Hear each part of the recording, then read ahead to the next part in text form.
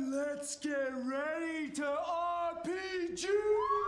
RPG! RPG! RPG! RPG! RPG! Good evening, everyone. Welcome to the Knights of Last Call. My name is Derek Melenda, and we are back live. Hopefully everybody is doing well and is ready for another classic Knights of Last Call stream, where we dive into the esoteric and the mundane and the unimportant in order to really dive deep into this wonderful hobby of ours. We'll be debating, of course, I'm sure GNS will get brought up, and we will be debating endlessly about that, as people have since 2000. And of course, then somebody will bring up that Ron Edwards disavowed GNS, and then there will be this talk about how it doesn't actually matter, and it'll be great. Fantastic. I'm looking forward to the 40 or 50 people who show up to discuss this. Welcome, everybody.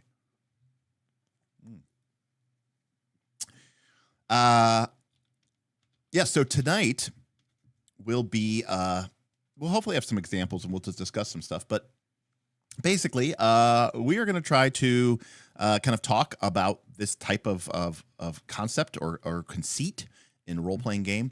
We'll talk about the basic idea as it was originally conceived by Ron Edwards, but we'll also talk about, in my opinion, how it has changed since that time, how I view the terminology, how it relates to Magic the Gathering.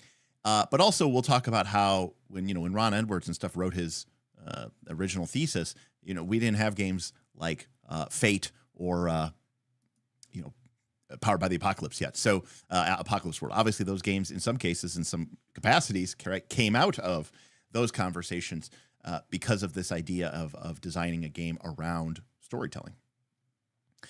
But we'll get into that here in a little bit once we get situated, we get set up. As a reminder, we are the Knights of Last Call. We talk about role-playing games of all sorts, and we talk about the philosophy of role-playing games. We talk about advice. We do first looks and deep dives into some of our favorite role-playing games, which is a wide array of games. And we even sometimes play role-playing games. And you may have been following along. You know that we are in the process of rebuilding our in-person studio. We've played actual plays remotely, but it's a lot more fun when you can play them in person. So we're going to get that set all back up as we continue to really embrace the new game of Daggerheart. I've been really enjoying exploring it, and I'm really looking forward to getting some sessions under my belt. Especially with the guys, my friends who I've been playing games with for 20-odd years, 20, 30 years in some cases. So that'll be a lot of fun.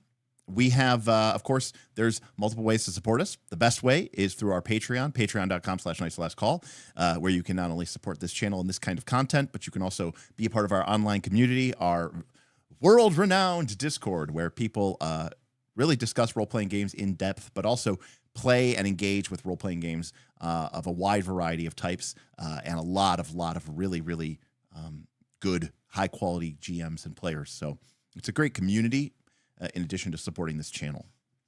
And we have two goals tonight, a super chat goal and a tip goal. You can super chat us through the YouTube interface. You could tip us through a link in the doobly-doo below, which leads over to our Stream Elements tip link. You could also type !tip in chat, and the bot should send you a link. That is a tip. There's just two different ways to support us. One through Stream Elements, which doesn't take as big of a cut, and the other one, which is really conveniently done through YouTube, but does take a bigger cut. But those two goals will be to do sort of a follow-up stream with one focused on simulationism or simulationist mechanic, and another one focused on gamist conceits. And of course, if you don't have any money, or you don't want to give us any money, which is also fair, you could also support us for free by checking us out on Twitch, twitch.tv/knightsoflastcall. If you're a Amazon Prime member, it is Prime Day, then you can go ahead and subscribe to us for free once a month using your Amazon Prime subscription. So really appreciate that. All right. Are we ready? Maybe. See here. What do we got? I got everybody here. Beowulf says the knights aren't out of exile until we're all sat around the table together. I agree, Beowulf. What is up, Zipper Fists? Hello, Jake. Good to see you. Keithor, welcome. Not a drummer here as he goes on a whirlwind tour of minor league baseball stadiums. What's up, George? Yuval, welcome. Haven't seen you in a while. Oh, yeah, it's definitely been a while. Jackal, welcome. RPG PhD, welcome. Zymel as well. Platinus here, whom I sent a copy of Daggerheart this week for winning one of our contests, one of our giveaways. What's going on? Lolly, Wojo, Gundislav, Pepper, Diomedes. We got some of the greats here. Albastine, Pulf. What's up, nerd? How's it going, Pulf? How's the wife? I'm sure we'll talk about Burning Wheel. What's going on, Aaron? Hey, Rayo Man. What's going on as well? Definitely got to get those reps in. Hey, what's...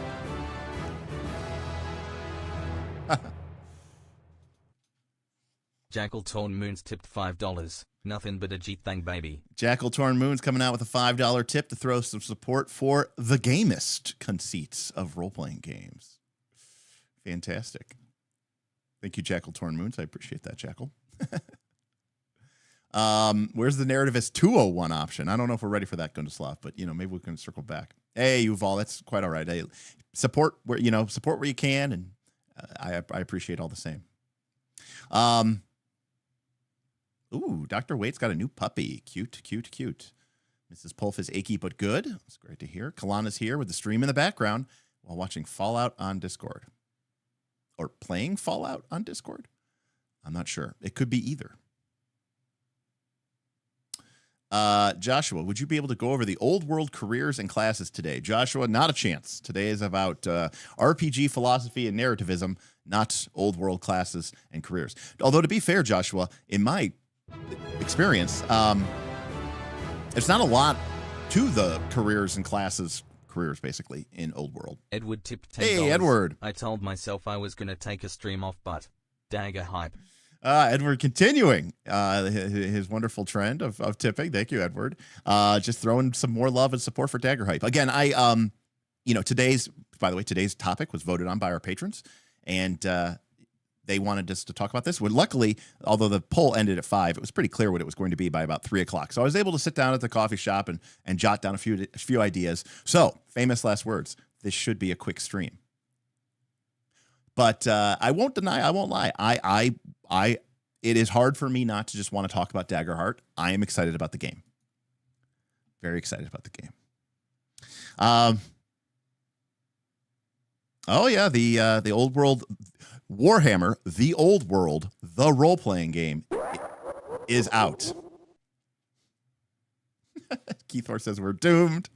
Beowulf says 5 hours, let's go. Diomedes says, I don't believe you. Neo Anomaly is already laughing at me. And Jackal comes in with a $5 tip. Got a tip for Hackmaster. Yeah, we do need to get a hack. I want to get a Hackmaster game using our new setup for sure. Quick stream. I mean, our streams used to be 2 hours, and people thought those were really long. And they were like, Derek, you're never going to win at the YouTube game because your streams are too long. That's a great question, Dr. Waits. I have no idea. Yeah, listen, Albustine. At this point, it is what it is. Okay, it is what it is. All right, let's get it. Let's get into it. Here's how you can tell I'm ready. We already have the whiteboard up. All right, so here we are, drama by design, the do's and don'ts of narrativist TTRPGs. Welcome, everyone. That is something I would love to do someday, Pulf. I don't know if I have it in me to go for 24 hours straight, but it would be pretty sweet. So I'm going to try something a little bit new here, which is, number one, I'm going to try to use the text tool. Not that people complain about my whiteboard and my drawing, but some people are like, Derek, you type a lot. Why don't you just type it, and that way we can actually read it instead of you drawing it. So I'm going to try to use the text tool a little bit more today. Secondly, I'm going to make a quick switch because I want to get some more. I want to see how this microphone works out. So this is our new microphone.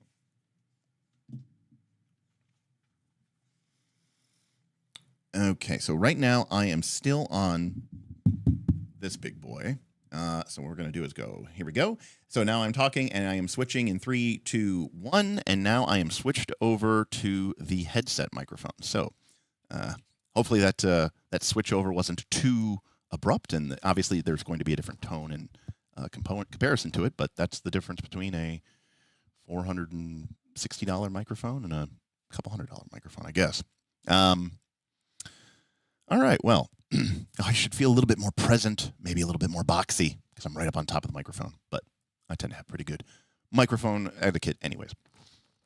A little bit loud. All right, I can dial that back. All right, there we go. The text isn't going to hit the same. All right, well, we'll do what we can. Okay, so first things first. Let's... It's so hard. Oh my God, I want to just write with my stylus. I'm like, I don't know how to do this with text. Where's my stylus? Okay, sorry about that. So the first thing I want to talk about here is GNS theory and what that means, and in the context of look. If it gets to be too bad, it's right here. It's waiting. It's standing by. So GNS theory is this one of these. It was one of the sort of foundational essays in the sort of the late 90s, early 2000s school of thought about what role-playing games are, what they could be, and how they're motivated. All right. Now, one of the and again, you know, don't judge me. One of the is my stylus on? Okay. One of the author of this, of course, was Ron Edwards. And there we go, Ron Edwards. For those of you who are like stylists, all right, well, you guys get what you want. So Ron Edwards, a famous person who kind of led some of the indie design movement during the 2000s, and this happened on a website called The Forge. And this is like early internet, and this was where a bunch of people who would go on to become very, you know, important indie game designers all got together and really talked about the philosophy of TTRPGs and how much TTRPGs had changed from what they were sort of originally intended or designed to be in the 70s and 80s. And role-playing games in many ways sort of started to grow up in the 90s. And so people were starting to look at role-playing games as an art and a science, and really thinking about the process of you know, what makes a role-playing game tick. And, you know, Ron Edwards wrote many essays, but one of them was that system does matter. And maybe move the mic back a minute. Well, Zrel, do you mean turn it down? You mean like it's too loud?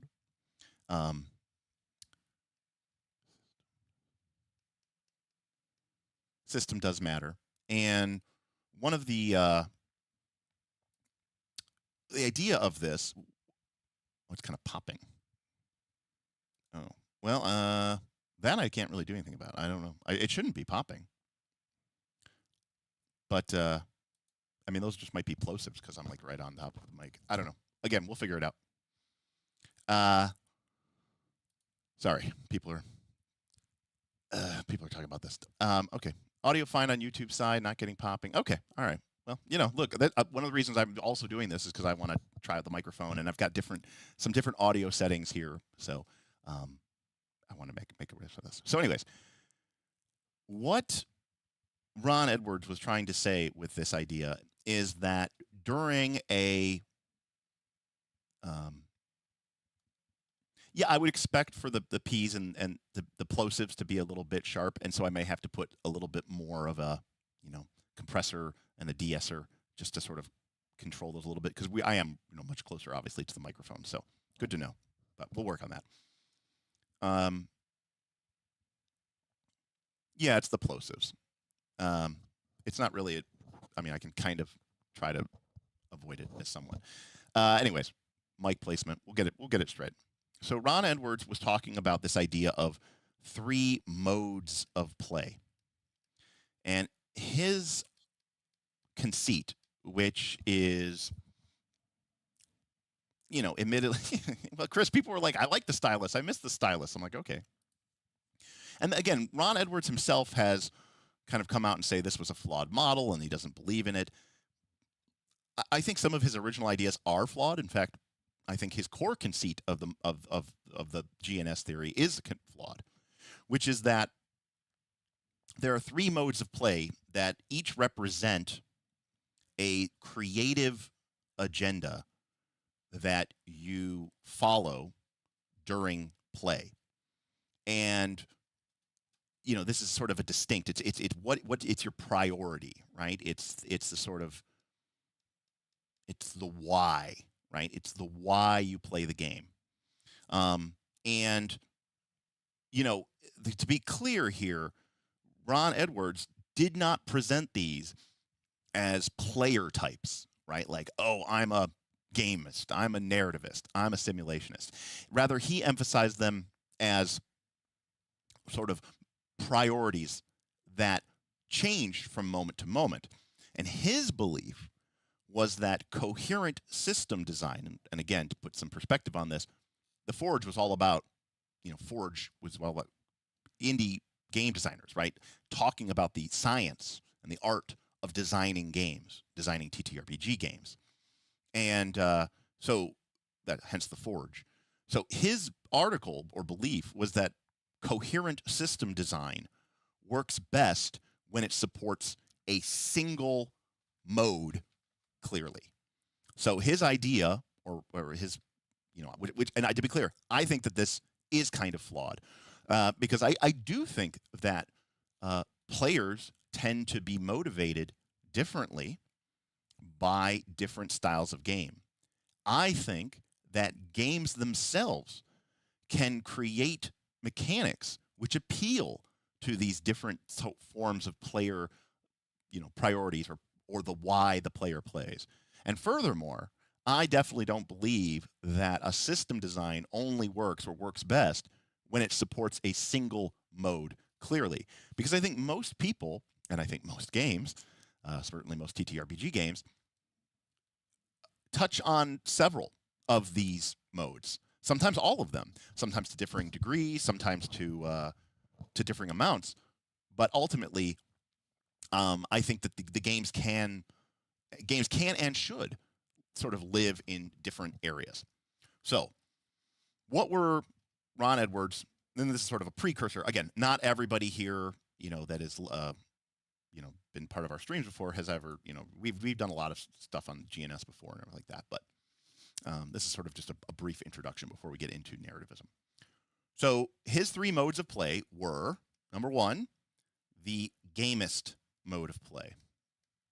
And this is sometimes referred to as step on up. Okay. And this is the idea that you are focused on the challenge and the competition, where you are testing your skills, you're testing your strategies, your choices. You're trying to win, basically, the game. Maybe not, in a traditional sense of like a game like Monopoly, but you are trying to overcome the obstacles, the encounters, the puzzles presented by the system or by the GM. Now, one of the reasons why I think that I have, recently, we'll get through the 3 of these, but one of the things that I sort of recently have kind of really discovered or put 2 and 2 together is that separately, Mark Rosewater, Morrow, who is the lead designer for the last 20 plus years on Magic the Gathering, has created, probably close to 20 years ago, 3 player psychology profiles about why people play Magic the Gathering. What is it about Magic the Gathering that they engage with? What is it that they, why is it that they come back to the game? And Mark Rosewater created 3 player psychological profiles. And lately, I've sort of been kind of realizing there is a lot of overlap between some of these conceits. And in Magic the Gathering, this is called a spike. This is a person who plays a game like Magic the Gathering because they want to win. Yes, Magic the Gathering is many things to many people, but at the end of the day, ultimately, it is a game where you can beat your opponent. And, a spike, or in this case, it's sort of a gamist priority, is the idea that their engagement with the system is a means to demonstrate prowess. They are trying to prove something with elements of risk and reward. And this focuses on elements like, the stakes. What's at stake, right?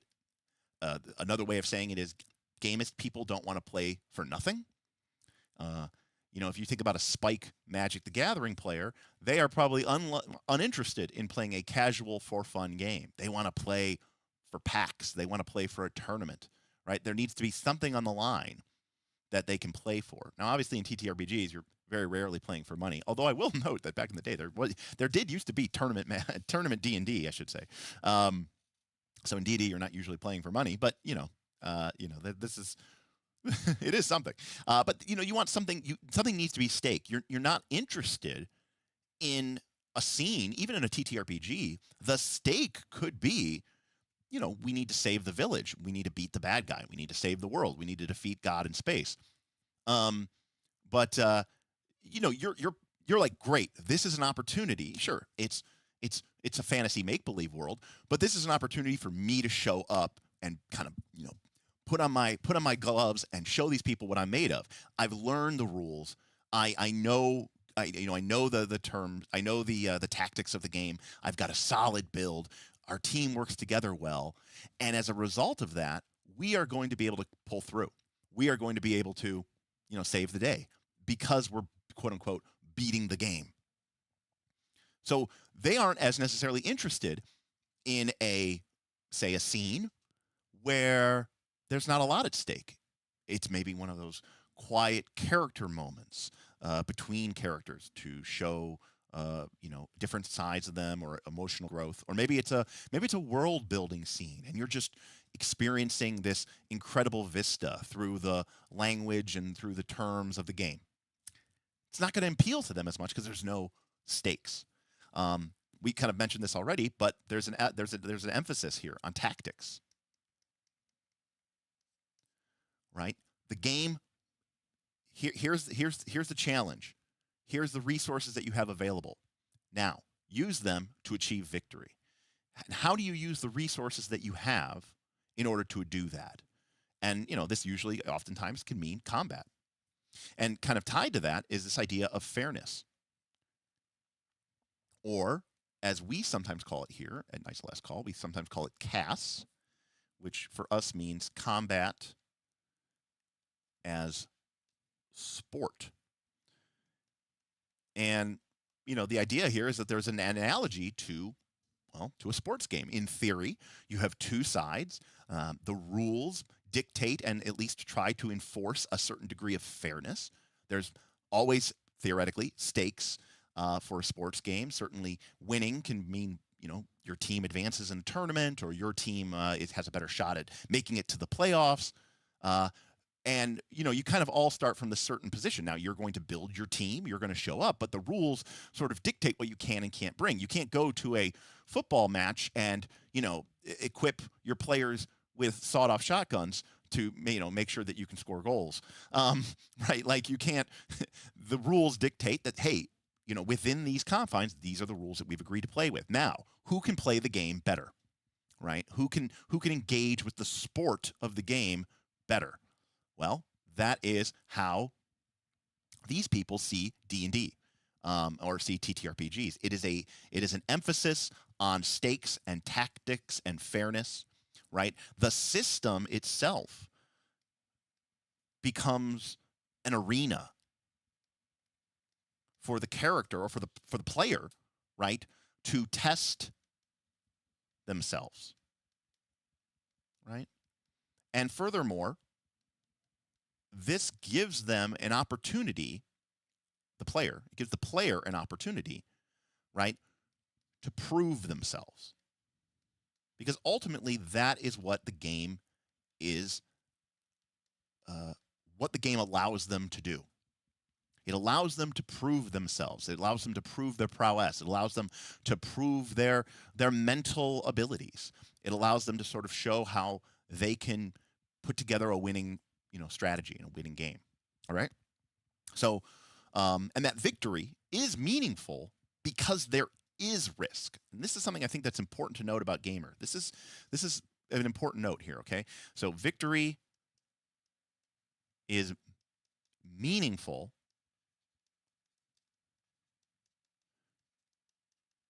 because of the risk.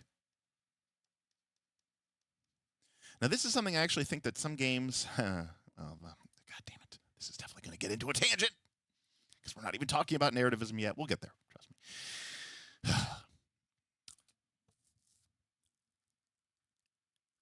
You can't prove yourself if the odds are stacked in your favor. It's not much of a game, right? Because here's the thing. They want, ultimately, now there are some people, I will admit, there are some people who take this to an extreme, and they don't really care how they win, right? They don't really care, whatever it takes to win. These are the people who would cheat, say, in a sports game or like a Magic the Gathering tournament, and those people do exist. But we're talking about what I'll call here healthy spikes, right? And these are the people who appreciate the game for what it is. They want it. They want it because a hollow victory is no victory. They are fundamentally playing these games because they want to feel good about themselves because they actually beat a real challenge. And the time and the effort that they put into the game, into mastering the game, maybe it's old school and you're like, look, we have been playing for months or years. We have leveled up these characters. We have made good choices with our characters, with our feats, with our magic items, whatever it is. And now I am engaging in this combat, or I'm engaging in this war, this scenario, and I'm able to overcome that because of the choices I made. If you then tell that person, well, you were always going to win, that takes the victory away from them. The whole point is that they want it to be a test of their abilities. And so the victory only becomes meaningful because of the risk that is inherently there. Okay? And that means, truthfully, for a Spike to be legitimately happy, there has to be a real chance that they can lose, that they can fail, that if they aren't good enough and that if they don't put in the effort and the time and the whatever, that they're not going to win. And they're there to win. So that means that if they want to be satisfied, if they want to feel emotionally fulfilled, that the risk has to be real. Is Spike a min-maxer? Not all Spikes are min-maxers, but all min-maxers are Spikes. Slatebeard. Now, again, I think my personal belief is, again, Ron Edwards didn't believe that the gamist construct was a player profile, but I think it is. I think it applies to games. I think it applies to mechanics. And like Magic the Gathering, I think people can be a mixture of these things. Different people can enjoy role-playing games or games in general for many different reasons. So the fundamental problem here is that this kind of gets to where we're going to go with the narrative elements, is that, so this is great. What I see up on screen here, this is great for, a board game. This is great for a game like Magic the Gathering. The problem is that as time has gone on, people have, what the fuck is this? People, as time has gone on, people have sort of started to associate TTRPGs and the playing of them as sort of being, you're there to tell a story, And with that has come this, we'll call it what it is, watering down of the risk element of most TTRPGs. And when I say most TTRPGs, I mean the big ones. I mean Dungeons and Dragons. I mean Pathfinder. And the reason that is a problem is that, and by the way, you can see this in the structure of the complaints that people who are brand new to role-playing games, maybe and when I say brand new, I mean they've only been playing for like 5 or 10 years. When you see them complaining about a game like 5th edition, because you could see that they are fundamentally feeling flawed, or they feel like the game system is flawed because they're like, this game isn't hard for me to beat.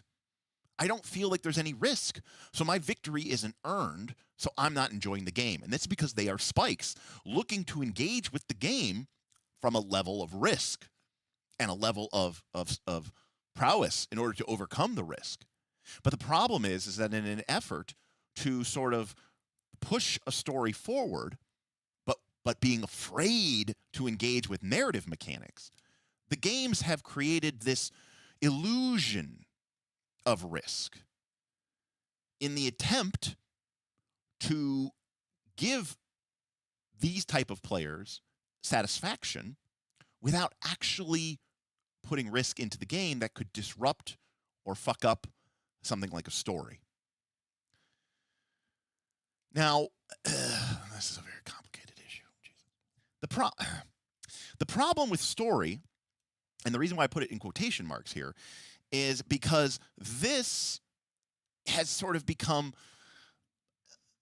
sort of a nom de plume for adventure path, or that's a Pathfinder term, but most of these D&D adventures now are so fucking huge. It's like, it's from levels 3 to 15. I mean, it might as well be an adventure path. And the problem is when you start incorporating real risk into your adventure path or into your Curse of Strahd game or into your whatever, we got a problem now, okay? Because what happens if you're trying to play a game that is combat as sport, what happens when your players don't make the playoffs, right? The adventure path and the assumptions of the game are like, yeah, you know, they have this really rough road through the season, and then they pull together as a team, and then they make the playoff barely. They make the cut. They come in the wild card, and then they have they have to pull together, and then they're pulling out these crazy stunts in order to make their way to the finals. You know, oh, that sounds awesome. Okay, well, what happens if they don't make the finals? What happens if they don't make the playoffs? What if they suck and they lose? Right now, your whole adventure path is flawed because some GM out there bought the adventure path because they were like, look, I don't want to create an adventure. I'm lazy. I'm busy. I'm not good at this. I'm playing 3rd edition D&D or Pathfinder 1, and I'd rather shoot myself in the head than make all these NPC profiles, which is totally valid. Okay, great. So that GM goes out and buys, Doc Flamingo, what's up? When in doubt, remember the riddle of dice. What is best? This is a riddle of steel. Okay, I didn't get it first. This is a Conan reference. What is best in a GM? To crush the party, to tear their character sheets before them, and to hear the lamentation of the players. That's actually awesome. I've never heard that before. If that's awesome, if that's like a new thing, if you just made that up, that's awesome. If that's been around for a while, I'm actually disappointed in myself for never hearing that. I've had Smith has ripped my character sheet up in front of me before. So that's actually awesome. I actually love everything about that. So, yeah. So, okay, it's been around. Okay, well, it's awesome. I've never seen it before. Any case, so the adventure path needs to continue. The players have to make it to the playoffs, right? They have to make it to the finals.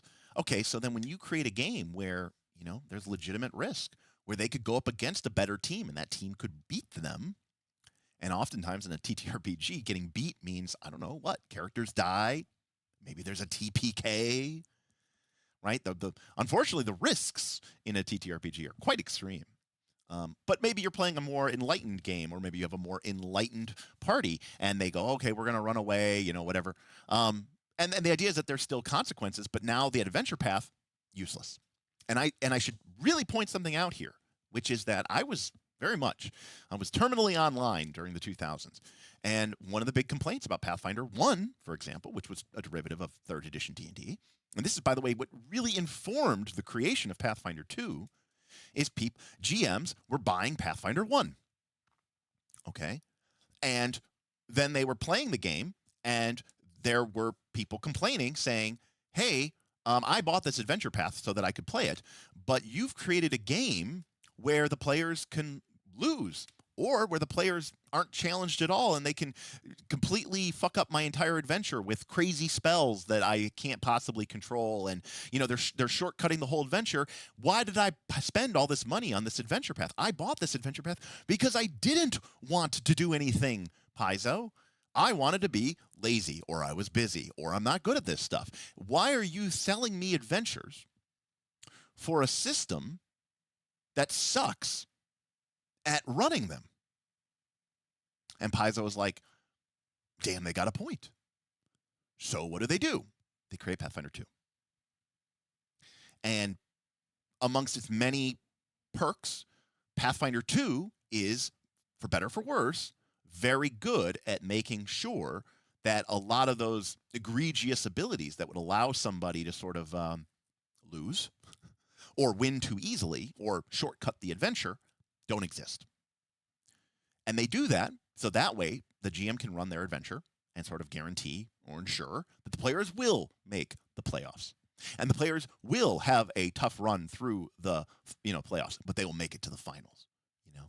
And that way you sort of can make sure that you're going to get the value out of the adventure that you bought.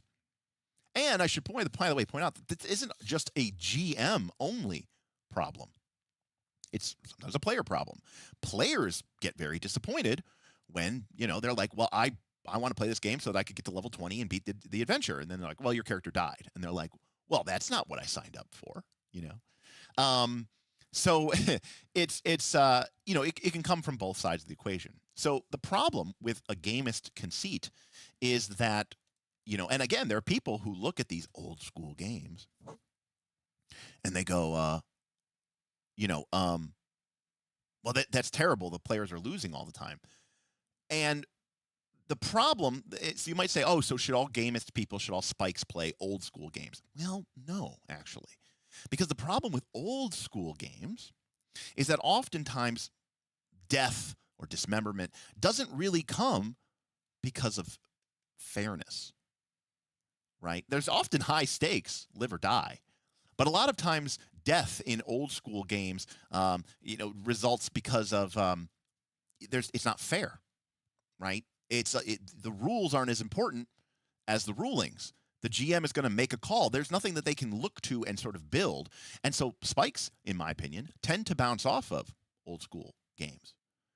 But I've also seen that many spikes at first are really interested in a game like D&D or Pathfinder 2. But then what ends up happening is, after a long enough period of time of playing the game, and they've looked under the hood long enough, they start to realize that these games have fundamental flaws, and that the stakes that they thought were present in the game aren't actually present after all.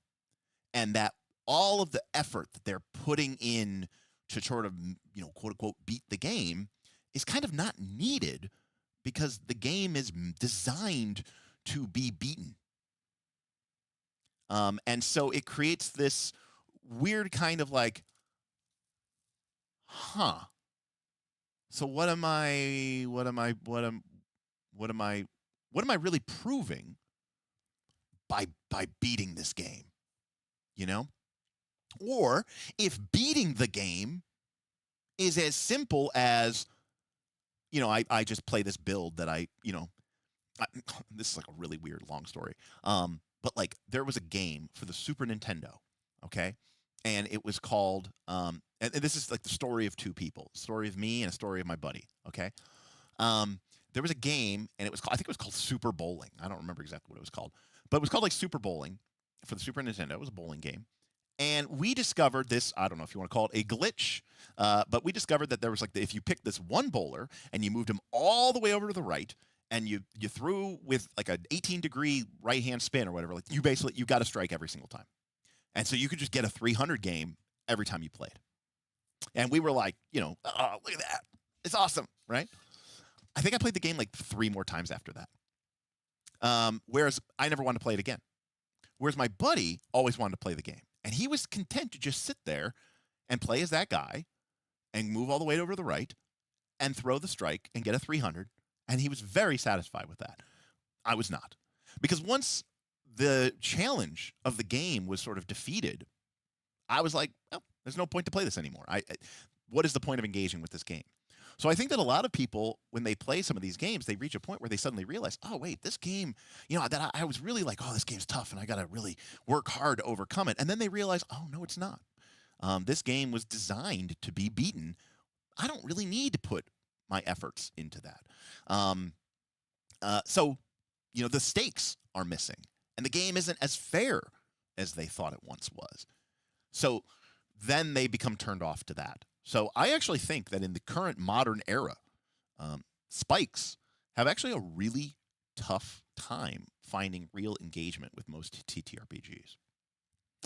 By the way, lots of great stuff in chat. One of the reasons I don't like doing the whiteboard streams is because it's harder for me to keep up with chat. But a lot of people are really saying some really great stuff, so I can't stress that enough. But I do agree with Aaron. I think this topic is important for many people. The narrative means the plot of the AP to too many people, I'm afraid. Yes, it is. And we'll talk about why that doesn't mean to do that. Now, Jacob Online. That is exactly right. In fact, I said Vanek at the Dojo may be one of the most, spiky, sporty games I've ever seen in my entire life. Hey, what's up, Leo?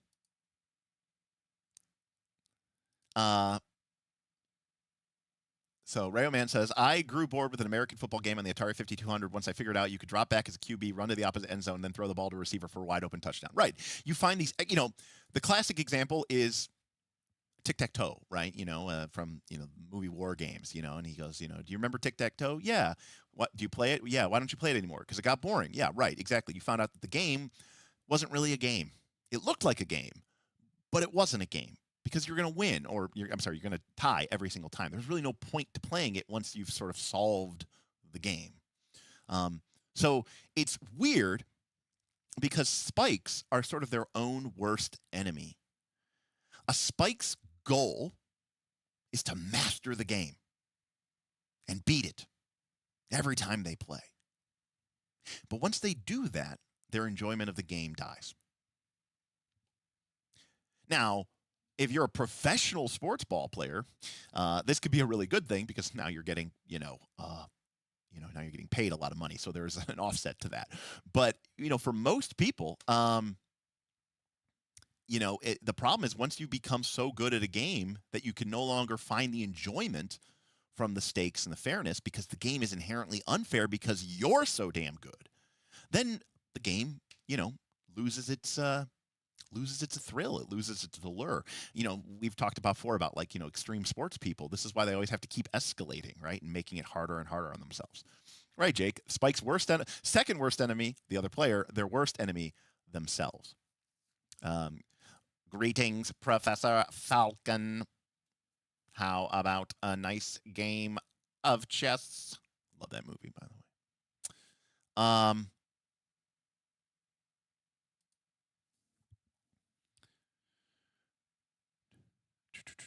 Can a Spike GM work? Yes, a Spike GM can work. It's called Descent.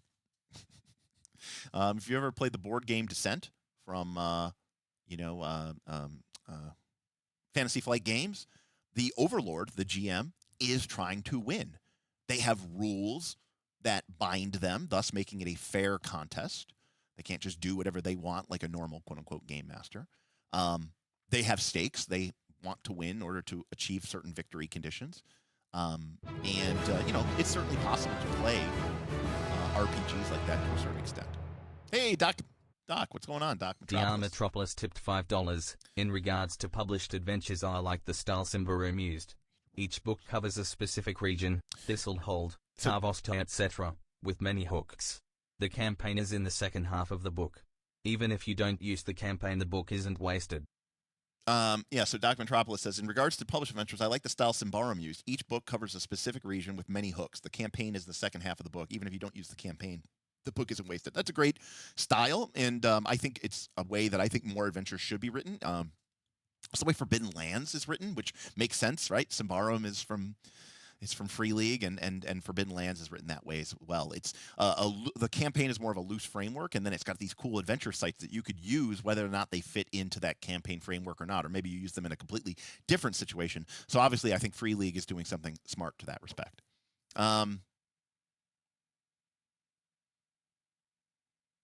Right, because the Beowulf hits it on the head here. If you have a Spike GM, the problem is they can't just be like, well, I'm going to 10 demons show up. They have to have a limitation. And by the way, in a game like Descent from Fantasy Flight Games, which is definitely a board game, the GM has a limitation to what they can do. Okay, so that's sort of the concept or the idea of gamist mechanics, or idea of from kind of from Ron Edwards' perspective, but also from sort of sort of a revised perspective. Now, next we have the simulationist. Now, the simulationist, their idea is what we call, I think, well, not what we call, but I think it's what Edwards called the shared dream. So the purpose here, the why, is to explore, and this is a key word here, right? To explore and express a coherent fictional world with coherent fictional characters, right? Now, this is where there is a little bit of a Derekism, added to it because Edwards included the idea also of genre emulation here. I think emulationism is sort of its own sort of piece, which is why I sometimes call it GNS little e, because I see that emulationism has some overlap with simulationism. But the idea here is you want to explore and express this coherent fictional world with these coherent fictional characters, right? Or a genre with internal consistency, emphasizing immersion,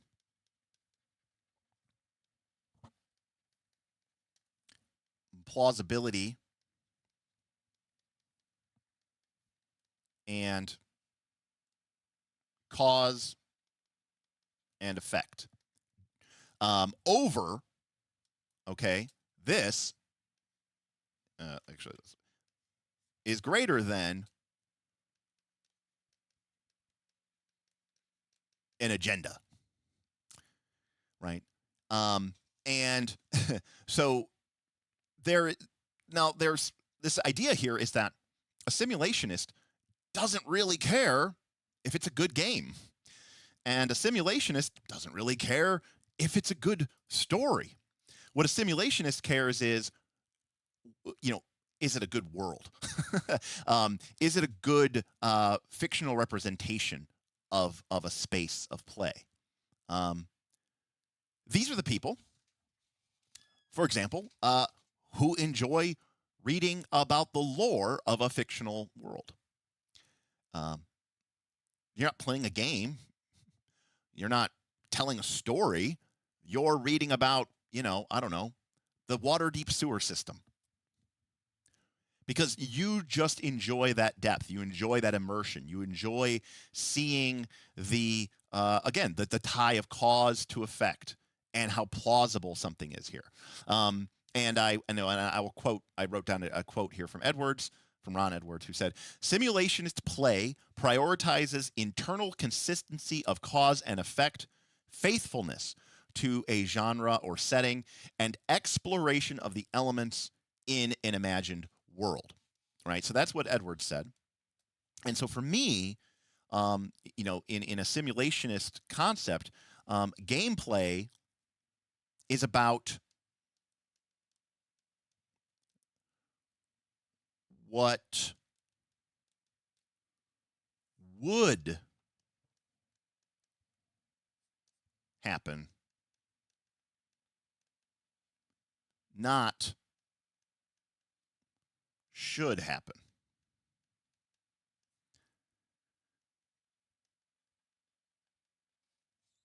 Okay? So there's a certain sort of I don't know, sadism to simulationist play where you're in this cool moment and you're sitting around the table and you're like, oh, it would be so awesome if so and so hit right now or crit right now. That would be such a cool story moment if this character came all the way back. But the simulationist player says, yeah, but that guy's got really too high of an armor class and can't be hit, and it's not, that's not going to happen. And I'm satisfied with that because that seems logical. It seems plausible. That's the cause and effect. You did X, so Y happens, right? And I don't care about whether this would make a good sports game or not. I don't care about if this would make for a good movie, okay? I just want to express what would happen. And by the way, that could also be the opposite, right? Which is, it's now Beowulf makes a great point. Beowulf. So I'm going to talk about what I call the. Oh, great. Okay, this is what I'm going to call the great lie. Okay. We haven't even talked about narrativism. Man, that was such bullshit. Okay, so this is what I call the great lie. And it is at the core of, I think, of what everyone is experiencing at some level in TTRPGs. Okay, I've told this story before. So I'm very quickly retell it again. Okay, we played a 3rd edition campaign, and one of our greatest favorite characters of all time, our buddy Rich Camp's character, Brenner the Dwarf Barbarian, had this long and storied history with this blade that kind of became an artifact, and it was kind of one of the central points of the campaign, and it kind of became like a dark blade, and it kind of was cursed, but it had this sort of like kind of evil history to it, but he kind of mastered it. There was kind of strong Stormbringer elements to it. Anyways, long story short, it's a great sword. It gets made into a Vorpal sword. Okay, the campaign goes on hiatus for an extended period of time, and it doesn't look like we're ever going to finish. And my buddy Rich, who knew what the final adventure I was going to run was, basically said, I always wanted to see what would happen. Can I read it? And I said, yeah, I don't care. I don't think we'll ever get to it. He reads it, and he goes, oh my God, that final boss at the end is so insane. That thing can like de-level you. And, my buddy Rich, he was a spike player. He wanted to win the game. He didn't care, how or why, and he wanted to build the strongest character and beat the game. And he was like, for him, gaining levels, by gaining XP was his way of beating the game. And so this end game demon, even though it is technically the end of the campaign, who cares if you get all your levels drained, right? The campaign ended. But for him, that was a big deal. He didn't want, he doesn't care if the demon lord is killed. He cares if his character is level 21 at the end of the campaign or not, which only goes to level 20, by the way. So for him, losing levels kind of defeats the whole purpose. It would be like him losing. So he even joked. He said, he was like, this thing was crazy and stupid. Well, a couple months go by, and then we're going to play it. So we sit down to play it. We actually played this adventure over the course of 2 nights. I think it was like a 10-hour session and like a 12-hour session. We played for a long time. And Rich, our buddy, said, I read the adventure. I'm going to keep shush, but I'm just going to tell you guys, I'm not fighting the final boss. I'm not fighting the final boss. And we're all laughing about how he isn't going to fight the final boss. So they're fighting a boss, or they're fighting like a mini boss in the middle of the campaign, in the middle of the adventure. And Rich, with this Vorpal sword, cuts the thing's head off and it dies. And everyone's like laughing and high-fiving. And then there's a joke made about like, wouldn't it be funny if he did that to the final demon boss at the end of the adventure? And we're all like, oh, that would be awesome. And everyone was talking about how appropriate it would be and how cool it would be. But obviously, we're rolling the dice and we're rolling in front of everybody. Well, we get to that final boss. They kill the dragon, and then from the dragon's heart emerges this demon, and it's dark blade. It's basically, it's basically Durin's Bane. It's a super, super, super Balrog. And or Baelor, I guess, because it's D&D. And true to form, Rich, who has his helm of teleportation, says, "Sorry guys, I can't afford to lose these levels." And he teleports away. He leaves the fight. Well, the first round of combat goes by, and the party sucks. They can't get anything done. And he kind of goes, "You guys suck. I'm gonna have to come save your ass, aren't I?" And I goes, "Yep." And so on his turn, he goes, "Fine, Derek, I use my move action. I activate my helm of teleportation. I teleport back into melee with the demon." And I go, "Okay, you appear." And he rolls this d20. And this is back in 3rd edition where you had to roll and then confirm. He rolls a 20. He rolls a threat. He rolls to confirm the threat. Another 20. And with that, the demon is dead, decapitated by the burning black blade of effortless murder.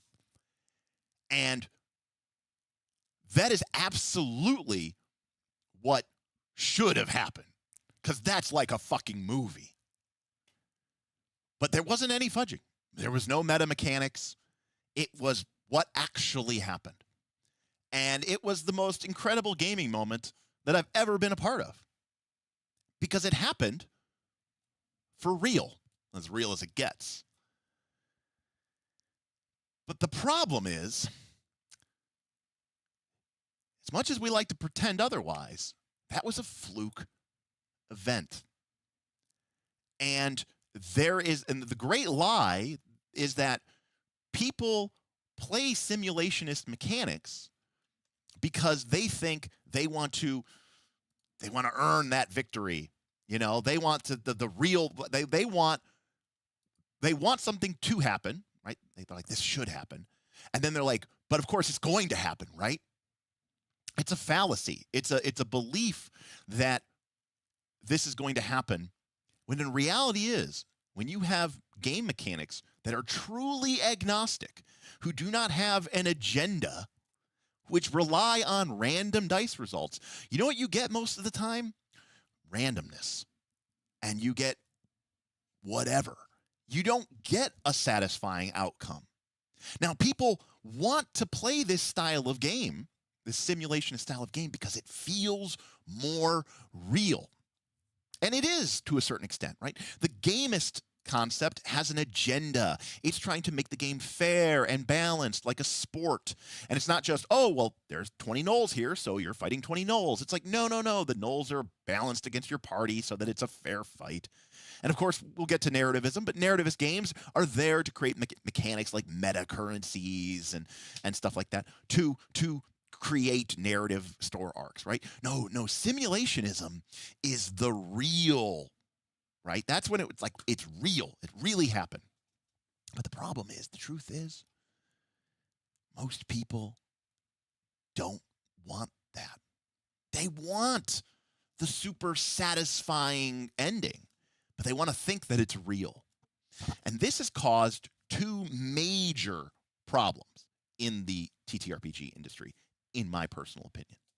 The first is rampant fudging.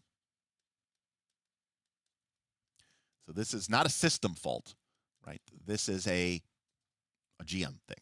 But this is because GMs, maybe they're doing it unconsciously, but what they understand is that the players are expecting, they say, what a player says they want and what a person actually wants are frequently very different things, right? And we know this from real life. We know this from everything, right? Talk is cheap.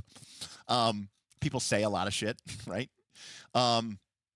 So the truth of the matter is, simulationism, when combined with random deterministic outcomes, which is also very common in D&D games or TTRPGs.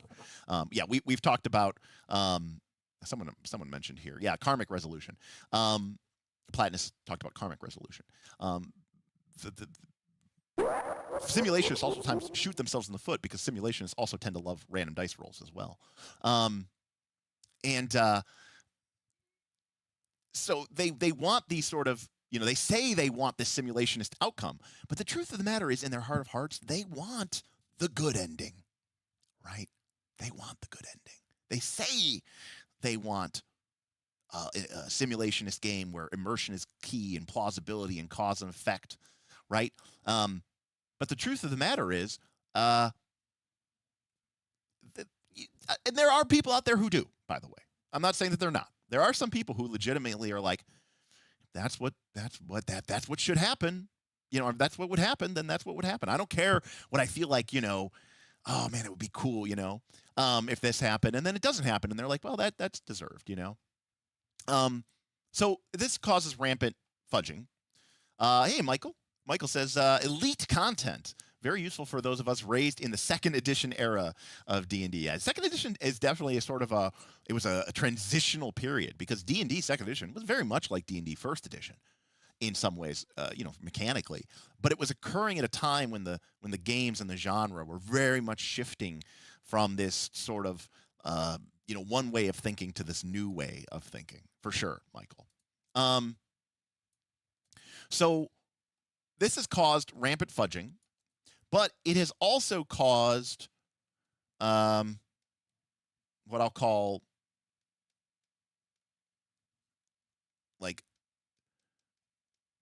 it systemic illusionism. So this is where games make it feel like,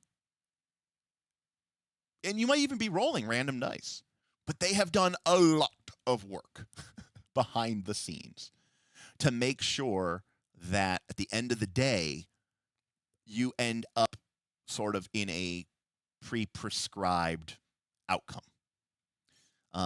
So the system design has been created to appear to be simulationist, but it is actually gamist or even narrativist.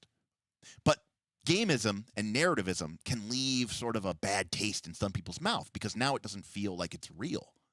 So a lot of games systemically lie to you, and they make the game seem or feel like it's actually a simulationist game, right? Where everything is being done by probabilities, and it's based off of plausibility. It's based off cause and effect, and it's all, like, we don't have an agenda. And the game might not even say it has an agenda, but it does. It does in the math. It does in the combat building rules. It does in the subtleties of the system that when you first pick up the game may not be very apparent to you. But once you've played the game for a number of years, especially if you're someone who's, if you're the casual person who doesn't think about the game at all, except for, Friday night when you show up over your friend's house and you're very, very just like, dipping your toe in. But if you really lean into the hobby and you start playing with the game and you start engaging with it on one of these two axes, you start realizing, yeah, I think this game is sort of loaded. I think the game is lying to me in order to earn my trust. But, it's, yeah. So this has sort of created the great lie because we all want this, when I told my story, I would be lying to you if I didn't say, man, if I could only make that happen again. It's that leap of logic that causes either rampant fudging or for me to design a system that can throw the curtain up and make us get that outcome kind of guaranteed. Because it was awesome, Why wouldn't I want that to go again? Well, you go, okay, well, no, just run it back. Well, when you run it back, 399 times out of 400, that doesn't happen. That was truly a 1 in 400 chance. And that's what would happen. What would happen is you'd miss. You wouldn't crit, and your character would lose all their levels. Speaking of Magic the Gathering, this was a couple years ago. It might have been Vegas. Luis Scott Vargas, who I consider to be one of the game's greatest players of all time, had only won one Pro Tour, very famously. That's a huge accomplishment of itself. He's in the Hall of Fame. He's had a illustrious career outside of that, but he was going for another win, and it was and he was coming back, and it was like a story tale. And he won through the things. He made the top 8, and then he gets into the finals, and he's in the finals. And the finals are best of 5, not best of 3. And this is like a storybook ending, right? And it could be anybody's game, but here we go. Game 1, game 2, game 3, game 4. It's tied 2-2. You couldn't write it better than this. You couldn't. You might forgive people for putting on tinfoil hats and saying, "Oh, this is all pre-written. Like this is scripted. Nobody ever. This couldn't just happen." So we get to game 5 for all the marbles, and everyone's just like, "Wow, this is going to be sweet." Well, Magic the Gathering, you get a random hand of cards, and sometimes when you get your random hand of 7 cards, they don't do anything. It's shit. It's just all spells, no lands to cast them, or all lands and no spells to cast. So you have to mulligan. And at this time, when you mulligan, you threw your hand away and you drew 6 new cards. Now, it goes without saying that when you have 6 cards versus your opponent's 7 cards, you're at a significant disadvantage. Well, LSV had to mulligan. Except his 6-land hand was worse than his 7-land hand, so he had to mulligan again. And now he's got a 5-land hand. Or 5-card hand. And I believe he had to mulligan one more time. And finally, he got 4 cards versus his opponent's 7. And he said, I keep. And he played a card. His opponent played a card. He played his card. That's basically all he could do. His opponent played 3 cards. And he shook his hand. He just conceded. It was no game. You've played enough games to know that there's no game there. That is not what should have happened. But it did happen, right? That is what actually happened. So that's the problem with simulationism, is that you can end up with extremely disappointing results.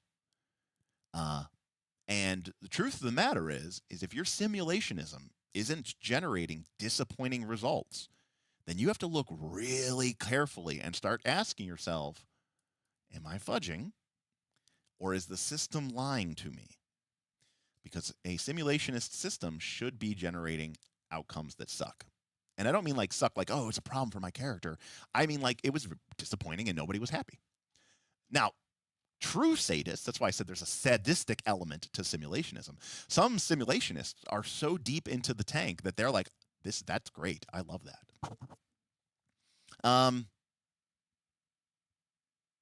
So that's simulationist components here.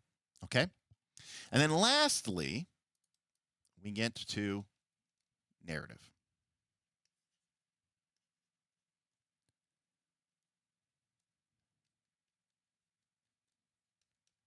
Now, the phrase that is sometimes used here is story now. At least I've seen it used.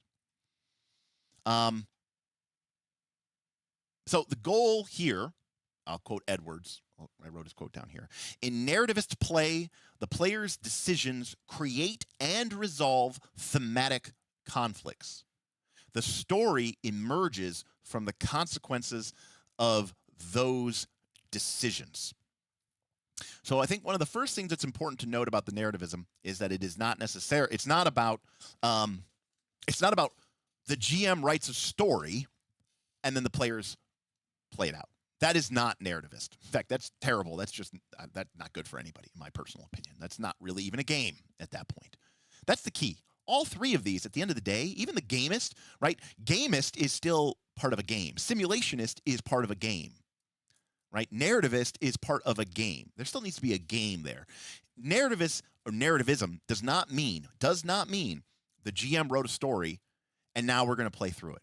In fact, narrativism is kind of absolutely the complete opposite of that, right? Narrativist is the idea of collaboratively creating something new, but doing so in a way that guarantees, or at least highly suggests, that we are going to end up with cool outcomes and engaging story beats and meaningful moments, right? That's the goal of narrativism. By the way, we were talking earlier about Magic the Gathering, and we were talking about the player profiles, and Magic the Gathering has the idea of the spike, right? The person who wants to win, right? The person who views the game as an opportunity to prove themselves. Now, I'm still working on this metaphor, so it may not be fully cooked out yet, so take this with a grain of salt. But Magic the Gathering has another type of Magic profile player that they call the Johnny. And the Johnny plays Magic to express themselves. The classic description of Johnny is that of the combo player, but I think it's actually much more deep than that. Johnnies view Magic as an opportunity to creatively express ideas and use the game as an artistic outlet. And I think simulationism leads in that way to that idea of expressing yourself. And this could be through a shared world, right? Or like a created world, but it could also come through the creation of a character, right? Either way, you're not trying to tell a story. Johnny in Magic the Gathering, they often say he doesn't care if he wins or loses as long as he got to show off his combo. Or as long as he got to, he built a deck that is all the creatures in it are, he put one creature in his deck and each creature represents a different character from Winnie the Pooh, right? And he's very happy if he got to be able to put out his bear and the donkey and the tiger and the pig. And, he's able to be like, hey, look at my idea of my character, right? Look at the idea of my, right, Phil, exactly. Me and my all fish deck. Absolutely. So a Johnny in TTRPG is like character builds. Yes, but Andrew, the key here is, why are they making a character build? If they're making the character build as an excuse to win, okay, if they're using the character build as a means to prove themselves and win, then they are a spike. But if the character build is just one so that they can create this cool idea and express that idea through the game and its mechanics, then that, I think, is a Johnny. Is a Johnny, not a Johnny. That's a planeswalker. That's a white lion planeswalker. So I think that simulationism oftentimes ties into this idea of expressing yourself, but it's expressing yourself through your world or your character, right? And this is the idea of a simulationist player. Is like, look, I don't care about playing the game like a sport, like a board game, like playing to win, playing for keeps, playing for stakes. I don't really care about winning or losing, and I don't really care if we like tell a compelling story. I mean, think about most people's everyday life. It's not exactly a most very compelling story. I got up, I went to my work, you know, I was having some problems with my boss. I came home, I hung out with my friends, right? It's not exactly epic 5-act structure of her, you know, of some epic character arc. But simulationists enjoy the process of creating this fictional world or creating this fictional character. And if they can do so through the lens of the game, then that is where they find their enjoyment through the TTRPG. Now, again, I am taking Ron Edwards' disavowed GNS theory, and I am sort of taking my spin on it. I'm sort of creating my own ideas of it. I'm using the terms, but I am using them differently. And in this case, I've made the connection to these Magic the Gathering player profiles. And I think that makes a lot of sense for me. So this is, you know, I mean, I'm not trying to say that this is like exactly it, but, you know, the person who makes the character, and you look at that character and you go, you know, their character build, and you're like, that character build, that sucks. You know, they can't win anything. They're not good at combat. And you're like, yeah, but look, I was able to use this mechanic and this mechanic, and I was able to create this character that like lives in the dream world, but, you know, is a fragment of a memory from an ancient civilization that has been sort of reborn. And you're like, why do you care about that? And they're like, I just think it's cool to create this and to express this, right? So Johnnies are all about expressing themselves or you know, creating something and getting to share it with other people. Hence the shared dream, in my opinion. Now, I do think some simulationist games take this too far, and they start, you know, hyper focusing on, I think, sometimes some of the wrong things, like massive disease tables. Okay, so narrativism. Ron Edwards said that in narrative play, the player's decisions create and resolve thematic conflicts. The story emerges because of the consequences of those decisions. So here we focus on meaningful choices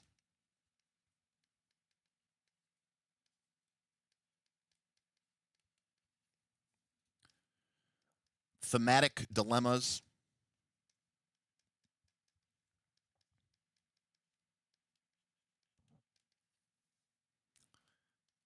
and character and story arcs.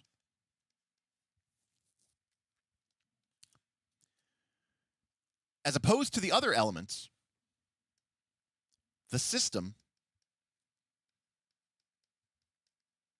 exists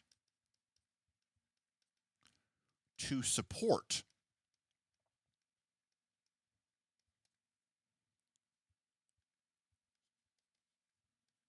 authorial control, we'll talk about this in a second, or directorial control, and ensure, as much as it can, dramatic resolution. Okay, so there was a lot of words there.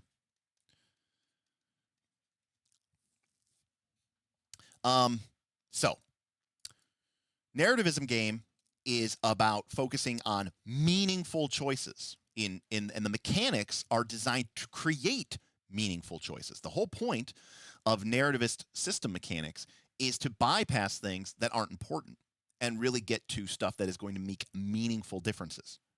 It is designed to create dilemmas, and it is designed to create problems for your character.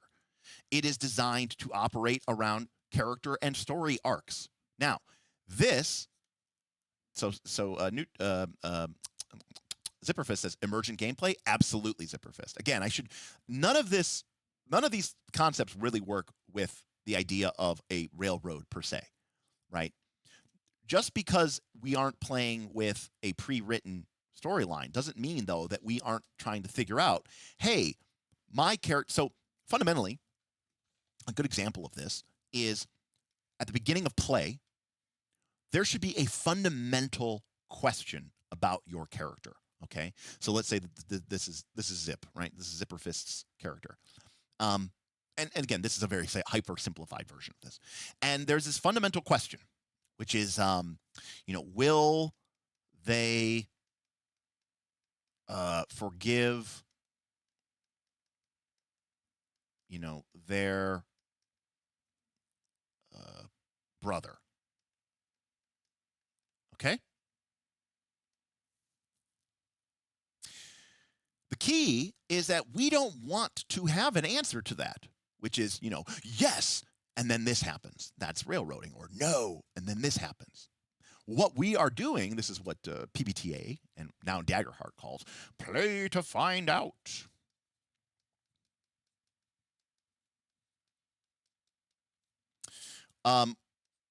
We go into the game with this question, but we don't have an answer. And what we're going to do is we are going to use the player's decisions and choices, right? We're going to rely on meaningful choices. But we are also going to rely on mechanics and random dice rolls to generate eventually an outcome of yes or no. But this isn't something that's pre-scripted. And it's not just something that is totally reliant upon the player's choice. Okay? Because if it's just the player's choice, then it loses some meaning. And I know what people are saying, like, well, no, I don't need. This is another classic element of narrativism. You can create a story, okay, using any of these three modes of play. Okay? You can create a story through gamist mechanics and gamist approaches. You can create story through simulationist mechanics and simulationist approaches. And you can create a story through narrativist mechanics and narrativist approaches. The best we can talk about the difference between task and conflict resolution. I think I may have wrote something down for that. Did I write something down for that? Let me see if I did. Task.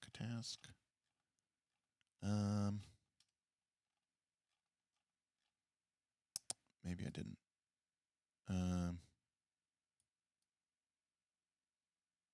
Well, we'll definitely talk about it. Sorry,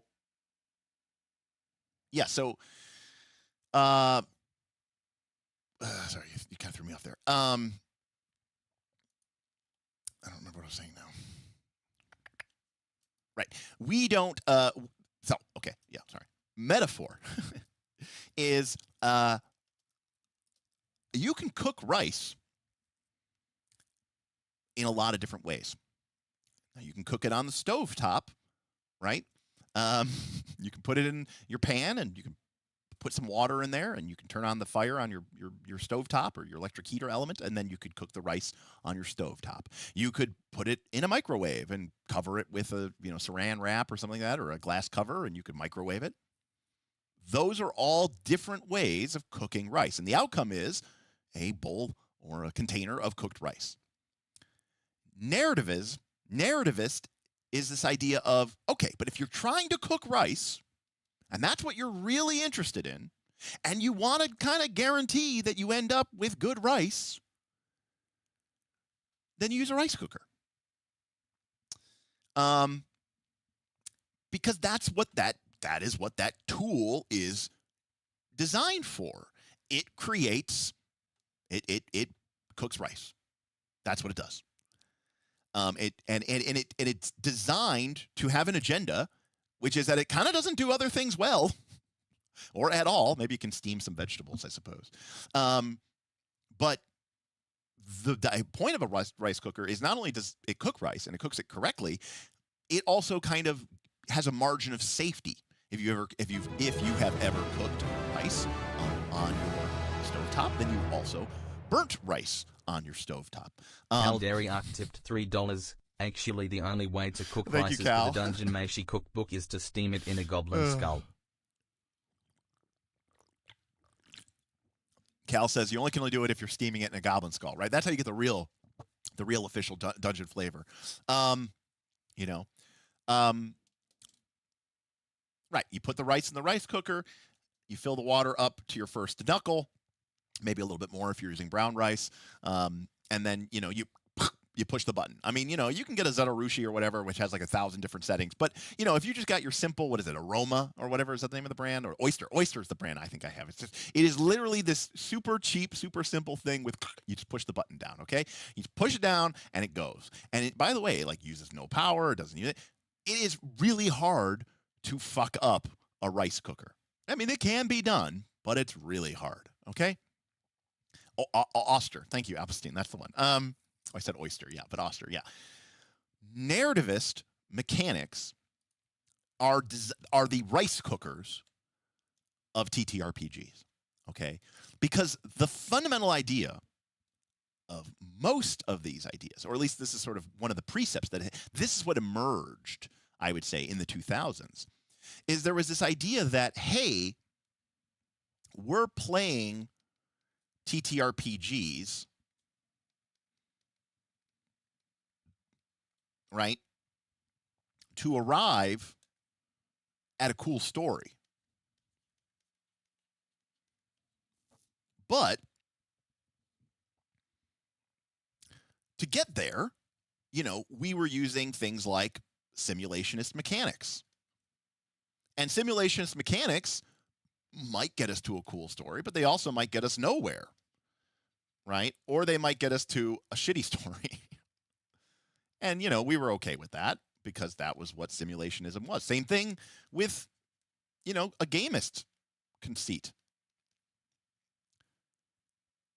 What narrativist mechanics said was like, well, look, if you're playing TTRPGs to create a cool story, then why don't you just skip this middle step and just create mechanics that lead directly to the cool story? That is the concept of narrativism.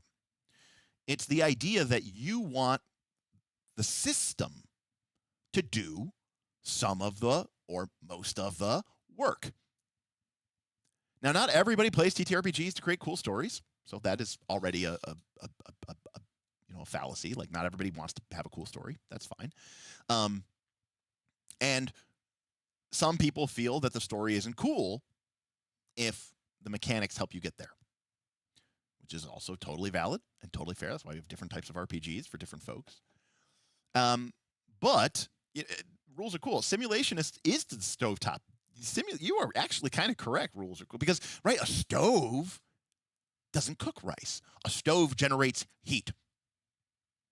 Now, how you use that, and it can generate a lot of heat or it can generate a little bit of heat. Now, what you use that heat for could be anything. And you could cook rice with it, or you could fry an egg, or you could cook a steak, and you could fuck it up, burn that thing. But hey, you were the one who if that rice turns out good, it was you who did it, right? Whereas, did I cook the rice or did the rice cooker cook the rice? Well, the rice cooker cooked the rice. I didn't cook the rice. But I don't care because I don't care about cooking rice. What I care about is eating the fucking rice. That's where the narrativist conceit comes in, which is I don't fucking care how we get there, okay? I just want a cool story, bro. And yeah, if I can bypass the nothing burger sessions, if I can bypass the shitty stories, if I can bypass the crap sessions and the boring sessions and the sessions where nothing happened and it sucked, yeah, I'll skip that if it means I can get to a cool story. Now, Nutrimancer, you are correct. Narrativism doesn't mean win all the time. All it simply means is that it will be dramatic, and it will be meaningful, and it will be intense, and it should leave you with fundamentally a very, very satisfying story that hopefully resonates with everybody. Now, again, for some people, the fact that there are mechanics that put you there makes it very unappealing. But this gets back to the great lie, which is the great lie is that reality is, in my personal opinion, now this is a blanket statement, so this isn't true for everybody, but my blanket statement is that a lot of people who are playing D&D and Pathfinder games actually want the cool story, bro, and they should be playing with narrativist mechanics that help them directly get there. but they feel like that's cheating and that then it's not real and doesn't have legitimacy. They say they want a simulationist game where the victories are real because the outcomes aren't what should happen, but it's what would happen. But the great lie is that the only reason they are getting those outcomes is either because their GMs are rampantly fudging, a la 5th edition D&D, or because the system they're playing has systemic illusionism, a la Pathfinder 2. So these are theoretically narrativist players who, Dr. Waite says, if only there was a game that was gamist and narrativist. Well,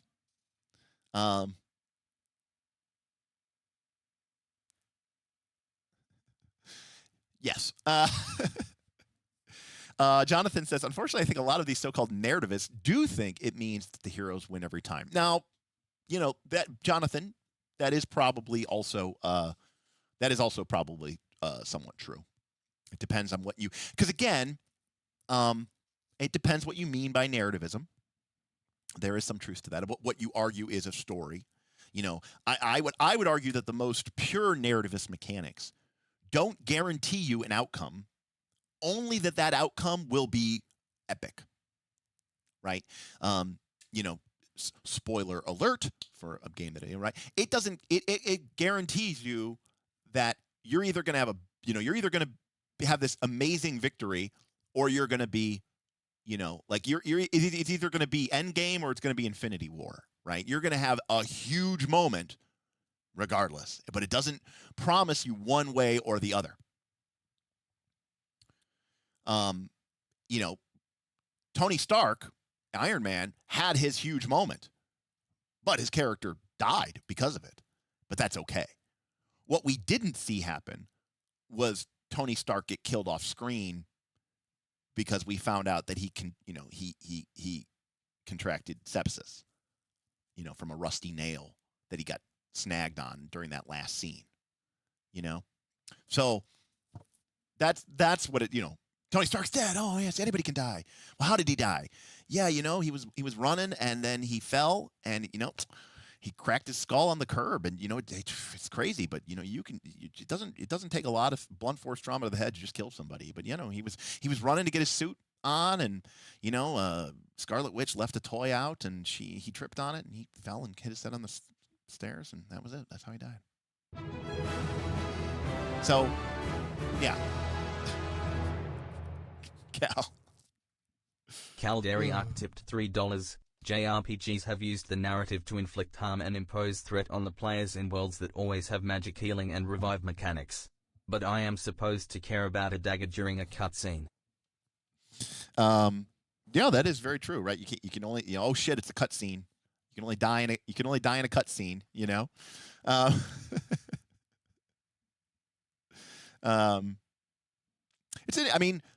Again, JRPGs get away with a lot because JRPGs can be hyper gamist, throughout the course of the game and have these real stakes because if your character dies, you can use a Phoenix Down or revive, or if you get wiped, you can just reload your save game and have to play again. And that somehow doesn't dilute the challenge of the game. In fact, in some cases, it just amplifies it. People love those Souls games, because of the challenge that they get to play. But it doesn't end the game. TTRPGs, by the way, are fucked, completely fucked, because they don't get these get out of jail free cards that board games and video games get. Because if you play let's say you play a collaborative board game that you can lose, like Pandemic is a great example of that. If you've ever played Pandemic, everybody's working together to cure for global diseases that are ravaging the world, and there's many ways that you can lose the game. Disease can get out of control. You can run out of cards in the deck. Yada yada, and you lose. But you've invested 2 hours of play, or maybe even less, and then you can try again, and play again, and play again, and play again, and your investment in the game is extremely minimal, and you can play again. In a game like Baldur's Gate 3 or a JRPG, you can play and, hey, my character, we went to that fight and we wiped because I wasn't ready for the fight at all. Well, reload your save game and play through it again. Same thing with a Souls game. In fact, part of the fun of the Souls game is that you kind of, live, die, repeat until you've sort of mastered the end, the skill to beat that boss. But it comes oftentimes a lot of deaths. raid mechanics in an MMO are the same way, where you maybe go through many iterations of living and dying until you've mastered the skills necessary to sort of have this orchestration. In fact, in some ways, a lot of video games and MMOs are a lot like that movie, Live, Die, Repeat, or what was it originally called? Edge of Tomorrow, which is or Groundhog Day, if you will, where he dies so many times that by the time he finally makes it through, he looks like a fucking John Wick Neo badass, because he's been through this so many times that he's learned all of the way to get through it. But in TTRPGs, in most TTRPGs, you don't get that.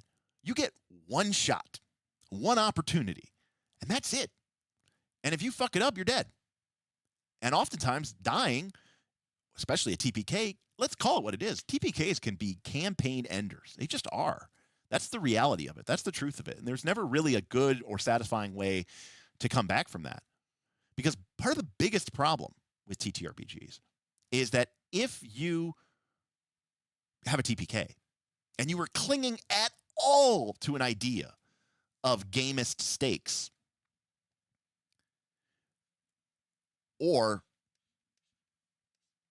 immersion and plausibility and cause and effect, that if everybody dies on TPK and you find some way to bring everybody back, you basically are telling them, look, the immersion and the plausibility are bullshit, and the stakes were never real because I was never actually going to kill you. So a lot of times when TPKs happen, essentially the game oftentimes can and will end. I mean, that's just the truth of the matter. Yeah, you could make a new group of characters. Yeah, you could do all this. But in my experience, in my campaigns, TPKs oftentimes end it. And I mean, maybe it's different for you all, but now that's one of the reasons why a lot of people will fudge or, play a system that makes it damn near impossible for a TPK to occur, because they don't want to deal with that, because it is difficult to deal with. Diomedes says TPKs are great.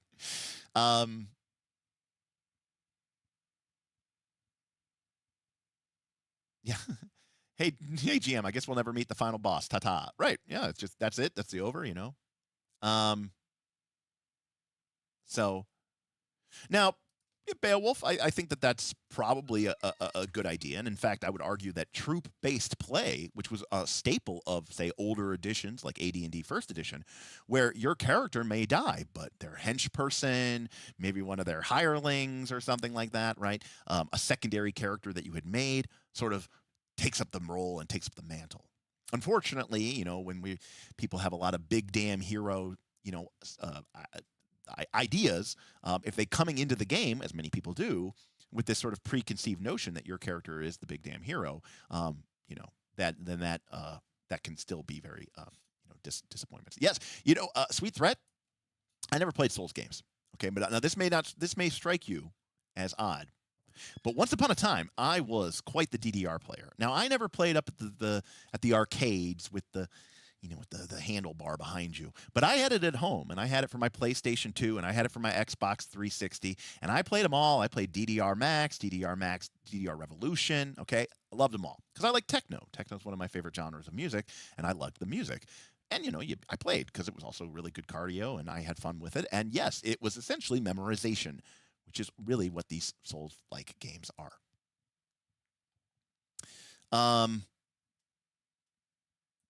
Now, it's interesting that you bring that up, Woodland Fellowship, because I've heard people say many times, because that is a great idea, and you have to ask yourself, why hasn't any game really done that? And the answer I've usually been told is that people say that would feel very unsatisfying and that it would ruin the game. But what's interesting is that when those same people play an MMO or they play a video game, and they go, oh my God, the story in Baldur's Gate 3 was so good, and I really enjoyed it, and it was so awesome. And I'm like, so dying a bunch and reloading your game didn't ruin that for you? And they go, no, absolutely not. No, that didn't matter. And I go, what if that happened in a TTRPG? And they would go, it would ruin the game. So TTRPGs are fucked, because people hold them to much higher standards than they hold MMOs or video games or JRPGs or any of that stuff. And And it's funny that you say that for me, because the new Final Fantasy 14, right? Because it's not Final Fantasy 14, it's not Final Fantasy the TTRPG. It's not Final Fantasy 14 the TTRPG. It's Final Fantasy Online, Realm Reborn the TTRPG. It's literally Final Fantasy 14 Online is the name of the TTRPG, and it has basically save points. Now, Final Fantasy 14 tries to make them slightly diegetic, in the game, but yeah, I mean, it's a thing that they put in that game, and I'm interested to see, as more people get an experience with that game, what they feel about that. Right, rules are cool, right? Protege is a rule from Hackmaster, absolutely. Too gamey is what people typically say about that. And here we have Level 2 Janitor, who I really respect, says, I am that person you were talking about, where I think it's fine in video games, but game ruining in TTRPGs. And I think the reason is because dying and coming back really kind of shits on simulationism. And I tend to find that the people who, like save, if your TTRPG had a save point, the people who have the hardest time with that are the simulationists. Even if you made it something in game, they tend to still be pretty, they still tend to be pretty, kind of disappointed about it. So that's our narrativist conceits, right, about the game. So gamist, where were we? Right. So gamist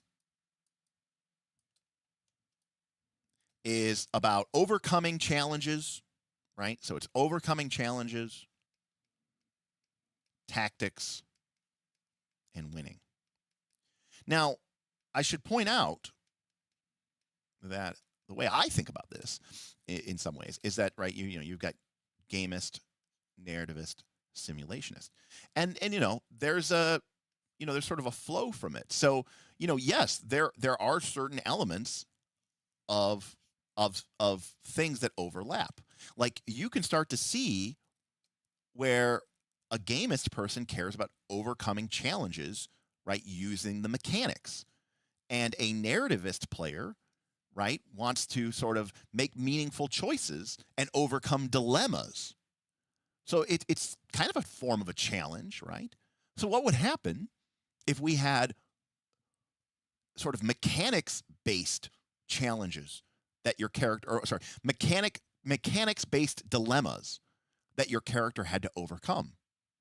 What if the meaningful choices that we were making were done in the context of a rule set or a gamist concept? Well, then you would have a gamist narrativist game, which is where I kind of disagree with Ron Edwards. Now, what's an example of a gamist narrativist game? Well, Burning Wheel and its derivatives like Mouse Guard and Torchbearer. Nobody would argue that this game is not gamist. It is. It's very gamist. There's a lot of mechanics here, and it's mechanics forward, right? But it is focused on meaningful choices. It is focused on dilemmas. It's focused on character arcs. It's not necessarily focused on winning. It's not necessarily focused on fairness. So it's not fully gamist, but it's neither is it fully narrativist either. And that's in an area of space or play, that some people have chosen to sort of explore. So gamist is about overcoming challenges. It's about using tactics, and it's about things. Now, Danjamin says, is there a lot of meta table talk in those games? Danjamin, I would say yes, there is. Because any game table can have meta talk. But I would think that if we were to look at the meta talk sphere of influence, okay, the meta talk sphere of influence, right, definitely is here. You know what I mean? Like, because the simulationist doesn't want to talk about the game, because their whole point of playing the game is to focus on the worlds and the characters, not the mechanics behind the scenes. They don't want to look at the plumbing, right? The more the plumbing can sort of be in the background, I think, the better. Now, gamist people, they are very mechanics forward. And while it may seem strange, the way I perceive narrativist is also to be very mechanics forward. Because narrativist games, like I've said this before, and Luke Crane, I was going to say something. I was going to make a joke the other day on the Patreon. I was going to be like, we were talking about Burning Wheel, and someone just picked it up, and they went, man, how, because, well, he to be fair, he paid $35 for his copy of Burning Wheel Gold. But when I bought my copy of Burning Wheel Gold, it was $25. And even back then, that was a steal. And someone was like, how does it, how is it so cheap? And I was like, well, it is black and white and it's a lot of text. There's not a ton of art in the game.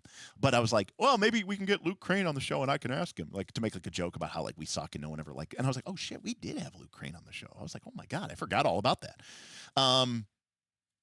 But yeah, so what was I saying?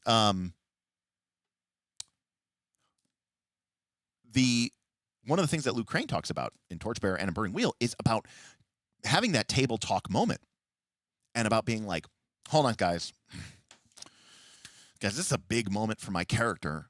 I'm not really sure what decision I should make. On one hand, I'm thinking, like, yes, I want to get revenge for my country, but on the other hand, I have this sort of personal ambition, and I don't know, what do you guys think? And I'm not asking their characters. I'm asking my friends. I'm asking it becomes more of a writer's room type thing. So I think that while you can meta game a gamist game, you can sort of meta story a narrativist game. And I think that what connects the two of them in a certain capacity is table talk. So if you like table talk, if you like talking about the game, then you might be a gamist narrativist. Now, if you are hardcore into simulationism, then that starts to pull you away from that. And you may not like that, because it can ruin that immersion. And that immersion is what's the most important. That's what draws people into the game, And so for me, personally, I love those table talk conversations, whether it's meta game or whether it's meta narrative, right? Or meta story. I enjoy that. I like talking about the game even while we're playing the game. And I like functioning as teammates, right? You talk about, if you've ever played sports, you're in the dugout or you're on the bench, and you're talking to your teammates about the game while you're playing the game. You're like, oh man, number 47 keeps cutting to the right. We got to do something about it. We got to stop him. Put some extra pressure on him. If he gets the puck and he's coming across the blue line, he's going for it every time. Let's get 2 men on him. He's not passing. Like, let's control the puck. Let's separate him from it. Right? You're talking about the game and how you're going to win and how you're going to position it. But you can also function as like a meta story and talk about the narrative and talk about it from a position of what would be cool here, Coach, stop metagaming. What are you doing, Coach? You're ruining my immersion in this hockey game.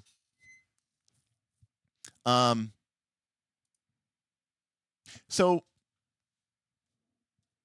now this is, remember how I said that simulationists are sadists? So this is an example of what I'm talking about.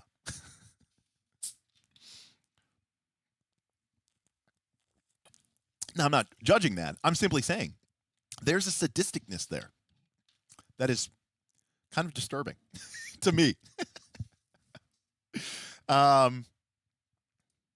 So, Rayoman, it's interesting that you bring that up. Remember what I said, that a pure gamist, a pure spike, wants to play the game and win because they want to prove something themselves. But spikes can become corrupted. And I think any of these can become corrupted. And spikes can become corrupted and start cheating, right? That's when it becomes a corruption of the principles of gamist principles, of spike principles, right? For sure. So, excuse me. So gamist people want to play, experience challenge. They want tactics. They want to win. Simulationists, right? They want to play. Sorry, they want we changed colors. Oh my god! Oh my god! All right, there we go. They want to play to immerse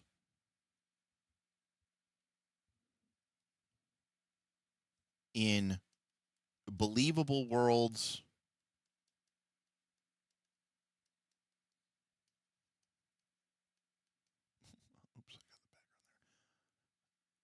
and characters.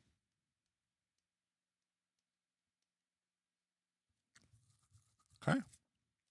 Again, they're there to express themselves through creating. And then our narrativists play is about a meaningful story. Often around a theme, an arc, or a dilemma. So again, we talk about stakes for gamist characters, right? There needs to be stakes, something for them to win, something for them to lose. Narrativist characters, narrative play is all about meaningful story, right? Which is around a development of a character arc and a dilemma. Okay, the classic. My party, we spent 3 hours shopping in the market district, and they were just role playing, and they were just talking to the different merchants, and they were really enjoying learning about the world. That is simulationism, right? If you or your player is like that, then you are enjoying just being immersed in that world. But that scene doesn't have any stakes, either from a gamist perspective or from a narrativist perspective. There's no dilemma, there's no fundamental moral quandary that you're trying to overcome. You're just enjoying chewing the scenery. And that's fine because you enjoy being immersed in that believable world and those believable characters. Now, I hate that, which is why I'm more of a GN kind of guy these days. I have my moments. Well, again, I don't think anyone is ever, 100% something or 0% something. And again, there's exceptions for every rule. These are all generalizations. But going back to what we talked about before, this may surprise some people, but I think that this is true. We talked about the Magic the Gathering profiles, and we talked about the Spike, right, who wants to prove themselves. We talked about Johnny, who wants to express themselves. Well, the third Magic the Gathering player profile is the Timmy. And the Timmy in Magic the Gathering is usually associated with like a childlike character who, loves big 2020 creatures that are just, big and dumb and stupid. But the truth of the matter is, Timmy plays RPGs to feel or experience.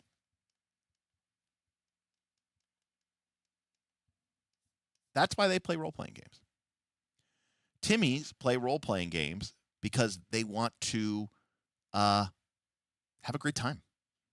They play role-playing games because they want to have that rush of excitement, right? For them, role-playing games in general, is so much more of an emotional element. Simulationism, and certainly gamism, have a strong mental component. It's intellectually satisfying. Okay? There's a difference between intellectually. Look. I'm a data scientist. You know what I mean? I've been like, yeah, and I wrote some code. You know what I mean? Like some really cool code. But that's different. That's certainly satisfaction.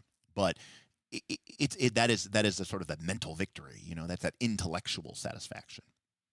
I can sit down and I can watch a documentary and be very, there's some of my favorite YouTube channels are things like Smarter Every Day, Veritasium, Real Engineering, some of these great channels, and it's all very intellectually stimulating. And I enjoy that. I enjoy that intellectual stimulation. Timmys are about an emotional experience. They don't come to a TTRPG, or a game for that matter, to win or to lose. They don't come there to accurately recreate or to express themselves in any sort of meaningful way. They're there to feel feels. They're there to have emotions, right? My emotions. Now, this could be everything from the social gamer who just shows up to, hang out and have fun, to someone who, wants that rush of excitement, that thrill of the unknown, right? They love the hype. They love the agony of defeat, right? Like they just want to have wide swings of emotion. Now, this can even be, remember we talked about negative, right? We talked about the spike. We talked about the gamist. And like if you take that too negative, you could end up with someone who's a cheater, right? Who will win at any cost, who now breaks the rules that they hold so sacred because winning is more important than playing fair, even though they theoretically are about fair. Well, some examples of bad Timmies, okay, are like griefers, right? People whose the emotion that they enjoy is Schadenfreude, right? Where they win, the fun they have is at other people's expense. They enjoy the emotional rush from making other people's lives terrible. So there's a negative side to any of these components for sure. But ultimately, I think Timmies are narrativists because Timmies don't really care about winning or losing. And Timmies don't really care if the world is accurate or if their character is well portrayed. They look at the end of the session and they go, was that fucking awesome or not? And I actually think that at a certain component, that is what narrativist mechanics are trying to do.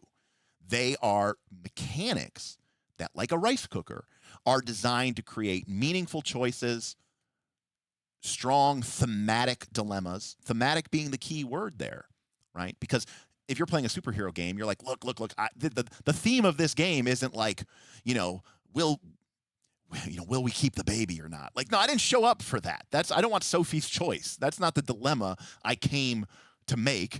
I want a thematic dilemma that is in line with the theme and the genre and the expectations of the setting, right? Like, the beer and pretzels type gamers. So, assuming that those dilemmas are thematic, then that's what they're there to do. Like, oh yeah, that was awesome. We fought that guy and we totally won. Or we fought that guy and we totally lost. And that is fun for them. They're less concerned with how they got to the cool story, bro, right? They don't really care how they got to the cool story, bro. They just want to make sure they end up at the cool story, bro. And as I said before, narrativist mechanics are sort of designed to take you from playing TTRPGs to cool story, bro. And they avoid the sort of, bad endings. Because we've all been there, right? Whether you are a simulationist or a gamist we've all been in game sessions where you go, man, that was a nothing burger and nothing happened that session, or that session was not very satisfying. That was not really good. Well, if you come to play RPGs and the only real satisfaction that you get out of them is that emotional high, then a boring session is about the worst thing that you could possibly have. And if you've ever found yourself sitting around at an RPG table and you would go, man, we could be TPKing right now and it would be better than this. You may be a Timmy, which means you may enjoy narrative game mechanics because you're like, look, I don't care if we win or lose. I don't care if it makes sense or not. Just give me something to do. And that is what I think, narrativist mechanics are intended to do. So again, it's about creating a meaningful story. It's often centered around theme or genre, having those character arcs and those moral dilemmas. Level 2 Janitor says, I think the only time I've ever felt that way was in 5e. Fair enough. So the narrativist mechanics, I only want a boring game, says Neutromancer. I only want a boring game if it's epically boring. The kind of boring story that will be told for generations.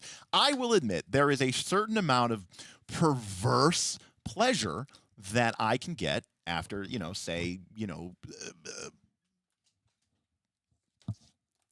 space mortgages. You know, like I think if you're creating space mortgages and you're just sitting there like going, oh my God, can you believe that the Galactic Bank raised the interest rate another 0.2%? Oh my God, with the quantitative easing coming from the Imperial Hegemonic Bank, this is going to crush us in Q4. We need something big. We need to deliver huge before Space Christmas, or we are just dead. And like, you know, there's kind of like, now I know there's people out there going, oh man, that'd be so good. And I only like it. Like Michael says, I'm getting EVE Online flashback. Michael, EVE Online is like the simulationist simulation. Okay, so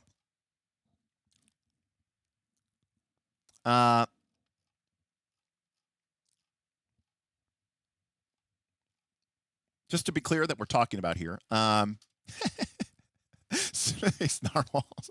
I already want to quit that game. Danjamin says, yes, spreadsheets in space, and Slatebeard at the same exact time said, yeah, spreadsheets the game. Now, Nutrimancer, I have played Scum and Villainy, and that is very different. You were quite correct. So basically, Rowan, so you won the game. So you're winning EVE, right? Now, Fermi says, space spreadsheet sounds awesome. See? And that's what's folk weird and cool about TTRPGs, is that it can be, you know, all over the place. Yeah, Bob says, it's funny. I never thought about the emotional swing good or bad, but 100% true for me. I want something. And, you know, I think it's cool when you're like, I just want to feel, I just want to have an experience, you know? That's all. Level 2 Channel says, one player in my group is very excited to GM Traveler, and hearing about space spreadsheets makes me nervous. Well, it is definitely a game about space spreadsheets. By the way, I've been on the headset mic now for about an hour. Now, again, I haven't really dialed this in from like an EQ perspective. You know, my primary microphone is my EQ, but I am curious, how's the levels been? How's the quality been? Just in general, just sort of, you know, let me know in chat. Because again, we are testing these out because we want to, you know, get them dialed in for our actual play. Now, believe it or not, we're getting close to my quickly jotted down. It's a little quiet. Okay. Yeah, I was trying not to overdo it, but here we go. Well, I'll tie it up a little bit. I'll tighten it up a little bit. Give it a little bit more oomph. Okay. All right, well, I just raised the volume up, so hopefully that'll give a little bit more kick. Some people were saying I was too loud, and then people were saying I was too quiet, so. Okay. So before we get into sort of the do's and don'ts, and I did write down some bullet lists, so, you know, but again, I threw them together quickly this afternoon, so, you know, bear with me on that. Let's kind of quickly talk about like what are these games like and what are these mechanics like? Because I did write down some examples, okay? Because this is ultimately about narrativism. So, a narrativist, I'm just going to copy what I wrote here. And I'll actually use the text tool.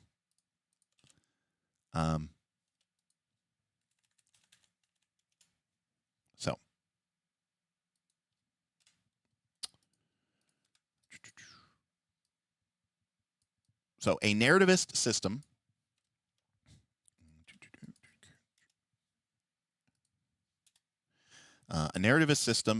or mechanic is designed to empower players to make choices that create emotionally and thematically resonant stories, often bending or ignoring realism or strict tactical balance in order to support drama and arcs, right? So at its core, now, that's why I noted that I said that there's narrativist systems and there's also narrativist mechanics. Sometimes a game contains both. It can contain, right? You can have a narrativist system, but you might even have a narrativist mechanic that's just in the game to be this one simple mechanic to push a little bit of this narrativist element. It's like a spice that you're adding to a check. So, some examples of narrativist systems or narrativist mechanics. So, first one, probably in some ways, maybe the one, is fate.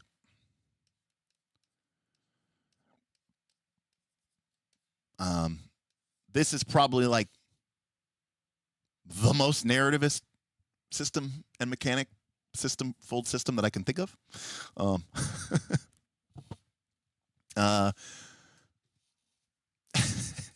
Edward says it should be a short stream, then spends 2 hours just to get to the topic. Well, yeah. So, I mean, I consider Fate to be sort of the archetypical PJ, not Fiasco. The reason why PJ is because I don't really consider Fiasco a role-playing game. I consider Fiasco a storytelling experience.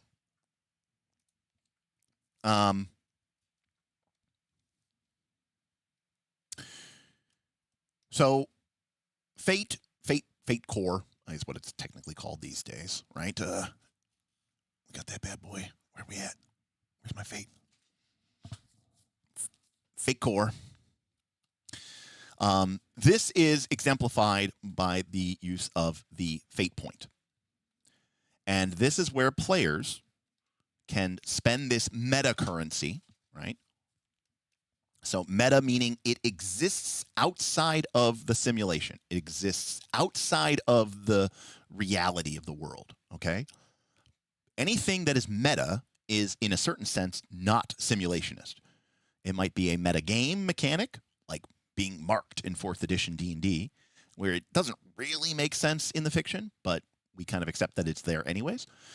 Or it could be a meta currency in the sense of a story currency. But either case, we spend these points in order to invoke our character aspects or to seize or otherwise gain narrative control. And we have basically made a game of storytelling, right? We've taken the storytelling elements, and instead of playing a different game and then just, hoping a story comes out of it, we've made the game creating stories, right? So now the game that we're playing is story creation, the game. And the Fate points are the mechanic that we are using in order to sort of, create that. I think that is a very weak argument because I think the concept of Fate itself is basically non-diegetic, but whatever. Luck, I guess. I don't buy it. So you can use these Fate points, right, to spend them, and you can use them to, to really spotlight your character and spotlight your moment and create sort of dramatic moments for you to win, right? This is a moment where my character, we talked about the difference between, right, the simulation says it's what would happen, it's not what should happen. Fate is all about saying, what should happen is my character should be a badass in this moment, and Fate lets you spend these Fate points and invoke your aspect or declare a narrative truth and make that true.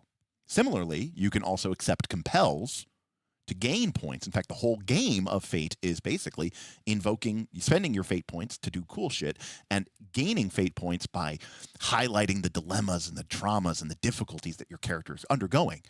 Be very clear about this. This is a meta component here because you're trying to lose to a certain extent, right? The gamist player, I've played Fate with a gamist player. You guys know Matt Holloway from original Rise of the Rune Lords. Matt is a gamist player. I've played Fate with Matt, and Matt had a very hard time accepting compels because Matt was thinking about the game as something to win. So telling somebody, hey, you can gain this currency by, taking an L purposefully because it'll make for a better story, doesn't really work with him. It doesn't make sense to him. It's not why he plays games, let alone role-playing games.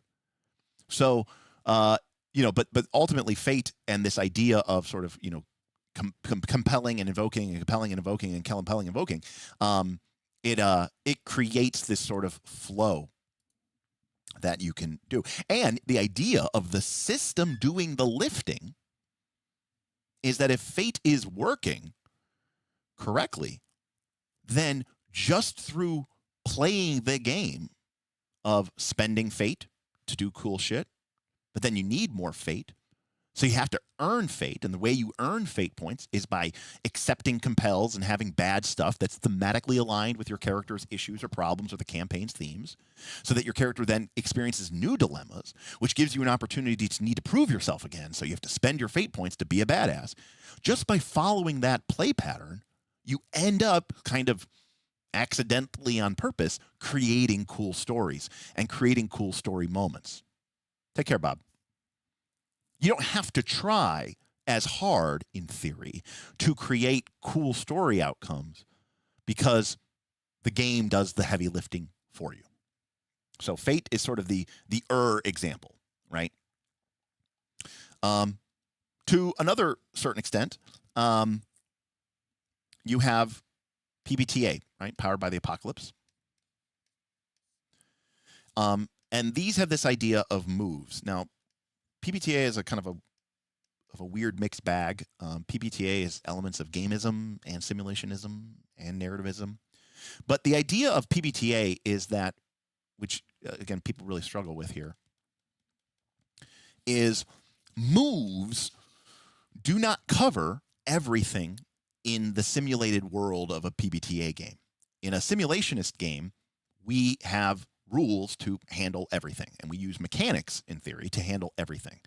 In PBTA, we only create moves for the elements of the game that have dramatic import, that we want to put a game element attached to it, right? Like, if we're playing a superhero game and we're playing we're young superheroes and we're not really fully in control of our superpowers yet.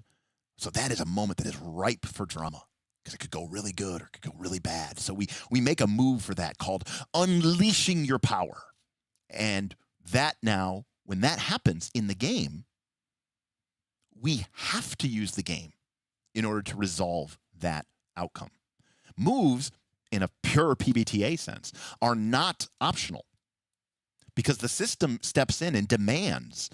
It says, no. You chose this system because you wanted me, the system, to create drama and cool moments for your character, centrally aligned around these themes and ideas which are expressed by this specific move list. In PBTA games, the move list, it depends on the PBTA game, but the moves list usually isn't that long. And the reason is because if it's not on the moves list, then the game says, we don't really care about that. And so when you do that type of thing, you don't use a move because number one didn't trigger.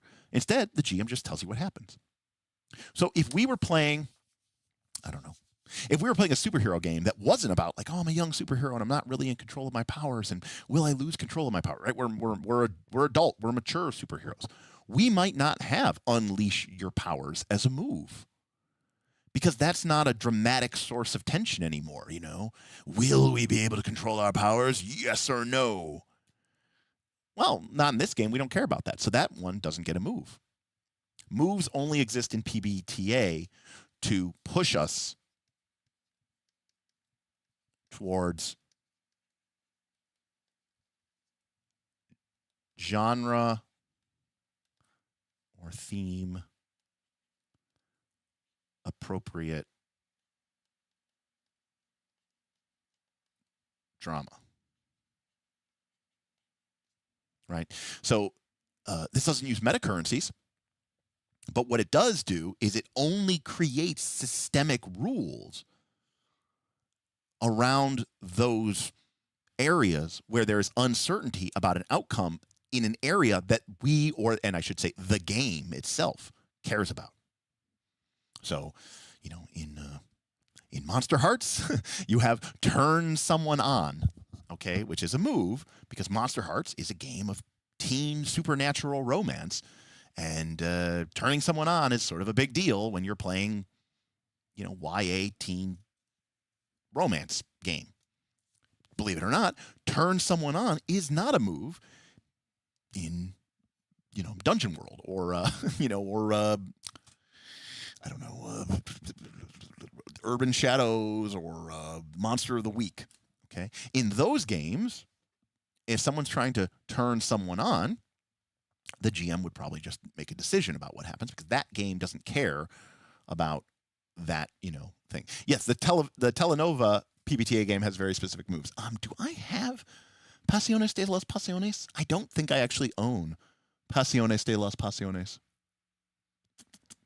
No, I don't think I do. Actually, I don't think I own it. If you want to see some very specific moves, take a look at this one. This is Cartel. This is a game about Mexican drug families.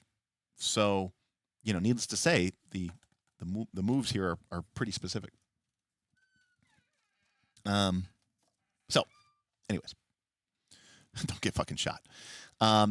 What happens on a 6- to turn someone on? Well, the same thing, rules are cool. That happens whenever you roll a 6- in PBTA. The GM gets to make as hard of a move as they like. So, for example, it depends on the group. It depends on the maturity level of the group that you're playing. But let's say now, remember too, Monsterhearts is a game. It's written by a queer person, and some of the elements of the game are about sort of exploring the space of what it means to be LGBTIAQ. So let's say we're playing Monsterhearts, and again, you're playing with people that you trust and people that you know, and you're also dealing with racism, and you're dealing with some pretty sensitive and adult topics. And let's say your character, a young man who's like a werewolf, who maybe has a crush on the school quarterback or whatever like that, and he's coming down the hallway with his friends, and you see him, and you try to give him the winky eyes, and you try to turn him on, and he rolls, you roll a 6-, and I might make as hard of a move as I can, which is like, maybe I say he is turned on by you, but he doesn't want to look weak in front of his friends and look like like he's gay, and so he calls you the F slur, and then he punches you in the stomach, and everybody starts laughing at you, and they beat the shit out of you before lunch. That would be a hard move that would really twist the knife into what Monsterhearts is sort of all about. That might be what I would do on a 6- to turn them on in that particular case.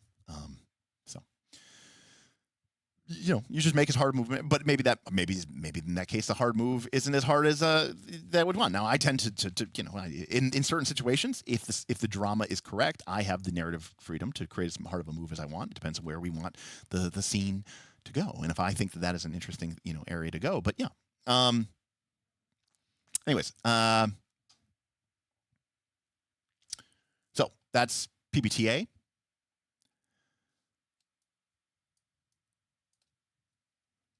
So we also have things like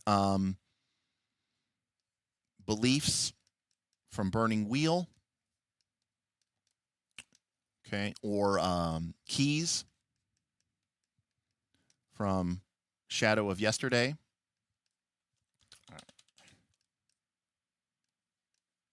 Okay. Beliefs, keys, these are all mechanics that reward you for playing out specific traits, goals, or relationships. So this is the classic carrot approach, right? Where you basically say, hey, listen, we want, you want to gain experience points? Cool. Well, then you need to act a certain way. You need to play. Now, that way that you're acting is a way that I am incentivizing through the rewarding, carroting of mechanics or artha or points or whatever, right? By acting a certain way, you're going to get experience points, or you're going to get artha that you can spend. It's kind of a fate point in its way, but keys specifically uses XP in order to advance your character. So, and by playing the game, right? Because a role-playing game that's narrativist is still a game, right? It's not like, oh, that game isn't gamist, it's not a game. No, all role-playing games are games. It just depends on what are the mechanics that are there that are trying to do. You can still play any game badly, and you can still play any game, well. But so these type of games create a reward incentive, and what gets rewarded gets repeated, and so now your character has a motivation. Your player has a motivation in order to act a certain way in order to gain experience points. You're like, look, if I was just trying to win the game, I wouldn't act this way. If I was trying to make my character act in the most believable, plausible, realistic way, I wouldn't act this way. Okay, that's the gamist. That's the simulationist. But I want this XP, so I am going to act this way because that's going to give me experience points. And that's what I'm here to do. So by doing that, the game is trusting that it is going to create a more dramatic, more fulfilling, more intense experience. And that's what we're here for, is to create these sort of moments. And instead of just saying, well, I think you should just do that because, and hope that a good story emerges, this game says, look, we're going to reward you for it because motivation is important and you should be motivated to do this. This is why the original Dungeons and Dragons game used experience points for treasure, because it said, hey, look, you want to go get treasure. I want you to go get treasure. Treasure is difficult to get. Treasure is hard to find. It's guarded by monsters. It's guarded by traps. It's buried in the dungeon. It's dangerous. Why would you go there? Because I want money so I can get experience points so I can level up and get that sense of progression. So using keys or beliefs, Torchbearer has, your goal, your instinct, all of those things, I think are really, really important there. And then lastly, we have sort of genre emulation mechanics. So oftentimes people will think of games like Primetime Adventures or Cortex, and it's like things like Leverage and stuff, Smallville. Okay, Fabula Ultima.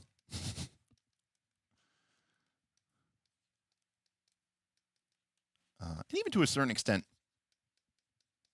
Blades in the Dark, which basically say, hey, look, Cortex was used for Firefly too. I forgot about that. So, hey, what's up, Vids? Vid says, sorry to derail. That's okay. You can derail. I've already derailed us enough. But was wondering what your feelings are of a World of Darkness-based Daggerheart campaign. Always been interested in that world. Well, personally, Vids, unfortunately, I myself am not a big World of Darkness fan. I really don't like the World of Darkness. I don't like it. It's just not my cup of thing.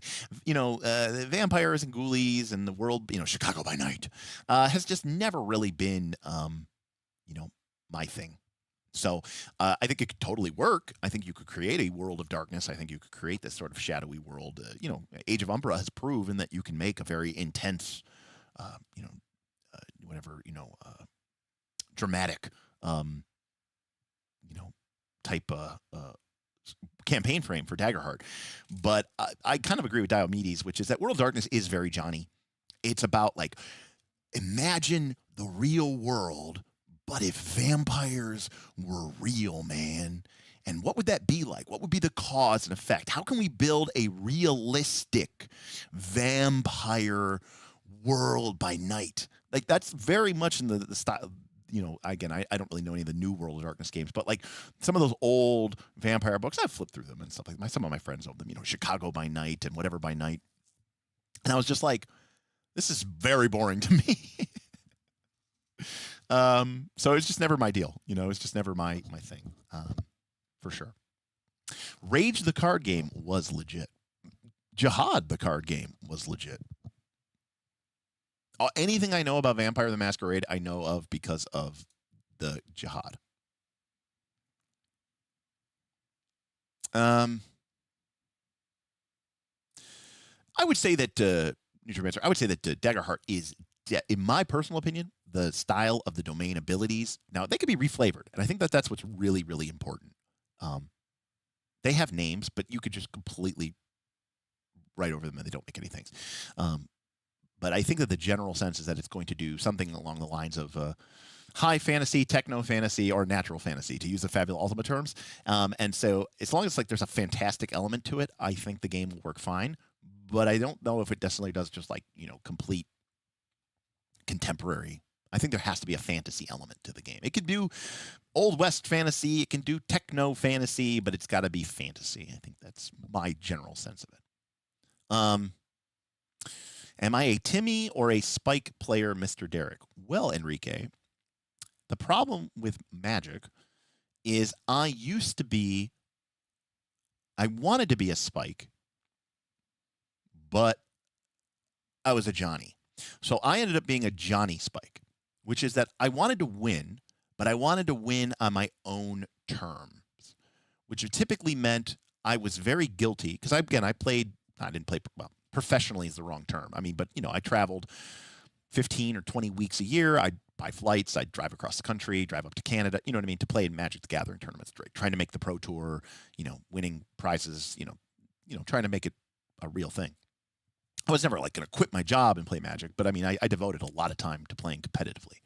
And the problem is, if there was a best deck in the meta, it was very hard for me to play that deck. There were a few times I did, and I typically, when I won the most, is when I would do that. But a lot of times I would be like, no, I want to win, but I want to do it on my terms. I want to use my deck, and not in a cutesy fashion, but just because I wanted to not only prove that I could win, but I also wanted to prove how clever and how creative, and I wanted to sort of be the meta breaker, the meta setter. So I had this ulterior goal, other than just winning, which was winning with style, and that lowered my win percentage enough that I wasn't able to win enough to really be superly successful, because it's such a competitive environment and randomness is such a bitch that you really can't afford even to lose 5% of win rate,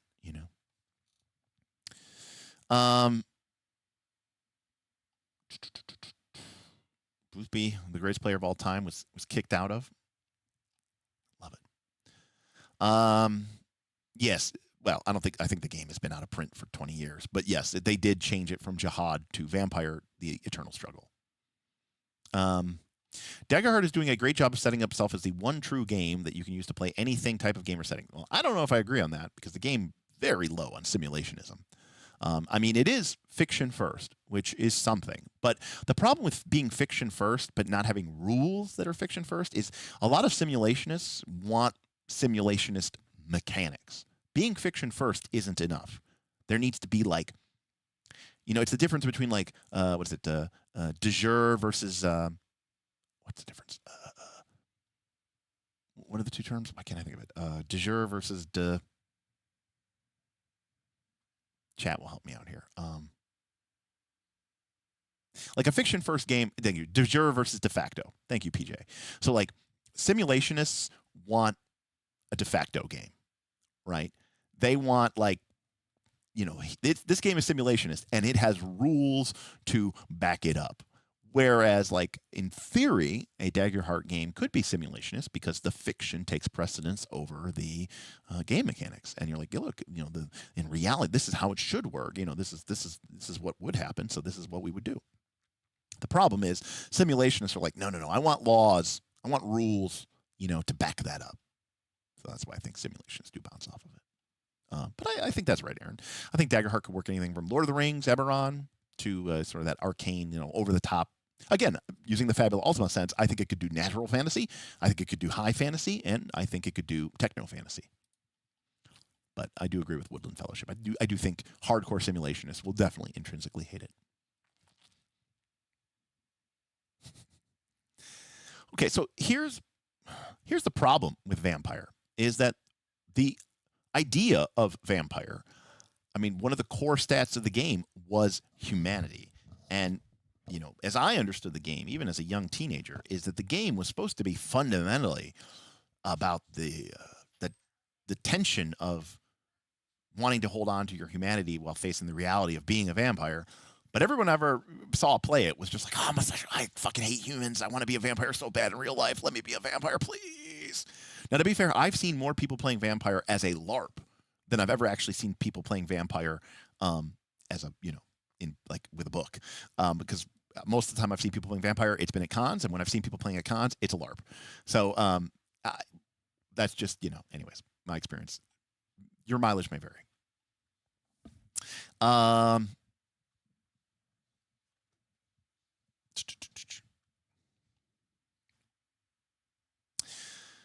So, anyways, genre emulation mechanics, primetime adventures, Cortex, Fabula Ultima, whatever. Right? These are where players have unique mechanics that let them, do flashbacks or guarantee that they can support genre tropes. The emphasis here, Cortex is a great example of this, is, this is where we sort of get into that world of emulation, right? Which is where you're not simulating a world, you're simulating a TV show. And there's a big difference, right, from the game mechanics to that. And so Fabula Ultima, in my opinion, right, it has rules that that exist. So I consider it definitely a narrativist game because it has that emulationism to it. It's not trying to simulate a world. It's trying to simulate a JRPG. And the way that the world works in JRPGs is like this. Not because of some inherent quirk of that world's gravity, but because that's the style and the tone of that game's play. One of my great example of this is one of everyone's favorite movie, right? Galaxy Quest. They're they have to shut off the bomb or something, the self-destruct, and they get down there, and the guy's telling them on the communicator, how to do it, and Tim Allen's putting in the cord, and it's still counting down, and he's put it in, and he's like, well, what do I do now? And he's looking up, and they're like, oh my God, we're gonna die, and Sigourney Weaver's like, we're gonna die, and then he turns to her, and he's like, Gwen, I never told you, and then it stops it with 1 second left, and then he goes, oh, of course it stopped at 1 second left. On the show, it always stops with 1 second left. So even though they had disarmed it with 10 seconds left, it still ticked down to 1 second because, of course, that's what happens on the TV show. So that's the same idea with these genre emulation mechanics. It's not about simulating a real world. It's certainly not about creating a thrilling and compelling gameplay. It's about saying, hey, does this feel like a TV show? Does this feel like a JRPG? Does this feel like you are a capable, a criminal heist mastermind? So Galaxy Quest, in some ways, was sort of a spoof of those tropes that, in Star Trek, we looked at them as being like, oh, that's just the way it works in Star Trek world. Of course it is. But it's not really. That was just a genre that emerged because of that style of game, and then Galaxy Quest was making fun of that. Let me drink here.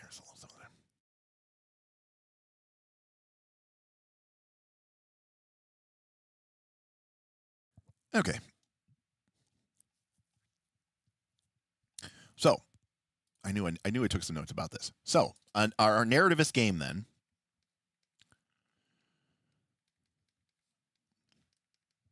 might include things like player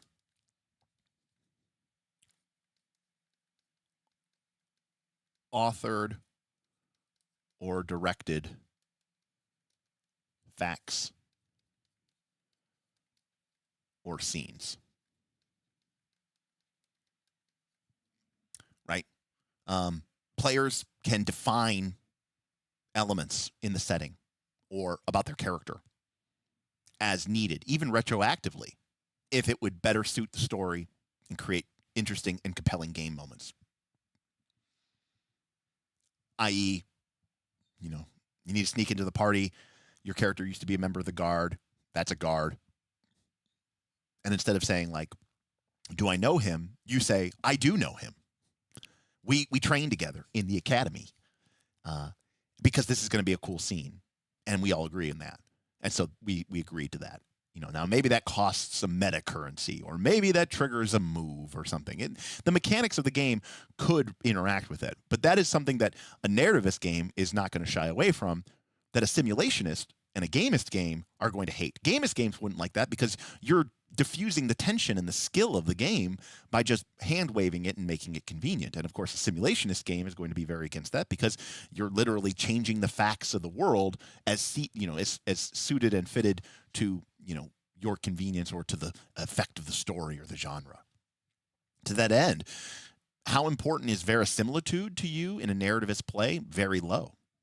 Now, that doesn't mean that verisimilitude should be nothing, because I do think that if verisimilitude is 0, I think it won't, you think about when you watch a very badly written and very badly edited movie, which has tons of plot holes and inconsistencies and a lot of deus ex machina, you quickly lose stakes. So a certain base level of verisimilitude is needed, but it's more of that's not my main priority. What's more important to me is that we're creating compelling fiction together emergently. The reality of the situation is not zero importance, but it is not of primary importance. Does that make sense?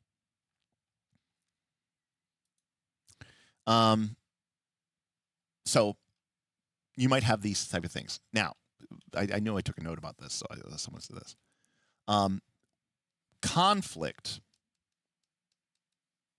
resolution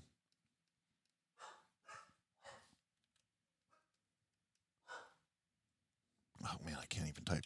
Conflict resolution. There we go. Over task resolution. Systems, narrativist systems often resolve the outcome of a scene or a goal, not the discrete action itself. All right? So perhaps the best way to rephrase this is, do I convince them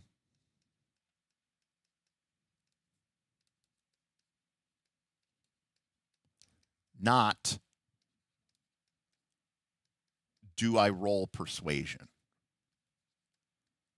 Now, again, this is a very subtle way of looking at the game, but it's an important one because we aren't focused on the tasks. We're focused on the outcomes, right? We're focused on resolving the entirety of the conflict or the outcome. And I think that that's a really important way to look at it for, well, the game of the hour is Daggerheart. And that's really what you need to be thinking about. You know, you need to be thinking about it at a greater scheme. So, like, a great way of thinking about it is like the infamous "we got to climb a cliff" scene. Okay, so the way to think about it from a task-based resolution, which is a very simulationist way of thinking of it, is you know, well, what would be involved in climbing this? What would be involved in climbing this mountain? Well, a bunch of climb tests. I don't know, maybe an endurance test or whatever. But then take a step back. In a narrativist scene, we're including this because it's dramatic. And we ask ourselves, what is the real question here? Is the question, can they get to the top of the cliff? Okay, then that should be the question that we're trying to resolve. Or is it, can they get to the top of the cliff in time? Right? Now, the check and the outcome isn't about can they climb. It's about can they climb fast enough, right? Can they get to the top of the cliff and not lose the NPC, you know, the vulnerable NPC who might fall to their death. Because the game can keep going. The NPC doesn't have to live or die, right? This is a dramatic moment. We don't know about the outcome. We get to find out together. And this could be a very dramatic moment for the party. Because they had to climb this cliff. It was the only way. Maybe the mistakes that they made forced them into this situation. And as a result, this person dies. And in a sense, maybe it's even the PC's fault. And they have to kind of deal with that in that sort of dramatic moment. So figure out what is your scene about and make your checks or your resolution about those outcomes or those goals, right? Not about, you know, each discrete individual action, you know? And then last one I'll just put in here is, you know, is mechanics. Hey, what's up? Okay, Edward.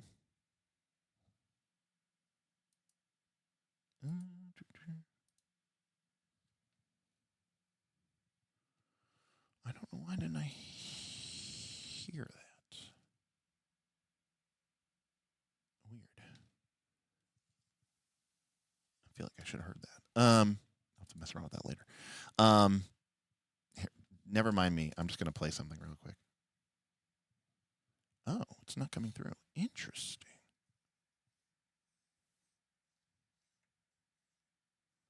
Huh. Why is that not coming through?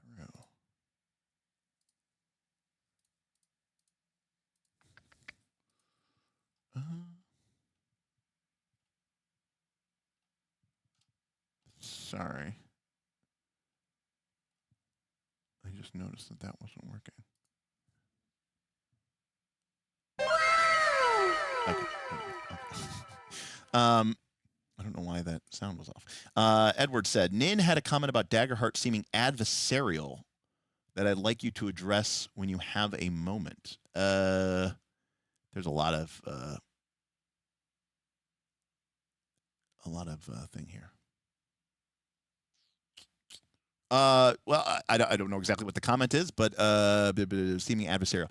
Do I think that Daggerheart is adversarial? No, I don't think it is. I mean, you have a objective as the game master. I mean, but you know, the principles. I mean, it really comes down to the principles in Daggerheart. I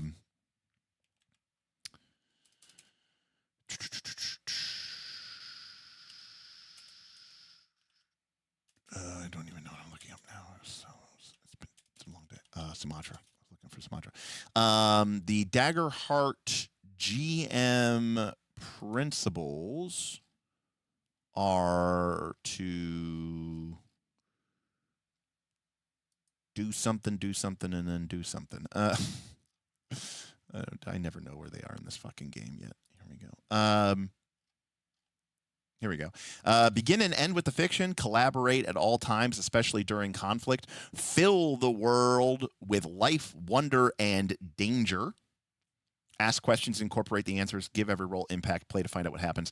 Hang on, hold on gently. When you talk about the fear mechanic, you kind of do a snidely whiplash thing with your mustache. Yeah, absolutely. Because my job is there to challenge the party members. And the fear mechanic is definitely the side where you should be making hard moves that are really going to put the players up against the wall. You are going to create challenges for them that are designed to get at the cut of it. You know, you are not being nice in that respect. You know, you have to wear several hats. Now, again, my job is to fill their life with danger. My life is to challenge. My goal is to challenge them. My goal is to put clocks and threats in front of them that they very much may not want to have to deal with. So, yeah, there's sort of an evil element to that because without that, what are we playing? You know, now you might play a game where the GM isn't there to challenge the players, I suppose. But yes, I think very much so that you are there to challenge them. And I enjoy the gameplay that emerges from watching the players struggle with a challenge. So my mustache twirling is because I enjoy seeing someone have to make tough decisions. And I enjoy watching, I enjoy seeing it. Like, I don't know what's going to happen in this scene. What are they going to choose? I hope this isn't much of a spoiler alert, but I will put a root spoiler alert here. If you haven't watched our root show, let me try to put this up here. Root spoiler. I'll take this down when we're done. Is episode, I don't know, whatever, 6 or 7. The vagabonds got sent to a town, a tree town up in the trees, to deal with the Woodland Alliance threat. And I didn't plan this, but then, you know, sort of through a series of hard moves, I decided, the leader of this local rebel cell is Bob's brother, his long-lost brother, who Bob thought was dead. And I was like, this will be really interesting. How will Bob respond with, oh, my God, brother, you're alive. Oh, my God, we've been sent to, to kill you, or we've been sent to, take apart your organization. But now I found out your brother. What will Bob do? And Bob kicked that motherfucker off of a fucking roof, off of the Tree City into a burning fire below. So I didn't know that was going to happen, But my job there was to put Bob in an uncomfortable situation, into a tough situation, even if that means potentially putting his character's life on the line. So, yes, I can be a fan of the players, but the only way I'm going to see them become truly great is if I am also willing to be the bad guy and put them into tough situations. It's kind of like being a parent You know, where you go, look, in order to do what's best for you, I have to do something that you are going to find unpleasant. That kind of way. Right. So that's not from Root. That was from Bob's Birthday Bash. We were playing Dungeon World, but yes, you know, that's another great moment, you know. But Bob doesn't want to lose his backpack in that situation, you know. But yeah, like I want him to make a tough decision. So I should endeavor to cause friction in the fiction. Friction. I don't know if friction's the right word. You know, I definitely want to. Your job is definitely there to put roadblocks. So if you want to call that friction, sure. You know, I'm there to. If the players want something, my job is to put obstacles in their path, right? If the players have an objective, how do I, you know, block that objective? That's you know, Dan is a very smart man, and I actually like most of what Professor DM says. I'm a fan of his channel. Obviously, some of his 5e stuff I don't really care about, but I think he's got. I mean, I think his videos on Ultimate Dungeon Terrain are awesome, for sure. But yeah, conflict designer is a good way to describe that, and that is definitely my job. You know, as a GM in Daggerheart, I'm thinking of more of like a director, and I'm thinking of like, how does this scene serve the story? How do we create tension with these characters? How do we pit them against themselves, pit them against the world? You know, what is the old saying? Like all stories are about man against himself, or man against the world, or man against something else. It's like, how do I think in that term? And what do I put in front of a player in order to make the game challenge? Because the game gives them all these cool mechanics and abilities and fun little widgets because the players want to be challenged, right? And this is the narrativist mindset. They're not there to just win.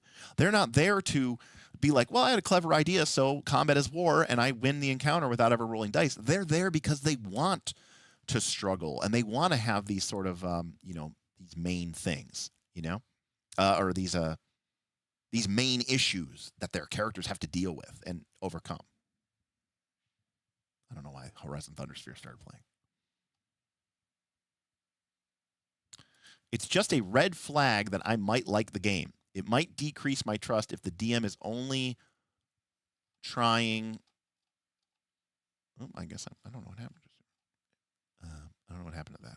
Sorry, I saw that in my thing and then it like disappeared. Maybe deleted it. I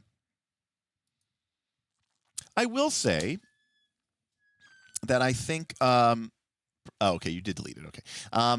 I will say that I think Professor DM's advice has shifted some as he has very deliberately moved away from 5th edition. And I kind of think that he was somewhat couching his message a little bit differently because he was trying to reach a 5th edition audience. And now I think he's sort of more coming around to his very rules light, old school rulings over rules, fiction first, quasi simulationists, quasi kind of gamist element. And as a result, his advice his tone of his channel has changed a little bit, which is fine because that's people change. This channel started. I mean, obviously, I've always been a player of many RPGs, as you can see behind me. But at the time when this channel started, I was just talking about Pathfinder 2 because that was the game I was playing, and that was the game I was really interested in for like all of 2020 and most of 2021. That was the game I was playing. I was playing several campaigns of it. I was running several campaigns of it, and I was really into Pathfinder 2. So that's what I was going to talk about. And you know, obviously at that point in time, I have played and had played and was going to play 30, 40, 50 other games just because that was my favorite game. But then when I started, you know, I was like, oh, cool, I've experienced Pathfinder 2. It's very difficult for me to be like, this is my one true game, and I'm only going to play this for the next 10 years. That's just never been how I've been. So, true. He's also creating his own Deathbringer system.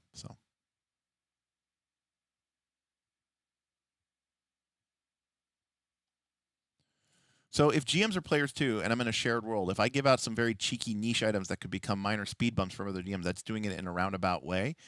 No, not really, Karama. That's That's not quite the same idea at all. Yeah, that's the UDT. That's the ultimate dungeon terrain, the dungeon pizza thing, which again I think is awesome. I love it. I mean, I took my own spin on it because there were some things about it I didn't like, but I love the idea and it was great. And we used it for Forbidden Lands and we used it for other things, and I give him full credit for that. I don't know if he's the one who created it, but that's certainly where I learned about it from. You know.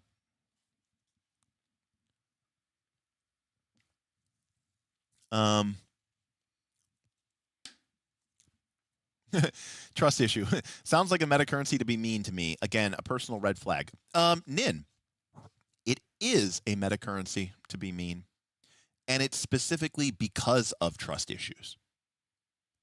So, the fear meta currency is sort of a way to gain trust that the GM isn't just making things hard on you because they're a dick.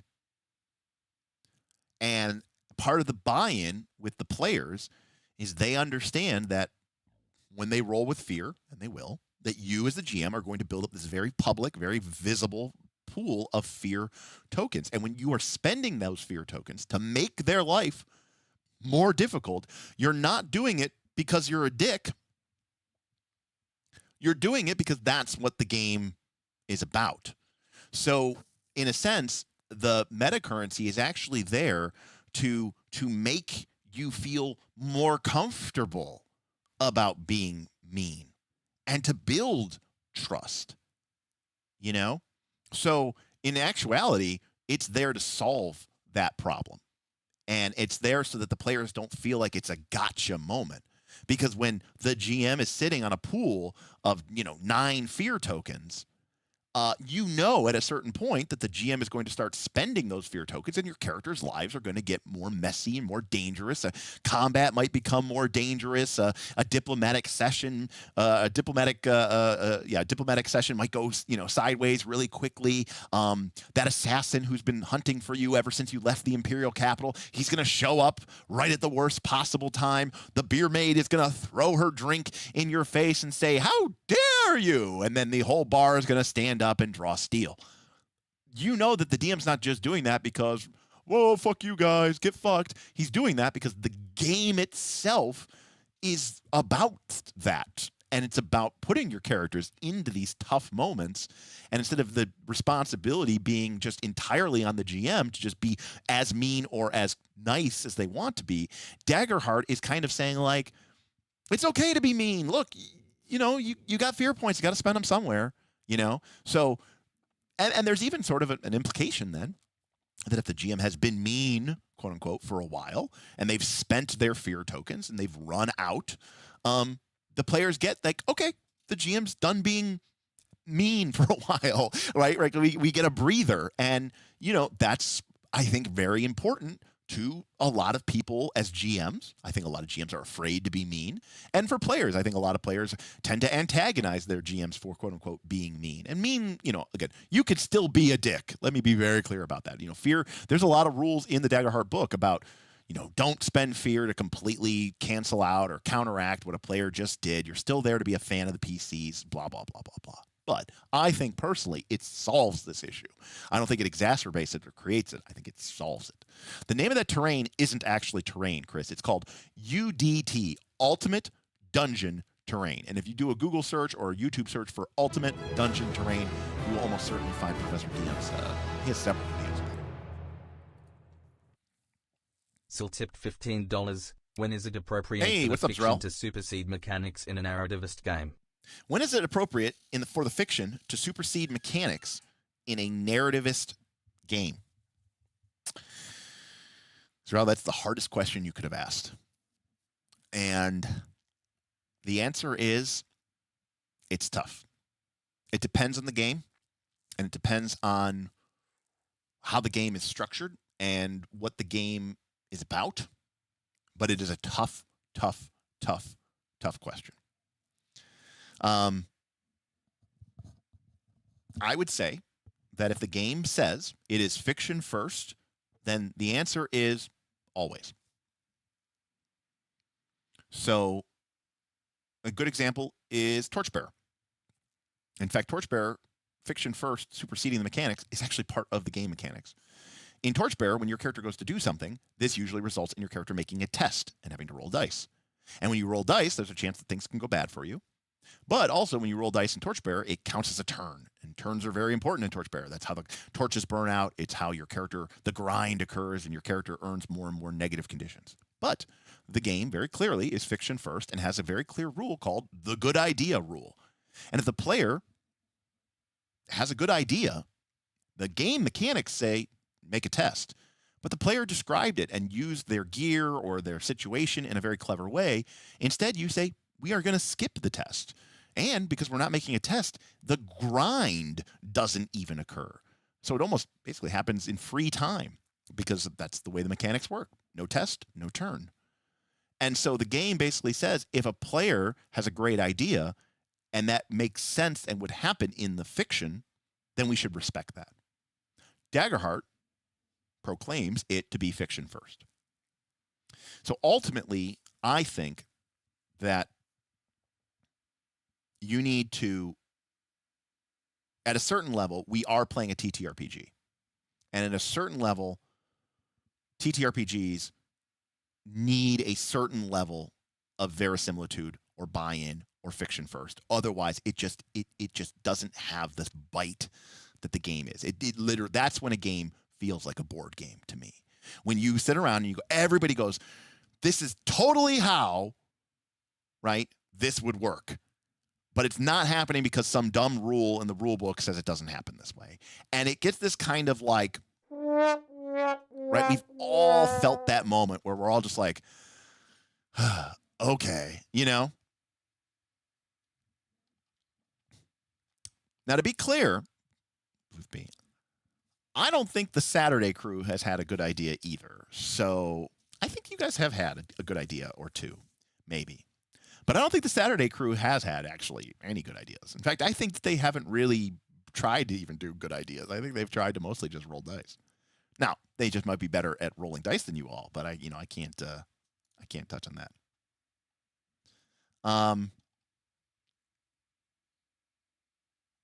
Albastine, the few chances I get to play, I have a GM that plays very adversarial.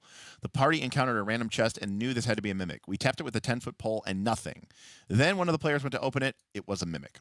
Well, one, I think that sounds awful, so I agree with Aaron. And two, I also agree with Aaron. I don't think that's a hot take at all. I think mimics are dumb as fuck, too. But to be clear, mimics belong to a very different time and a very different place, which is that old school dungeon exploring game. And to be clear, what mimics were designed to do is to teach players to be cautious. So the idea of the mimic is, the newbie player sees a chest and their eyes glitter and they go, oh, treasure, cool. And they flip it open and it's a treasure and it eats them. The smart player, the good player, learns that mimics can be, thing, and they learn to tap a chest or to throw a flask of acid at the chest first or whatever. They develop this system. Now, Level 2 Janitor, I don't know if they're still here or not, but Level 2 Janitor, I agree that the problem with OSR is that once you've figured out, mimics exist and we know how to deal with them by, let's say, tapping them with a 10-foot pole, then it's not a threat anymore. You've beaten that, and the game can become like tic-tac-toe, where you're like, cool, well, now there's really no point to playing because we know what to do. Anyways.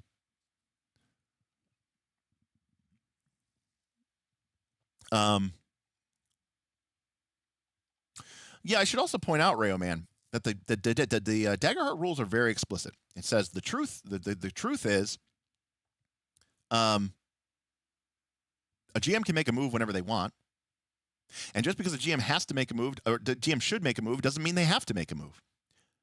Your job is there to collaborate at all times, especially during conflict, to fill their world with life, wonder, and danger, to ask questions and incorporate their answers into the game, to make every roll matter, to play to find out what happens, and to hold on gently, right? So as long as you're doing those things, you're doing it right. And the mechanics and the fiction be damned.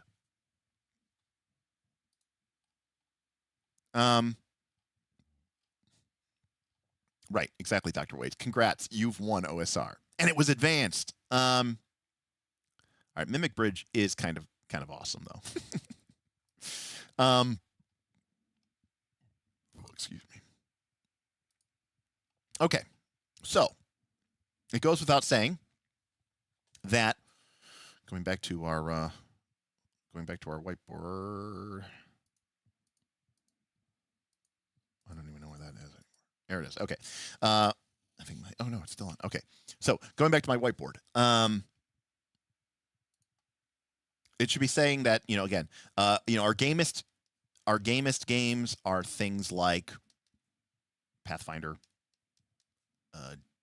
2 especially, D&D 4E, sure, but honestly, D&D 3E, D&D 5E. I mean, these are pretty gamist games. The elements are designed the way that a lot of people play it is to win, is to beat. And again, the player is there to be a competitor, right? Our simulationist games, they're about realism, internal logic. This is your GURPS. This is your role master. And if the gamist person is, if the gamist player is a pawn, the simulationist the player is an actor. They're a simulator. They're there to live in the world and the person who gets really into the Ren Fair. And then our narrativist game, is about themes and arcs and story. And this is Fate, and this is maybe Monsterhearts.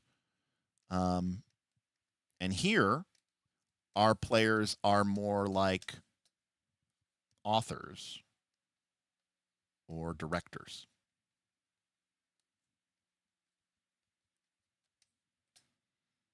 So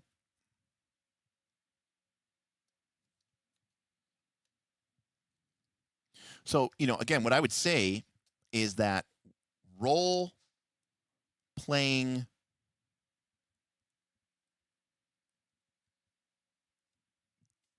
games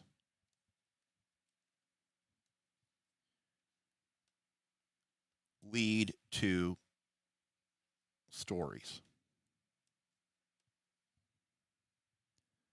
The gamist gamer focuses on the game part. The simulationist person focuses on the role-playing part. And the narrativist focuses on the stories. So, the gamist and the simulationist, they're focused on what you're doing. The narrativist is focused on, where are we going? This is how do we get there? This is the destination. And that's kind of the difference, between them. So, all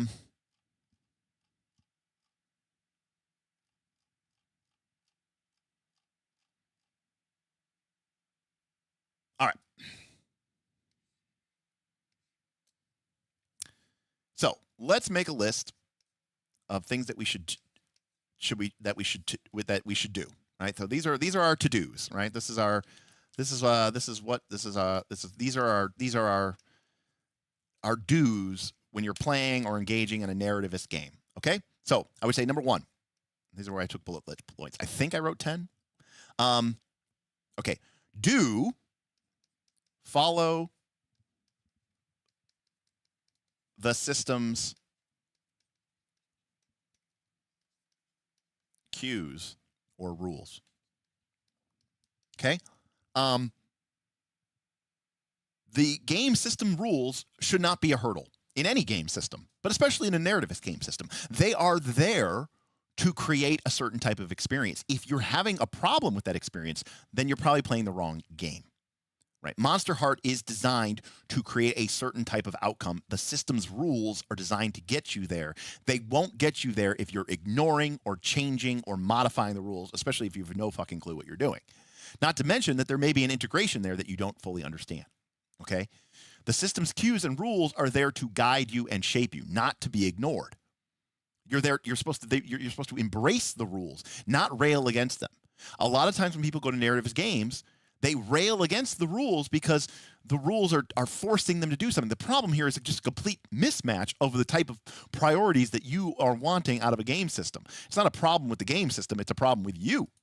Maybe not you specifically. Like there's something wrong with what you want, but it is a problem with your belief in what happened to that? Oh, there it is.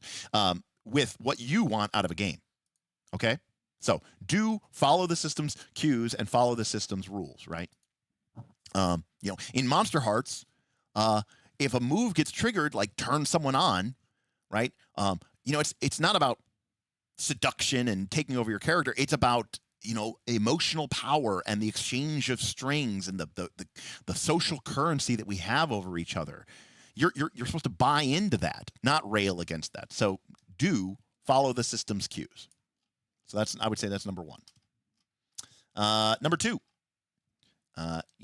This should come as motherfucker. Stupid Excalibur. All right. Number two. Make bold, dramatic choices. You know what I'm going to drive it like you stole it. Okay? Lean in, escalate, try to create drama. It may not, again, this is a narrativist conceit. It's not about what's doing the best thing. That's a gamist conceit. It's not about doing the most accurate or the most in line with what my character would do. That's simulationist. This is about doing what is going to create the biggest emotional moment for you and your table. It's about being bold and dramatic. It's about leaning into that chaos and that uncertainty. It's about not avoiding the danger. It's about taking a front seat and diving in and trying to create an explosive moment. Remember, narrativist mechanics are fundamentally about the emotional side of role-playing. It's about the storytelling, okay? Number three, do engage with mechanics that reveal or evolve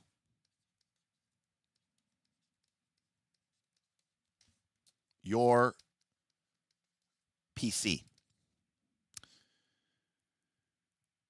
A lot of narrativist games are going to take away some of your agency about how your character feels and about how your character develops and about how your character changes. If you take too much stress in Blades in the Dark, your character is going to gain a trauma. And now your character is going to be haunted, or your character is going to become obsessed. And there are some people who go, no, that's not what I wanted for my character. Exactly. Like you want to lean into these things, right? You're there because you're holding on gently, because you're engaging with those mechanics that are revealing to you who your character is. Or they're evolving your character beyond what you either thought it should be, right? Or what you wanted it to be. Instead, you're letting the system kind of let Jesus take the wheel, but Jesus is John Harper or Luke Crane, okay? So, again, engage with those mechanics that let them reveal or evolve your PC to you. And a very lesser condition, consider like a game like Avatar Legends. When your character fails a move, the GM might make your character angry, or the GM might make your character, why am I drawing a blank? Angry or sad or distressed or conflicted, or for some odd reason, I'm like completely blanking on what the freaking.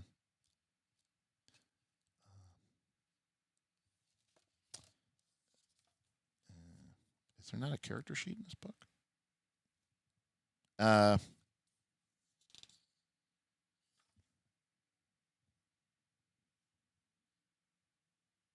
Apparently, they didn't put a character sheet in this book. Oh, here we go. Afraid or angry or guilty or insecure or troubled. The boulder is conflicted. Right. So, your character might be made afraid or angry or guilty or insecure or troubled. And you might say, no, my character wouldn't be like that. I know how my character would play. That's the point.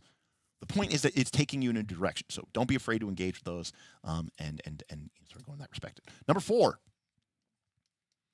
do treat failure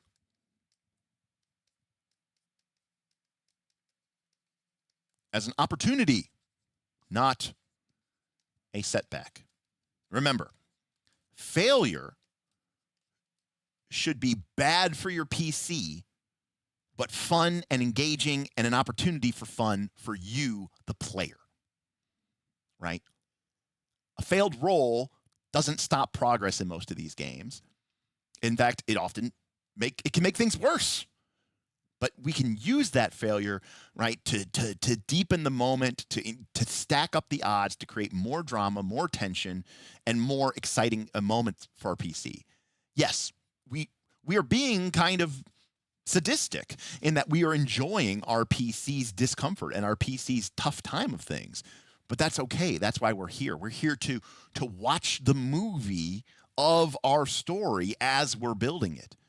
You know, and again, not everybody has. Some people have very complicated relationships with role-playing games. Some people really, really don't like that. They like to be like, no, I want to really embody my character, and I don't want to fail because my character doesn't want to fail. That's fine. But the question is, how do we make a narrativist game successful? Is we have to treat failure as an opportunity, and we can't treat it as a setback. And we in some cases we have to embrace it, and in some cases we should even probably look to it and find it. Okay, this is fate compelling 101. And again, I've seen a lot of people, both simulationists and gamists, really rub up against this hard, because it's against their nature to either sort of treat themselves as separate from their character, or to be in the situation where they're like, wait, so I want to lose? Like, that's weird for me. Okay. So do use, or I should, let me, how should I phrase this?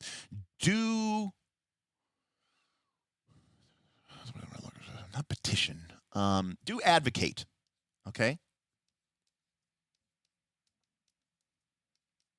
Do advocate for your PC and their impact on the story, okay?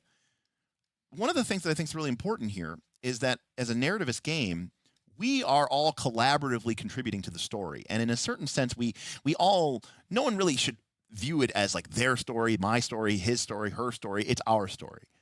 But your role there is to advocate for your PC and their impact, okay? And their impact, I'll say that, and their impact on the story, okay? Sorry, I forgot to write that. So advocate for your PC and their impact on the story, right?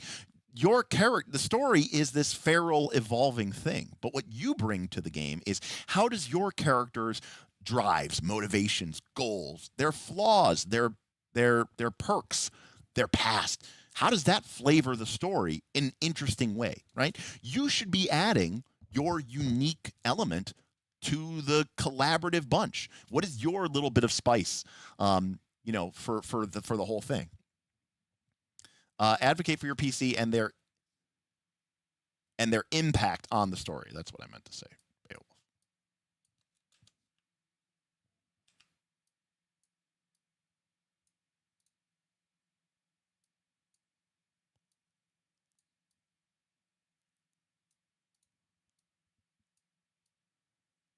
There we go. Advocate for your PC and their impact on the story. All right. 6.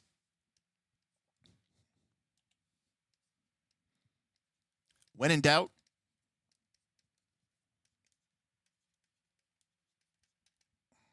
escalate. Out of the frying pan, into the fire, man. You know? Escalate the emotional stakes. Escalate the dramatic stakes. Escalate, escalate, escalate.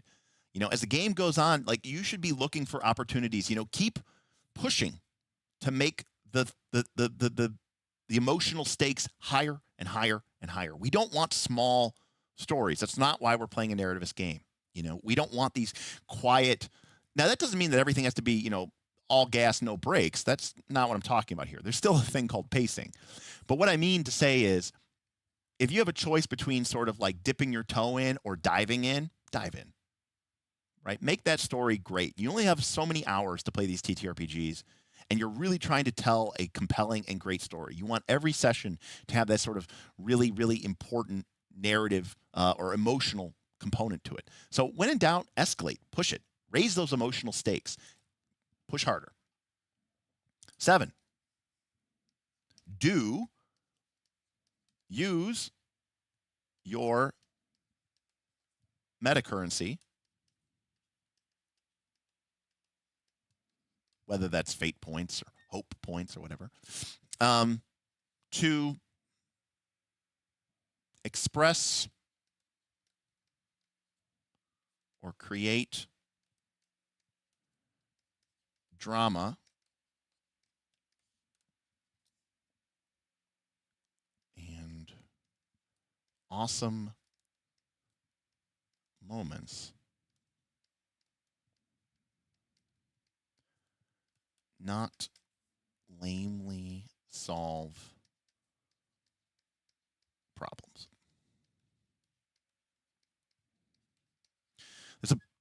One of the core mistakes that people do, not of narrative games, give people a lot of freedom. And then there's this moment where like the gamist person comes in. And unfortunately, gamist people, when they're let into this environment where there's no rules that are keeping them hemmed in, they sometimes can be like, wait a second. So I can use my meta currency to completely break the game and solve everything in an instant. Again, I've seen this before happen. I've seen this happen in like, in Mutants and Masterminds where, we're playing a superhero game. You're supposed to lean into the tropes, and someone was like, wait a second, I can use this hero point to do this thing. And since I can control gravity, that means I should be able to do this. And on a subatomic level, this is how gravity works. So this should kill everyone instantaneously and also not, It's like, that's not what these meta currencies are for. Your job as a player is not to solve problems. Your job as a player is that's a gamist consideration. Maybe even a simulationist one, maybe. As a player, the GM is presenting problems, and my job is to solve them with the limited resources that I have. That's a gamist conceit. And I will admit there are some elements of even Daggerheart that have that element. But fundamentally, as a player, you are there as a co-author. You are there to use your meta currency and your mechanics to create and express drama as well, and to create awesome moments. It's just as important for you to create awesome moments as it is the GM. You're not there to just lamely solve problems and resolve them in a way that is not dramatic. If you solve a problem and nobody's like, that was fucking awesome, you have failed as a player in a narrative game. To that end, do share author. I don't even know if this is a real word. Authorship. Yeah, I think that's a real word. Of story beats.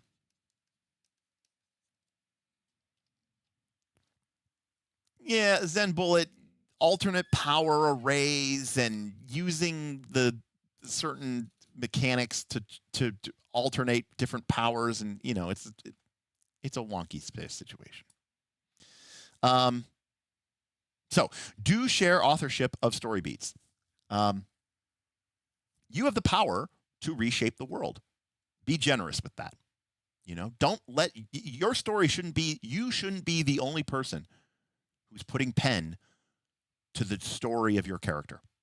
Share that authorship. Share the story. Your character's beats with other characters' beats. It is a collaborative. It is a collaborative enterprise. It is a group enterprise. So share that authorship. Be generous with even your character. It's not your character story. It's everyone's character story, and you're there too. Okay. Respect and engage with other players' mechanics. Okay? If you know that someone else in your party has a goal to, convince someone to not do something dangerous, and that's part of their meta currency, like something in Torchbearer, they have a goal, to convince someone not to do something dangerous. Try to go do something dangerous, right? Let them have a moment to, engage with their mechanic. If somebody has a mechanic that is helpful and involves engaging with people who are angry or upset, and they're really, their character's like good at talking people down, look for reasons to become angry or upset, right? play to the game, play to the mechanics, play into the story. They chose those mechanics, or they chose that goal because that's the kind of dramatic story that they want to engage with. So look to that, be mindful of that, and engage with that. And then lastly, think in arcs, not just scenes, right?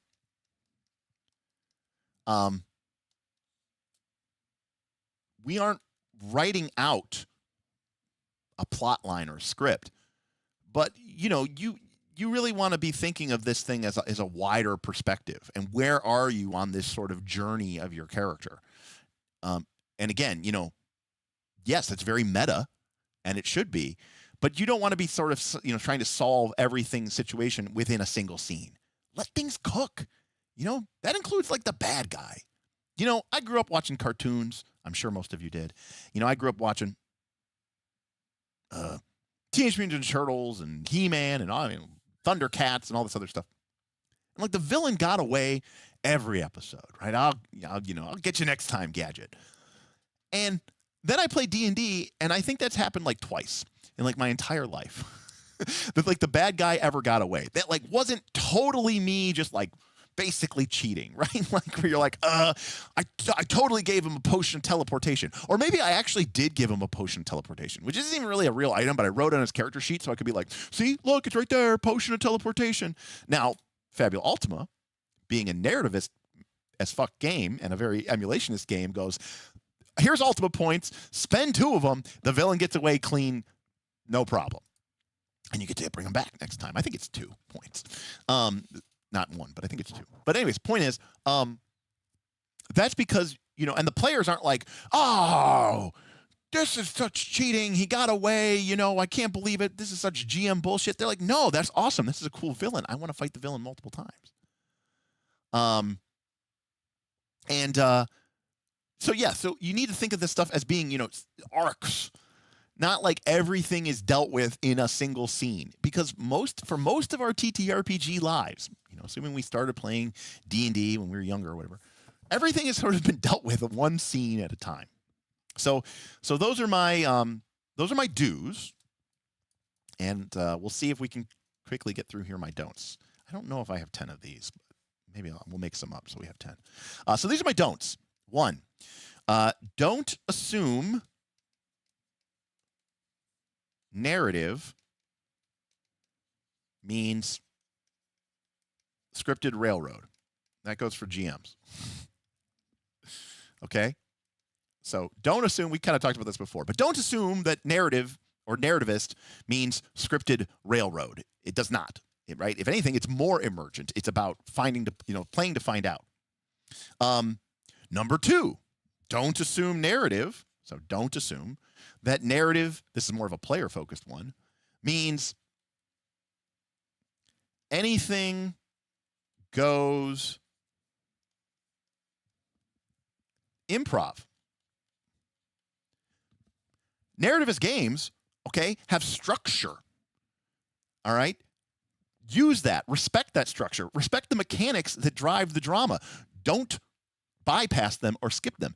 Believe it or not, if you're playing a narrative game and you sit there and have a 3-hour boring conversation in the market, you aren't doing it right. Narrativist games are there to engage with the mechanics. That's why they have those. Remember what I talked about before? Don't bypass the mechanics. They're there for a reason. They're there to drive you to drama. So narrativist does not mean, right? Does not mean, I should say. So do not assume that narrative means anything goes improv, right? The FBT, okay? Like just sitting there, sitting around talking in character for 3 hours and not engaging with the mechanics and not using the meta currency and that's not a narrative game. Okay? 3, don't forget pacing. Kind of mentioned this before. But just because you're raising the stakes all the time doesn't mean that the tension meter of your game should go straight to, 100%. There should be moments for quieter moments. But I think that the general structure of most narrativist games should look something like this, where it's like it goes up and it goes down, and then it goes up and then it goes down. But where all the trend, right, is upward.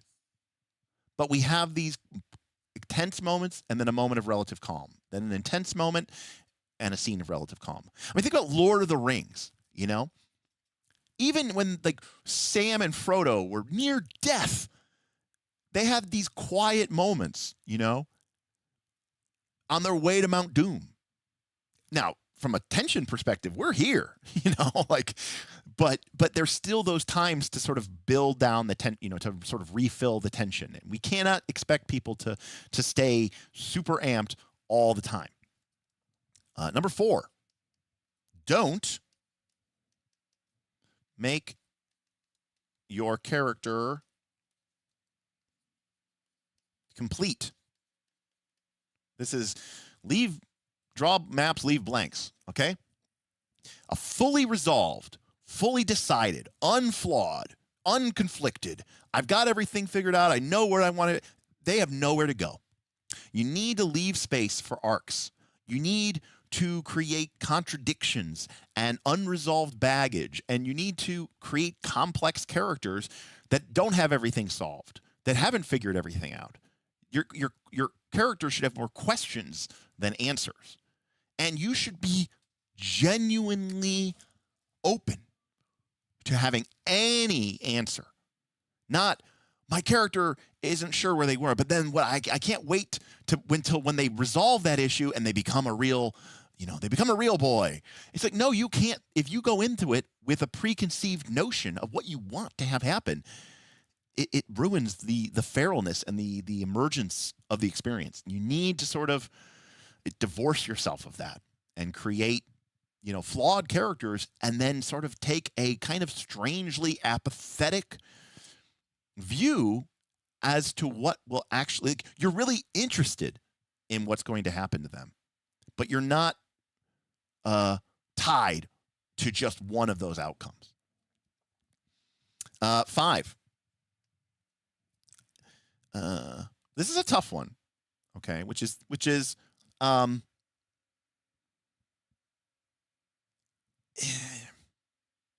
it's tough. I don't know how to phrase this. Don't deflect. So, there's a tendency. Now, this is going to depend a lot on your group. It can mean different things. But, a lot of times people are going to, in a dramatic situation, they're going to, crack a joke, or they're going to, make a fart noise or something like that, and that's fine. And that's okay if that's what your group is okay with. But it's important that, it's okay. We are playing a narrative game because as a Timmy, we want the emotional component of the game, and a good movie should make you feel certain things. And the narrative game is designed to sort of get you to have sort of emotions. Now, what those emotions are, I don't know. I can't make you feel a certain way. I can try. I can create a situation. How you respond to it is going to differ. But what I can say is that it's, maybe don't deflate. Maybe that's a better way to put it, Nutrimancer. I'm just simply saying that there can be a tendency for people when the tension is high that they want to break the tension, And, I've played games of dread where this can be really problematic. And it's okay to a certain extent, but for the most part, you don't want to be like Joss Whedon and add jokes all the time for no reason. You can if that's the kind of game that you guys want, but realize that it's going to have, it's going to lessen the dramatic impact. Look at all the people saying the Marvel joke. Right. You get to this really tense moment, somebody cracks a joke, which is fine, maybe for a Marvel game.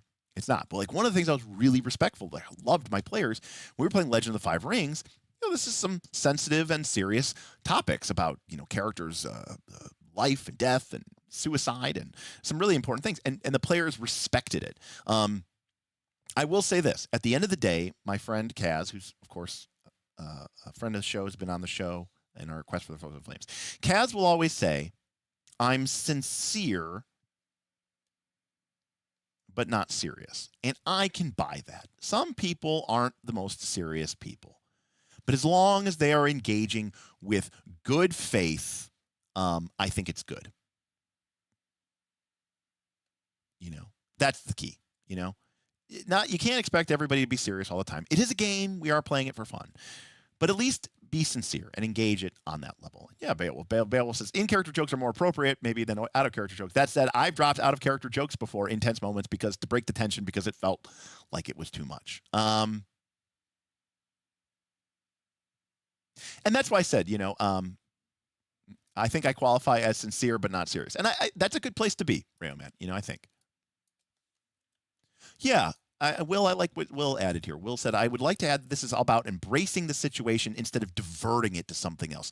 That's a great way of putting it too, you know? That's why I said don't deflect, you know? Focus on the problem, even if it's a serious problem and you don't want to necessarily buy into the emotional stakes of it. That doesn't mean you have to make light of it, and it doesn't mean that you have to, like, ignore it, right? You should lean in to the problem. Okay, 6. Don't treat narrative mechanics as flavor text. This isn't Pathfinder 2 or D&D. You know, a belief or a key or a bond or an identity or a theme or whatever aren't just backstory that you wrote down in your character sheet because they are the mechanics for the game. They are the triggers for drama. If you are not engaging with those elements mechanically, you're ghosting the system. You know, you're bypassing the system, and that's why we sat down. That's why we agreed to play this game.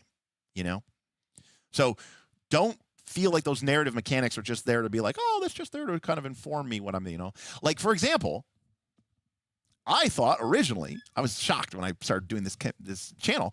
I was like, Smith and I always thought, you know, fifth edition D&D is actually the first narrative forward D&D game because it's the first game that, you know, has those elements of the game where you have these bonds and bonds and ideals and flaws.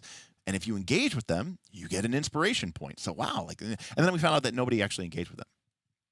Didn't you say earlier that fiction first can override the mechanics? Sure, but let's be very clear about what that means in the terms of the fiction, right? The fiction is the reality of our situation that we're in. You know what I mean is like if we've established that the fire can burn down the door and the door is on fire, then you know if we go through the door, then we take damage. Even if there's not a mechanic that doesn't say that we take damage or that how much damage the fire does, we establish that this is the fiction. So I don't necessarily know how that would necessarily arrive at those other areas. Because as an example to that, I would say that if you are, because this is where people can, I think, get in trouble with fiction first. They could say, well, I have a mechanic that says my character is angry. But in the fiction, I was playing them as being calm. So isn't fiction first being that I could ignore the angry and instead play my character as calm? No, you're just using like a logical trap to get out of something that you shouldn't be doing anyways. You know what? That is fiction first. You're just a bad player. So that's how I would describe that. Okay, don't wait for the GM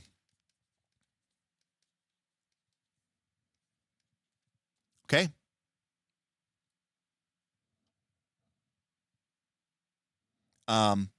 Don't wait for the GM.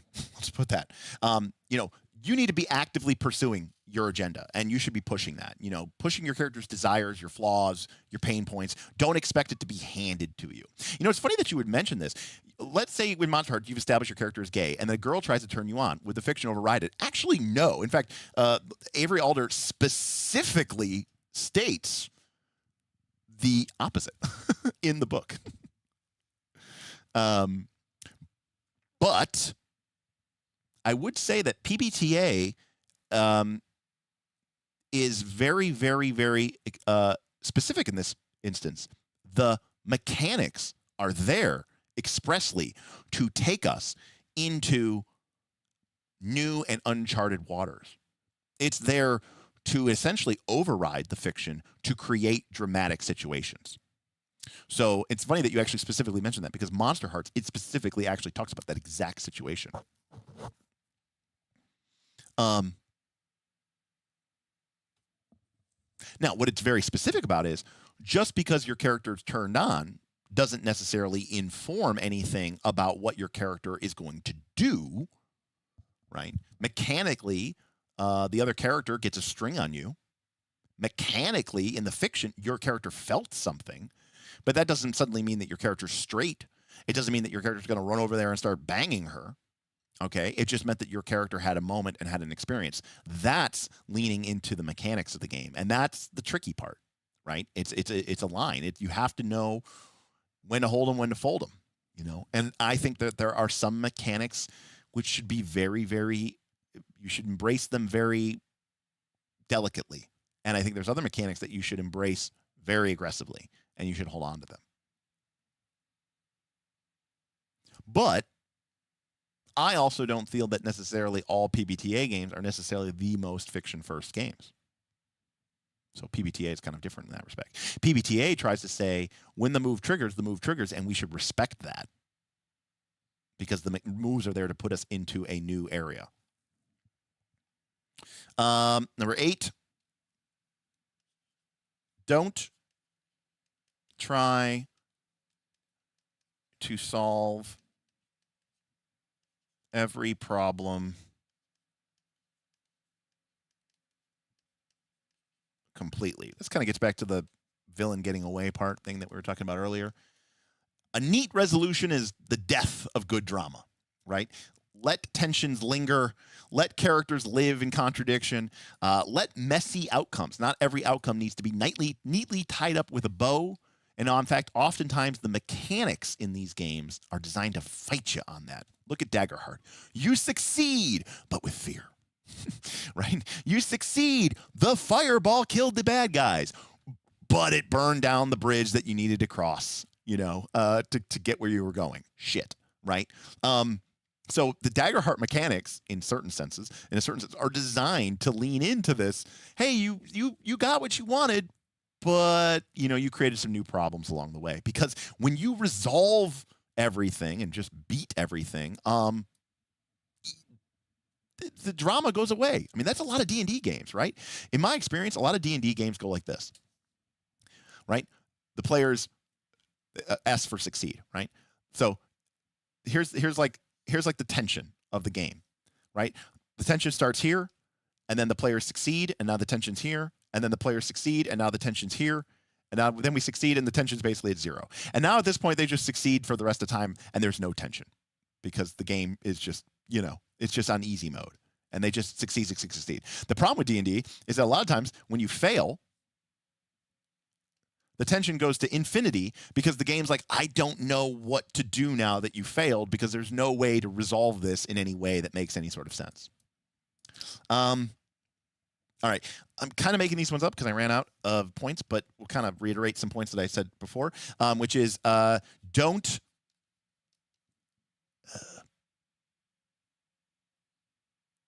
be unwilling to change your character. Narrative games are there expressly to take you in new directions. So if your PC ends a game in the exact spot, emotionally, physically, mentally, socially, as they began the game, you've missed out. You've missed the point. Let them grow. Let them crumble. Let them fail. Let them collapse. If they end the way that you thought they were going to end, what a boring experience, right? So don't be unwilling to change your PC, and don't be unwilling to let dramatic things happen to your character that would just never go in this, right? You know, avoid predetermined builds, and when I'm level 6, I'm going to take this, and I'm going to take this, I'm going to take this. You are just locking yourself out of the possibilities. Draw maps, leave banks. And lastly, don't sacrifice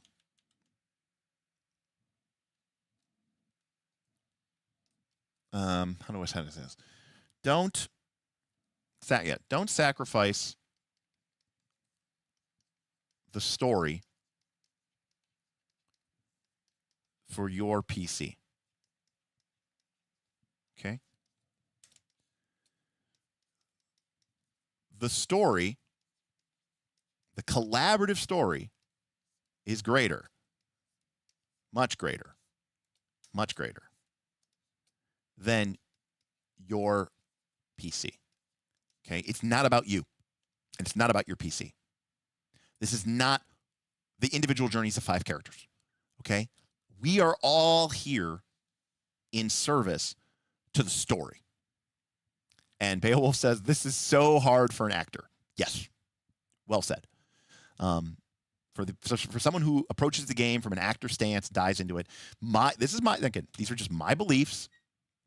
They may not apply to everything, and some universal truth. But Booth B, that might be like one of the best things that you've ever said. Don't be an actor, be a player. I love that statement. Don't be an actor, be a player. And I think as a game, that's the correct response. Player is a synonym for actor. Yeah, in like Shakespearean times. Don't be a role player. Don't be a role player, be a player. How about that? Don't role play, play. How about that? Don't role play, play. This is tough, but like this is probably don't be a role player, be a role. I like that one too. This is probably maybe like the most important thing. The game. Now, don't get me wrong. I have advice like you are there to bring your character to life. You are there to add your unique touches to the story. You are there to have your character and their unique elements shade and color and change the story. But at the end of the day, your PC is there in service of the story, not vice versa. The story is bigger than you. You ever see those movies where they're like, come on, man, this is bigger than us? That's the same thing here, And I think that's important. And what's more important is that, that you realize that your PC and your journey and your act should be in the service of this greater collective whole. Especially if you are viewing this as a collaborative enterprise between, friends and worthy allies. Like you're all in this together, and sometimes you got to jump on the grenade and realize it's not about you, it's about everybody, and it's about what makes for the best moment, what's create the best experience for everybody.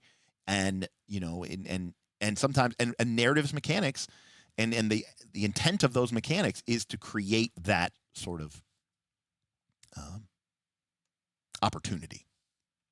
And the best example of this, not the best example of this, but the one that pops to my mind right away is Daggerheart, right?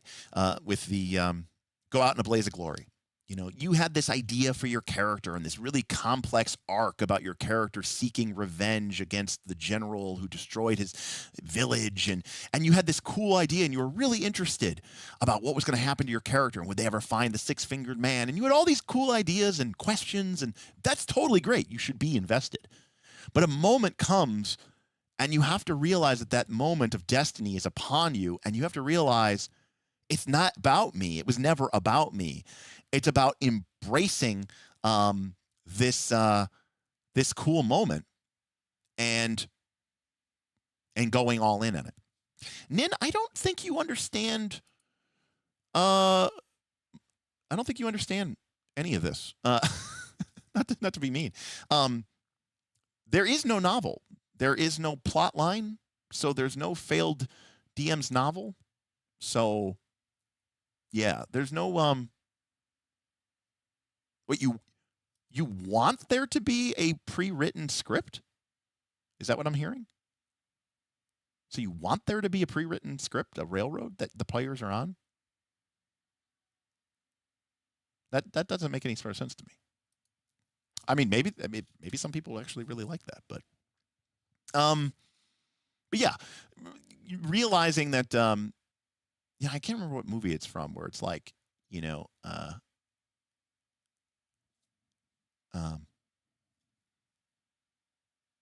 but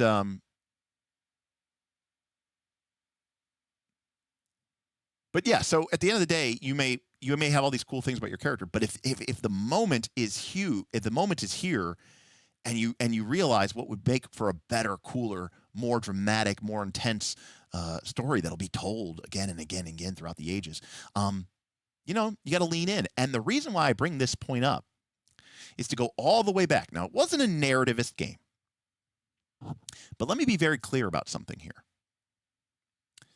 When I told that story about my buddy Rich, his character, Brennard, was a very selfish and power-hungry, ambitious individual. So when he teleported away from the demon, that was very much in line with his character's motivations. Rich is a power gaming fuck who legitimately wanted to beat the game and be the only character to get to 21st level.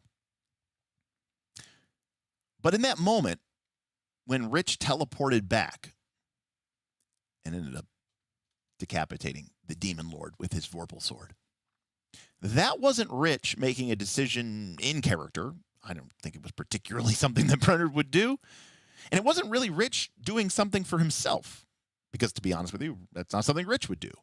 But it was Rich realizing the importance of that moment and the legacy and the opportunity for that moment, and realizing that the story that we were creating ex nihilo, right, out of nothing, at that moment, this was a moment to step up, and he did, and obviously created the most legendary moment in my gaming life.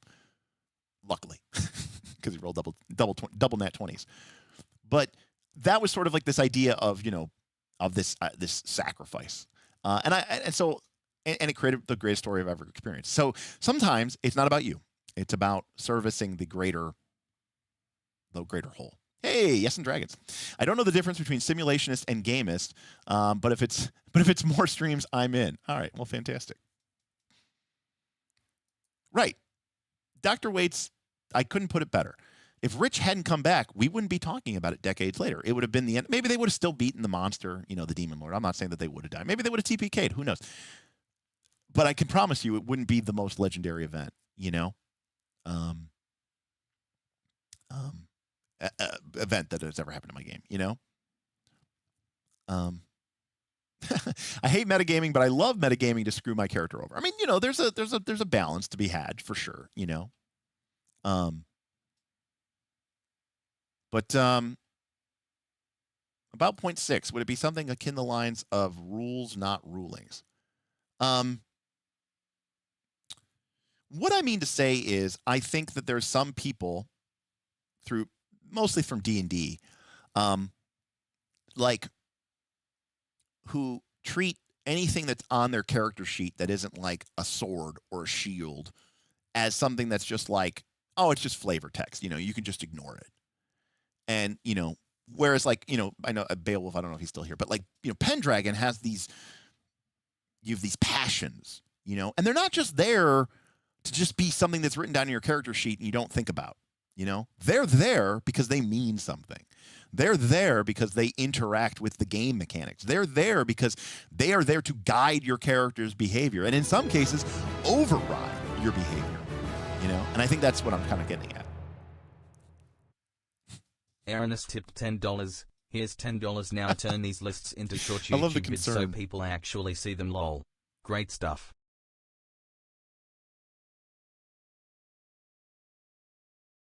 I love the concern people have for my my financial. Derek, you're an idiot.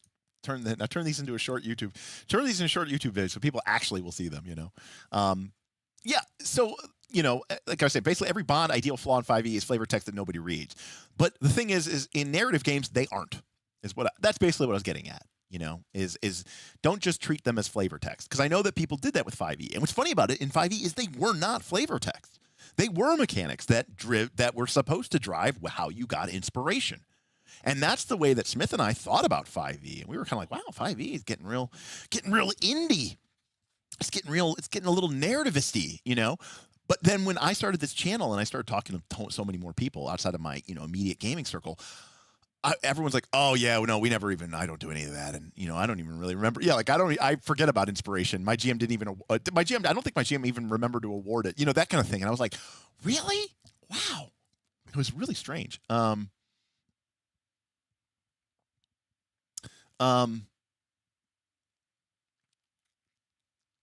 So what PJ is describing here, doing the thing the story needs, then figuring out what it is about your character that would have motivated them to do such a big opportunity. PJ is describing what we call the author stance. And this is another part of some of the GNS talk that I think, but it's like a different essay. But it's the idea that there's like several different stances that people take to engage in when they're engaging with role-playing games. We were talking about some of these earlier. But one of them is the actor stance. The author stance. Edward tipped $5. Do it. Aranis was correct. These need to be shareable. Smiley face emoji. Thank you, Edward. Aaron is correct. These need to be shareable. Thank you. And so, you guys are funny. So the actor stance, the idea of the actor stance is, you play your character, the motivations of your character drive their actions. The idea of the author stance is that your actions drive your motivations. So that's the difference between actor and author. So an author stance says, my character needs to go sacrifice themselves. All right, now let me kind of retroactively figure out what I would need to do to motivate them to want to go do that, So that's kind of the idea there behind that. I played one time with a DM who decided to make inspiration a currency instead of just simply on and off. It made for a somewhat different game, except he allowed it to roll on level up, so nobody used it except for that. Well, at least they tried, What was that one thing that Tundla said about Trespasser? That having mechanical framework for the cool things to happen makes those cool things happen more often? Yeah. I mean, what gets measured gets managed is what I would say, right? It's not just about what gets reported, right? It's whatever, what gets mechanics gets measured, what gets mechanics gets managed, right? So if something gets mechanics, it's going to be a bigger part of the game. Now, Beowulf says, be an author during character creation and an actor during play. Now, I don't agree with that 100%. Obviously, I think there's a lot of advantage, especially when you're playing a narrative-forward game, to sort of be in that, sort of author stance all the time. So, to summarize and end our stream, my 10 do's and 10 don'ts. Do follow the system's cues and rules. Do make bold, dramatic choices. Do engage with mechanics that reveal or evolve your PC. Do treat failure as an opportunity and not a setback. Do advocate for your PC and their impact on the story. Do, when in doubt, escalate. Do use your meta currency to express and create drama and awesome moments, not just lamely solve problems. Well, thank you so much, RPG PhD, celebrating 2 months of membership. Here's to playing to find out within the rule set. Thank you, RPG PhD. Appreciate 2 months of sponsorship. Do share your authorship of story beats with your character. Don't just be the only person who gets to write your character story. Do respect and engage with other players' mechanics. And do think in arcs, not just scenes. And then lastly, don't assume narrative means scripted railroad. Don't assume that narrative means anything goes improv. It's not just FBT. Don't forget pacing. It's not about just, escalate, even though I said you should escalate. Don't make your character complete and unevolvable. Don't deflect or deflate. You can be sincere, even if that means you're not serious, but try to be sincere. Don't treat narrative mechanics as flavor text. Now, again, there's some contention there with fiction first, but the most important takeaway from this is don't treat them like a deals, falls, and bonds. It's not just something that's written down in your character sheet because there's a simulationist trope and a gamist trope to just sort of ignore anything that isn't clearly a skill or clearly a weapon attack. But those things are really important in these games. Don't wait for the GM. Be proactive. Push your agendas. Don't try to solve every problem completely. Let things end messily. Let villains get away. Let problems emerge from your solutions. Don't be unwilling to change your PC.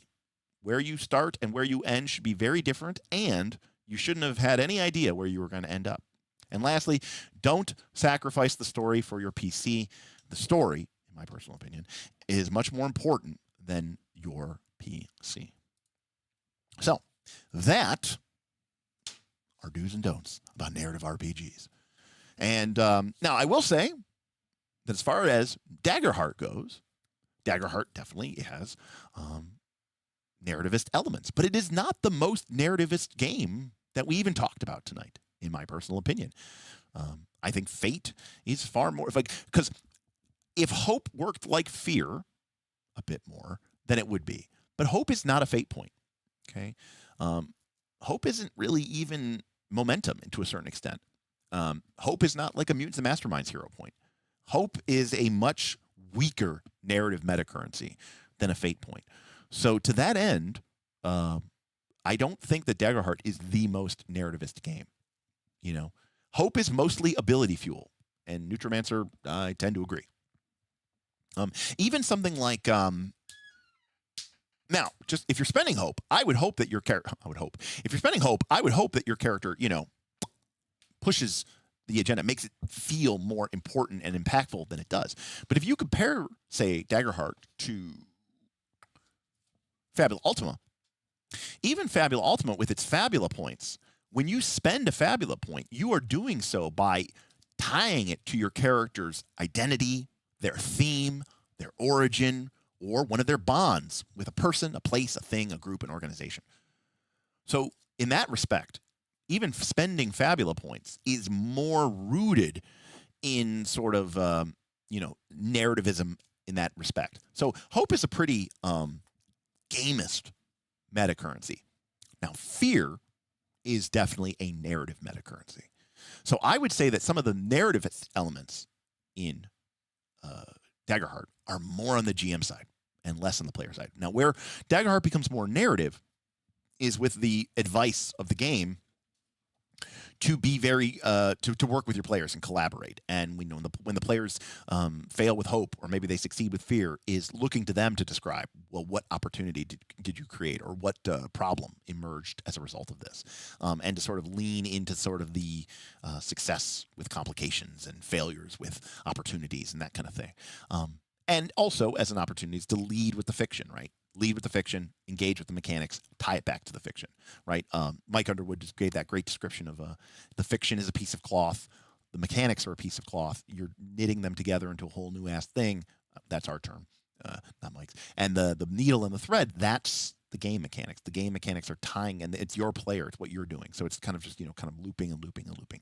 I've said that this game, Daggerheart, reminds me in many ways like 13th Age.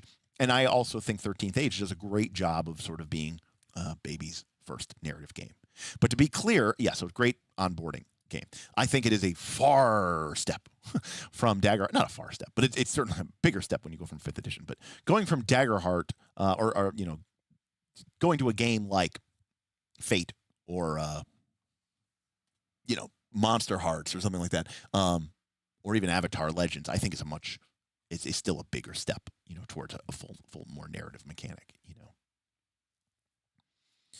I loved using the B68 mechanic in Scum and Villainy that makes the players define the scores in a more meta way. I don't know that mechanic. I don't know that I know that one, Neutromancer. Maybe I don't know it. Maybe I know it by a different name, but I'm not sure what you're specifically describing. So yeah, so that's what I was able to come up with when the poll end 5 when we start. So I was able. That's what I was able to come up with in a couple hours. Hopefully that made some sense. I apologize if it was rambling at times. I know I said it would be shorter. I apologize.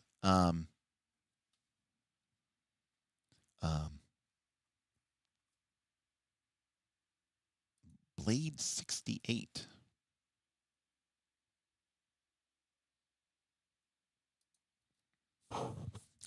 No, Beowulf. I don't think spotlighting is specifically a narrativist thing.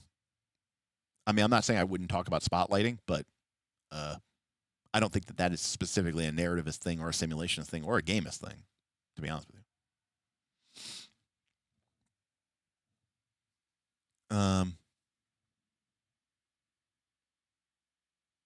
What is the easiest simulate? Whoa. You think easy gamist game is onboarding Pathfinder 2? Still tipped $15, but I actually like space. Hey, look at that! We got our tip. Now, unfortunately, Zreld actually likes space spreadsheets, but we'll do a gamist goals. Well, no, we're not. Jackal, one of the things I got to be very careful about here is I understand that not everybody likes these kind of games. Or likes these kind of streams, just like not everybody likes first looks. So, unfortunately, as an RPG YouTuber, as a content creator, I unfortunately know too much and I like too many things. And so my audience, including my patrons, tend to be a very diverse bunch. And as a result, I can't, if I just talk about the same thing over and over again, I don't want to leave too many of my audience members out in the cold, if that makes any sense. And, I also don't want to ignore some of the elements that are, pretty hyped up. You may be the only person who doesn't like first looks, Boothby, but I will say that not every person likes all the first looks, right? Just because you don't like first looks, period. But there are some people who basically go, well, I'm not going to, I would never be interested in that game. I'm not going to watch that first look. So that's where that could come in as well. Interesting. You found it. Okay. All right. How do we do today? That's a great question. Well, we capped out at 170. We're currently still at 140 even after 4 hours. So that's pretty good. Guys, we're crushing it. We're killing it. And you know what? I am super appreciative of that because remember, this is my job now. And I've now had June. So I lost my job in April, but I had severance. So I had pay through through April and May. So June was the first month that I didn't get a paycheck at all from my old job. Or, in the sense that I was paid a severance for a certain number of weeks. So I was technically paid out through a portion of May. The end of May, I wasn't getting paid. But June was the first full month with all my bills going out. And luckily, not May. June was the first full month that I went without paying my bills. Now, luckily, this thing came along called Daggerheart. And we did a ton of streams, and we had a ton of support for it, and a ton of tips, and we had a ton of views, and that really helped soften the blow. So I really appreciate the support that you guys have been showing, not just for Daggerheart, but for the whole channel in general. Because, well, when I go to pay my bills, it's nice to be able to say, hey, look, I made money that I can use to pay those bills. That's pretty cool. So I really, really appreciate everybody. Look, I wouldn't do them if people didn't like them, and I'm happy to do them. And I understand that some of the first looks we do are on some pretty fucking obscure ass games that most people are never going to play or look at. But that's Fatal is terrible. Although, John, I will be honest with you. There's just because of the completionist in me, there's a part of me that would almost do a first look at Fatal just to talk about how terrible it is. But I don't even want to give it that much respect.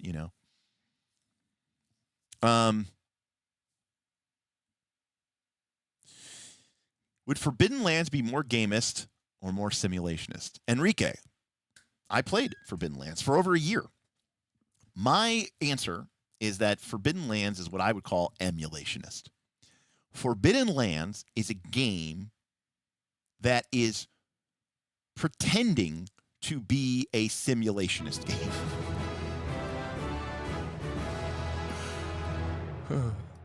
Hey! Albastein tipped $10. Loving the content. Can't wait for the AP. It is going to be sweet. I'm really excited. We just got the group chat going. We're starting to figure out schedules. I've got. I just went over my storage unit today. I got a bunch of lights. I'm going to be putting up lights in the studio. I'm going to start lighting things, right? Because I got to light. I got to key light the players. My players. I got to give us normal light that you guys can see us by. Because where's my aperture thing? Because if I make the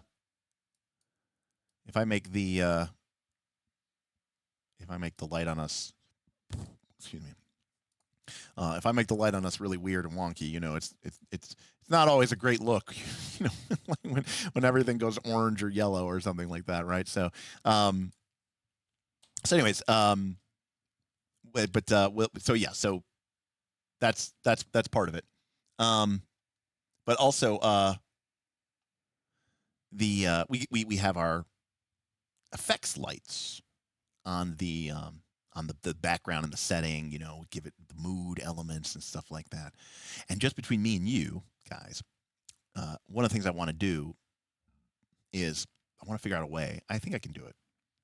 I want to figure out a way that so again, we've talked about this before, but in order to monetize it, we're going to let people tip with fear or tip with hope. And that'll either give the GM fear or it'll give the players hope.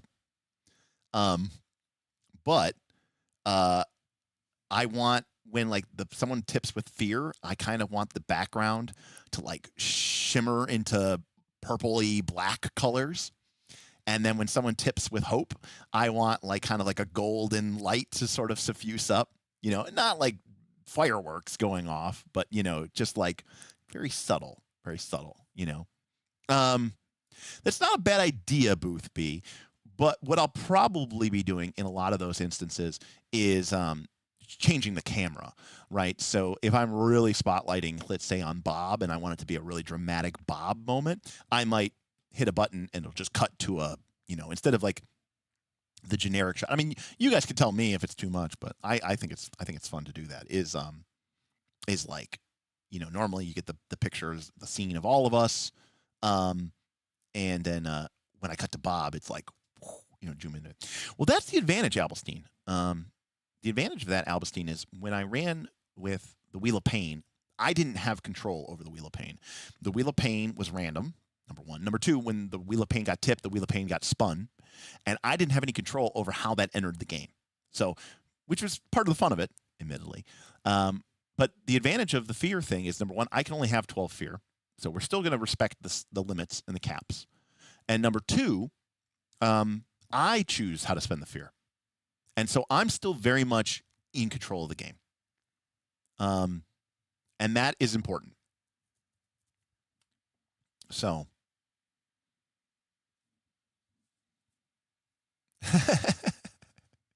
Well, Darius, honestly, if I'm being completely honest with you, one of the things that we've always talked about is when I was in college and when I used to work at Progressive Insurance, I had so many Chinese and Indian friends and stuff like that. And then when I left the corporate world and I kind of just went back to, working out of my house and stuff like that, some of those friendships fell away. And it was just it just so happens all my friends were just white guys, and I'm it would be cool, not in a affirmative action kind of way, but I think representation is important, and I think it'd be cool. And there was a brief moment where we were going to get my friend Alyssa on the show, but she got a boyfriend, and that was the end of that.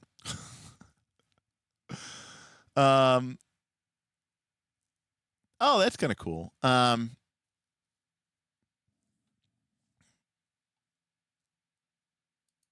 Yeah, so actually we I don't know if I can say this, but we have a friend of the show who makes dice. And one of the things that I want to do is to make some really cool custom big fear and hope dice, D12s, so that we can really pick them up on camera, so people can see the dice rolls and really kind of have fun with that, and clearly see whether the roll was with hope or fear or whatever. And they've created some early test molds, and they look really awesome. And I'm hoping. I think it's going to be sweet. Now, to be clear, for the regular dice, I'm just going to let people roll that. If they're rolling D12, 2D12 or whatever for their weapon or damage or their fireball or something. That I don't care as much about. I mean, I will still roll them, but it's not as important for me for the home viewer that you can see all their D6s or whatever. But for the hope and the fear die, I want those to be big enough that you at home can see them, I mean, John, if the person who's making them wants to sell them for their own purposes, they should definitely do that, and I'm sure they will. So. Beowulf, I mean, I'm not going to get into the debate here, only just to say that, I think that affirmative action, and I think that diversification is a good thing.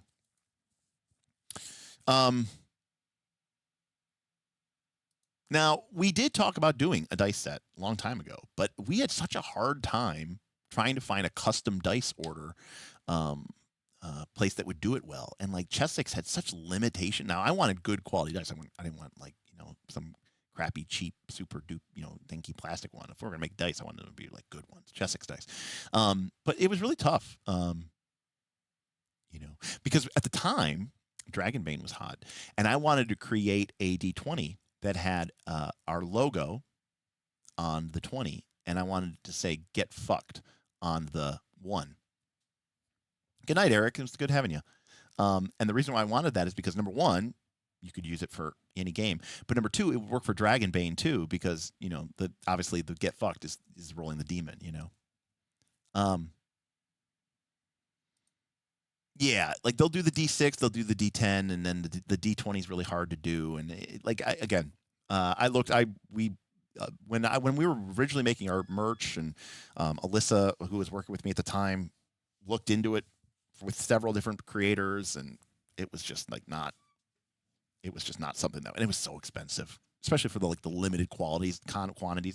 If I got 200 sets of dice, I'd still be sitting on 150 sets. You know what I mean? Like, that might make a good shirt or a good sticker. I have a lot of dice too. I gotta get a cool D20. Actually, I got to get a couple D20, right? Because I roll with advantage and disadvantage. So yeah, I think it'll be fun. I think it'll be interesting, and it'll be fun just to get the guys over. And of course, like I said, once we have the studio up, we can do more, shows where we just hang out and we shoot the shit, more of like the talk show kind of style of game, or talk show style show. We could maybe play board games or, tabletop war games, which wouldn't take the place of like a Tuesday or a Thursday stream, but just be an extra thing for fun content for the channel. Because I mean, at the end of the day, if I'm playing games and people want to share in that, support that, I'm okay for that. I think that's sweet. Board games. Adarius, I have no idea. I've never made dice. High impact plastic would be my number one choice. Resin probably be number 2. I actually don't have as many. Now, I have a lot of dice, don't get me wrong, but I actually have less dice than most people would think I have, because I have basically used the same set of dice for 30-something years. So, yeah, soap would be low on my list. All right, everybody. Well, thank you so much. We had a huge list of people who supported us and chatted and super chatted us today. So let me just do that list real quick. Thank you to Albastine, to Zrel. Thank you to RPG PhD for re-upping their subscription. Thank you to Edward, Aaron, Yes and Dragons, Zrel again, Edward again, Vids, RSA, Cal again, Michael, Dr. Metropolis, Dr. Flamingo, Jackal Torn Moons, Edward, and we also had a bunch of people subscribe, which is fantastic, and that's awesome. And thank you again to all the people who resubbed or followed us during the show. Looks like Cinnabos followed us with Prime, and even You May Penguin came in and resubscribed with Prime, as did Pathfinder PhD. You want to get GNS scores for Daggerheart when we get to it. Beowulf also resubscribed with their Prime. So as a reminder, Adarius, thank you so much for that. They gave out 2 community gift subs. Now, Again, I'm lazy and bad. I've been busy because I've been trying to get this damn thing going on. But I still have to set up my alerts so that when people subscribe on Twitch, I get the alerts on my main game. So thank you, Adarius, for those for those subs. That's awesome. I'm really, really super stoked and really appreciate that. Thank you so much. Got to get you guys some cool Twitch-only emojis or something like that. So thank you for that, Adarius. But GNS scores. Dagger hurt. Low S. I mean, I don't even think there's really any simulationist mechanics. Now, the game is fiction first, which can help a lot with that. But in terms of mechanical support for simulationism, it's low. Is there anything in the game that really stands out to me as zero? I don't know if it's 0 Diomedes, but it's pretty low. It's pretty low. Like how gamey would I say this game is? But the game is not. It might be like a. It might be like a 6 or 7 game. You know, it's pretty gamey. It's not like an 8 or 9, but it's up there. So I would say it's like 7 game, 6 narrative, something like that. Maybe 5 narrative or something like that. 6 or 5. It's something. You know, it's fairly narrativist.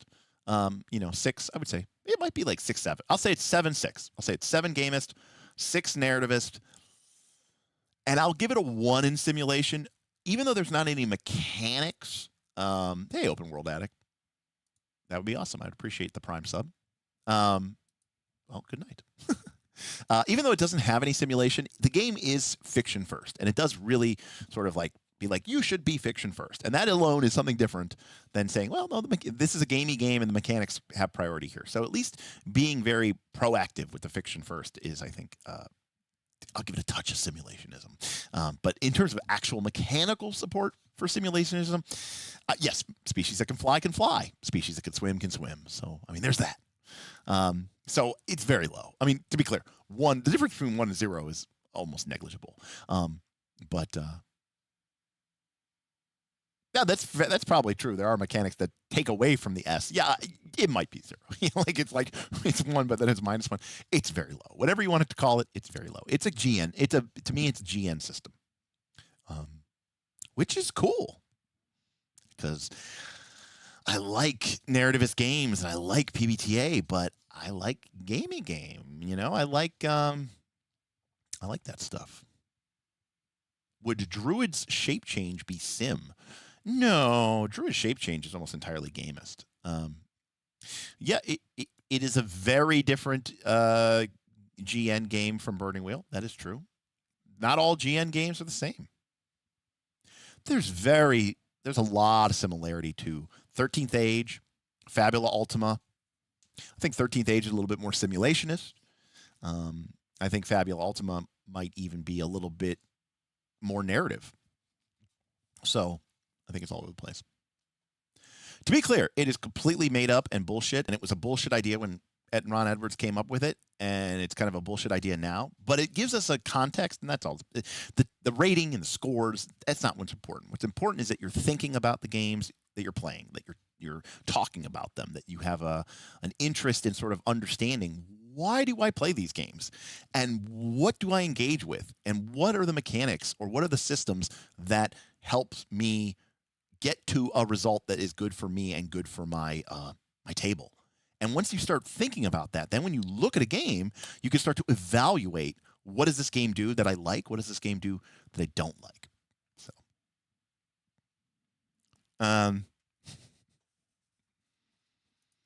you know, it's so weird. It's so funny. If the game like tracked gold and silver and platinum or whatever, you'd be like, wow, that's so simulationist. But then because they use this abstract system, which is still in increments of 10 of whatever it is, handfuls, bags, and chests, suddenly it's like, oh, it's so abstract and indie. But it's funny how that works out. I think it's gonna be cool. I'm excited. You know, I see this is the difference between me and other people. I've seen that there, even on Drive-Thru RPG, there's a couple people who are publishing. I think it's like pay what you want, which is, to be fair, it's free. But if you want to tip, but maybe there are some things. But people have posted like new classes, new domains, and stuff like that for Daggerheart, and I'm like, oh my god, like the game just came out, and you created this. Have you play tested this? Have you even played this? It's very strange because like my gut instinct is to be like, I don't know if anyone. Zipperfest says I posted my campaign frame. Well, I could buy a campaign frame. Depends on what kind of mechanics that you created for it. Because a campaign frame fundamentally is just a structure for the campaign. It's not like a mechanic like a domain would be or a subclass. So I'm a little gun shy about even myself. Like people are like, Derek, when are you going to publish your Duality Digest? I go, I haven't even played the game. The last time I played the game, it was in beta. I go, and even once I start playing the game, like that's just me and one group playing a game. Like I understand that I'm not a professional game company. I'm not going to be able to play test it, rigorously to end the ends of the earth. But it's like if I'm going to publish something for people to consume, even if it's just being given away as part of our Patreon benefits, which isn't to say it doesn't cost something, but technically you're getting it for free because you would have gotten the Patreon benefit anyways. I still want there to be some rigor behind it. Still curious about your emulation talk about Forbidden Lands. You seem like you had a pretty strong opinion about it. Basically, Enrique, people look at my experiences. People look at Forbidden Lands and they think it's this like really grim, dark survival game. And I think it's just supposed to feel that way.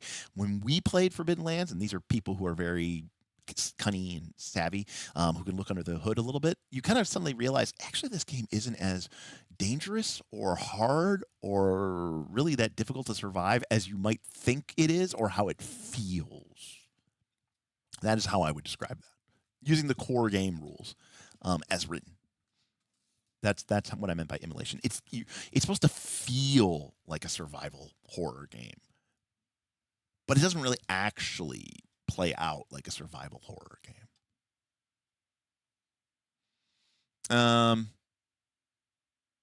Haven't played or run a proper session or campaign. I'm trying to put together a group. Any system that you would suggest for a very first time GM?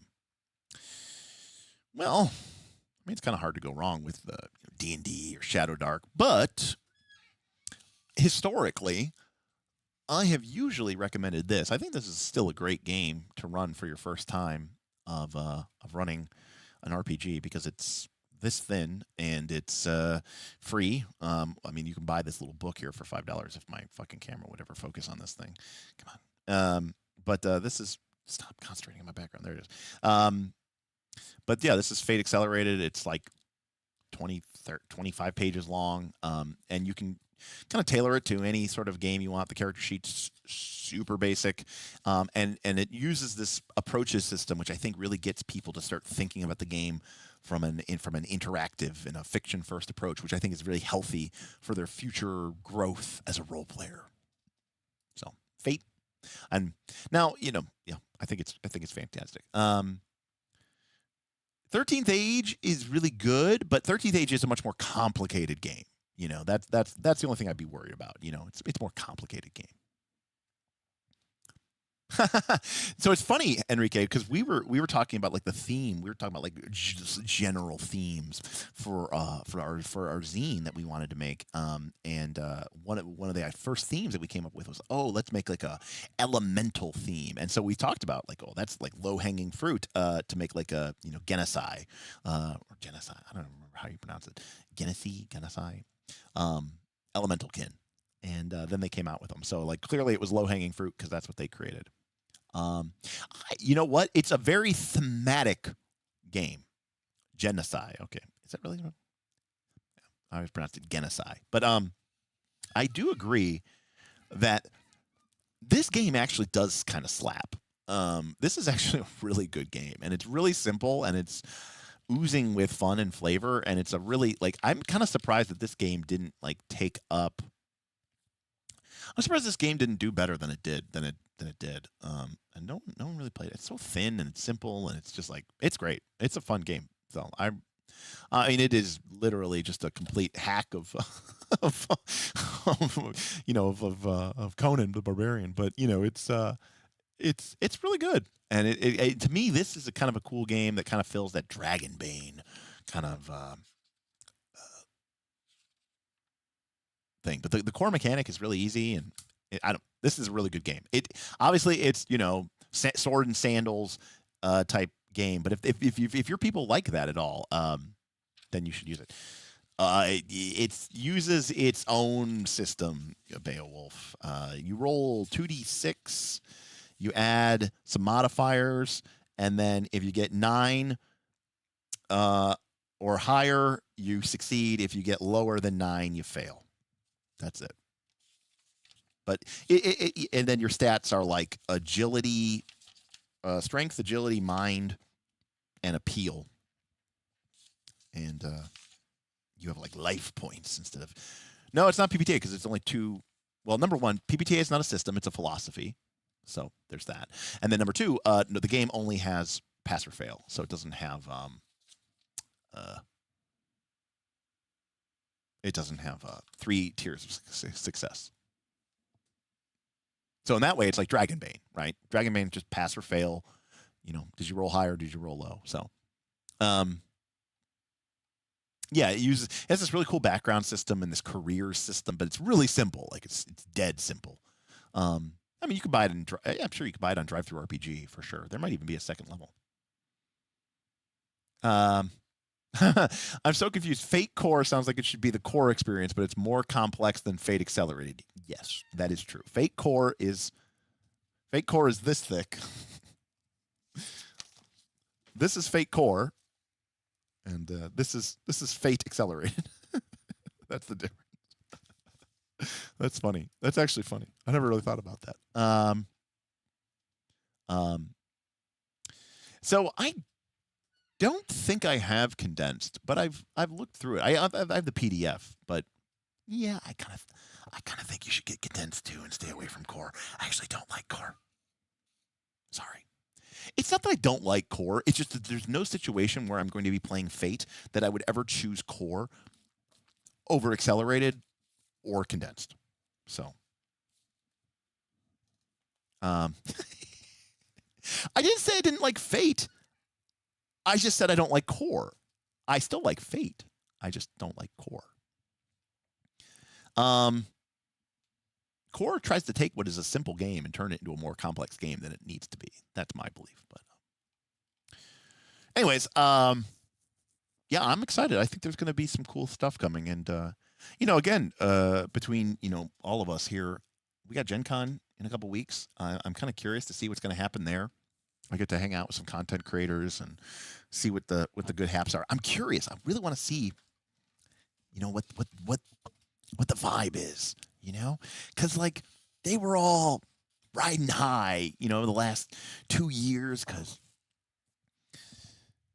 D&D and the OGL, and then D&D was king, and then the OGL happened. It was everyone was just like making money and making new games and kickstarting and just doing so well. And now it's like, I think a lot of these channels are really, I don't want to say that they're struggling, but I am curious where they think the wins are going, Obviously, D&D YouTube is its, or RPG YouTube is its own thing outside of the actual game itself. Certainly the way that people on the internet think about D&D is not probably the way that most people think about D&D, but I guess I can go back to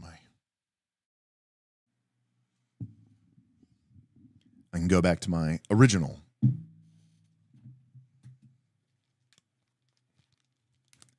Now that I'm not whiteboarding. While Call of Cthulhu is very popular, at the end of the day, Call of Cthulhu will always be limited by the fact that it is a very niche genre and it is not fantasy. I just think the most popular games are always going to just be fantasy. Just can't help that. I think the thing that you're going to actually see spread is Jubentias. And I think there's going to be an Americanization of Jubentia, and I don't know what that means for us, or I don't know. I'll have to check that out, Scott. Maybe we could do that at some point. and take a look at that. That'd be cool. We've never covered Barbarians of Lemuria we've talked about it before, but we never actually officially covered it on the show. I've never run a campaign of it, but I've run it at like cons a bunch. So, yeah, I don't know. We'll see. We'll see where everyone's at, because like everybody kind of tried to do their like, we're not 5e. It's our own version of 5e. And, all these Kickstarters came out and some people are still working on them. And I don't know. It'll be curious to see what people are experiencing. I, for one, again, I've talked about this before, but I hope that I can, legitimately do some cool stuff for Daggerheart. One, because I'd like to see the game do well. I think it's really exciting. I'm excited about it. Two, it vibes pretty heavily with my skill set and my unique niche, which I think is really cool. So, and three, between me and you, it has the potential to make me a little bit of money. So I could use that. Jubentia is Chinese investigation murder mystery party game LARP thing. Like, have you ever done one of those, like, where you go to somebody's house and they give you a little packet and it like tells you about who your character is, and then you like play out a murder mystery? It's like that, but like dialed to 11. And it's really popular in China right now. Or it's like growing significantly in popularity in China. And I don't know if you knew this or not, but China has a lot of people.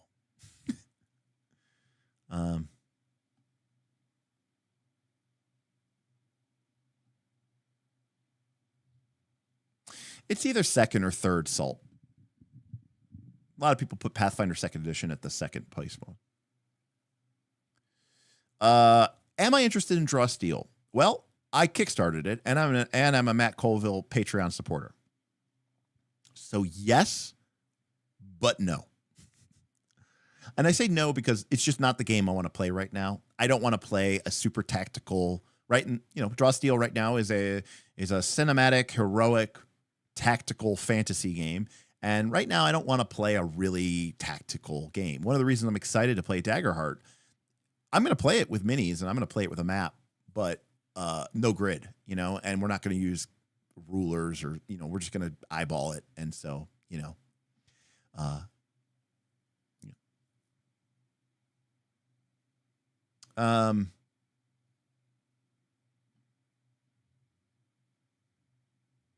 I actually don't think that Pathfinder is particularly simulationist Woodland Fellowship. I actually think it does a very poor job of simulationism. You still get all your hit points back on a long rest. You could treat wounds, but only once an hour on somebody. If you have battlefield medicine, you can only cure someone once every 24 hours, but then you can go cure somebody else. It's very strange. A week's worth of rations is light bulk. Light bulk for a week's worth of rations? The fuck? I don't know think about how much food you eat in a week. I don't care if it's in ration form. It's a lot. I know nothing about Dungeons and Daddies at all. I've heard it mentioned several times, but I don't even know anything about it. I don't know if it's guys. I don't know if it's girls. I don't know if it's a mix of people. I don't know if it's a podcast. I don't know if it's a video. I don't know anything about it.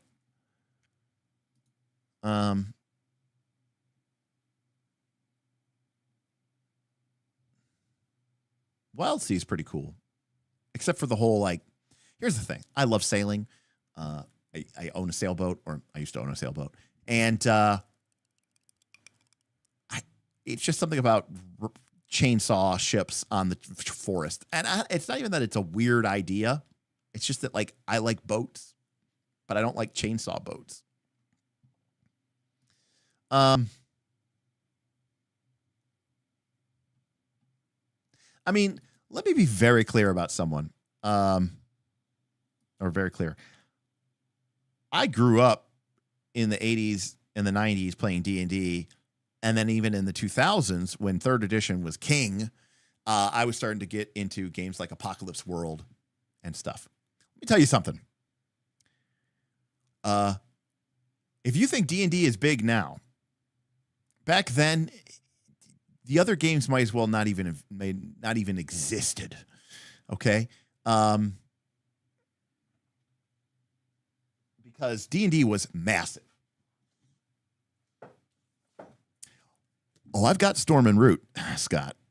I've got it. Specifically because at least an airship I can get behind.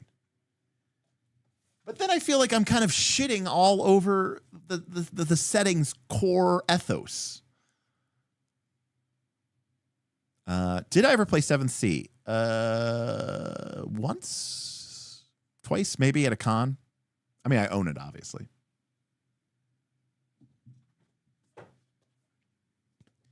It's an all right system. I mean, the raises, it's again, it's a setting problem. This style of setting, this piratey, swashbucklery, D'Artagnan, Three Musketeers, Scarlet Pimpernel, Pirates of the Caribbean. That setting, it's never done it for me. It's just not my setting.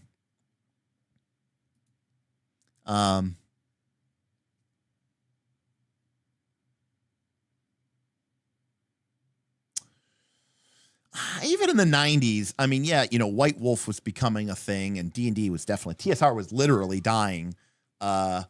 So I think there's some safety to that. But at the same time, I think that the indie movement, is huge now because of the internet and the fact that you can support things through Kickstarter. So don't underestimate just how awesome that is. The deluxe edition of Root is on sale for Prime Day, and I'm contemplating getting it. I think the Root game is really cool. The only thing I will say about the Root game is it's a good PBTA. It's a good game. It's a good game, but it's really only good. It's only really great if you like Root. Like, I think to really appreciate this game, you have to have played Root. You have to like Root. You have to appreciate what Root is and appreciate what these mechanics are trying to do. Because to be clear, some of the mechanics in Root are not what I would put in a game, but they're only in the game because they were trying to make it like the board game, which I appreciate as someone who likes the board game, but it's not always the best for the TTRPG. Well, if you like the board game, then yeah, go ahead. You should knock it out. Anyways, I'm curious how many other people do this. So like when it's a game that I'm actually playing and I'm using the book, I always tab the shit out of my books with like quick tabs so I can quickly go through that. Does anybody else like treat their books like something to write in, something to take notes on? What kind of setting gets me going? I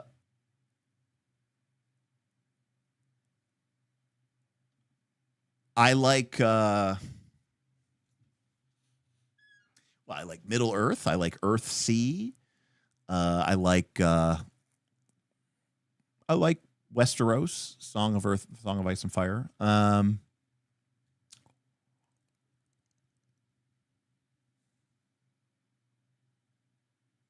Those are my favorite settings. I like Wheel of Time.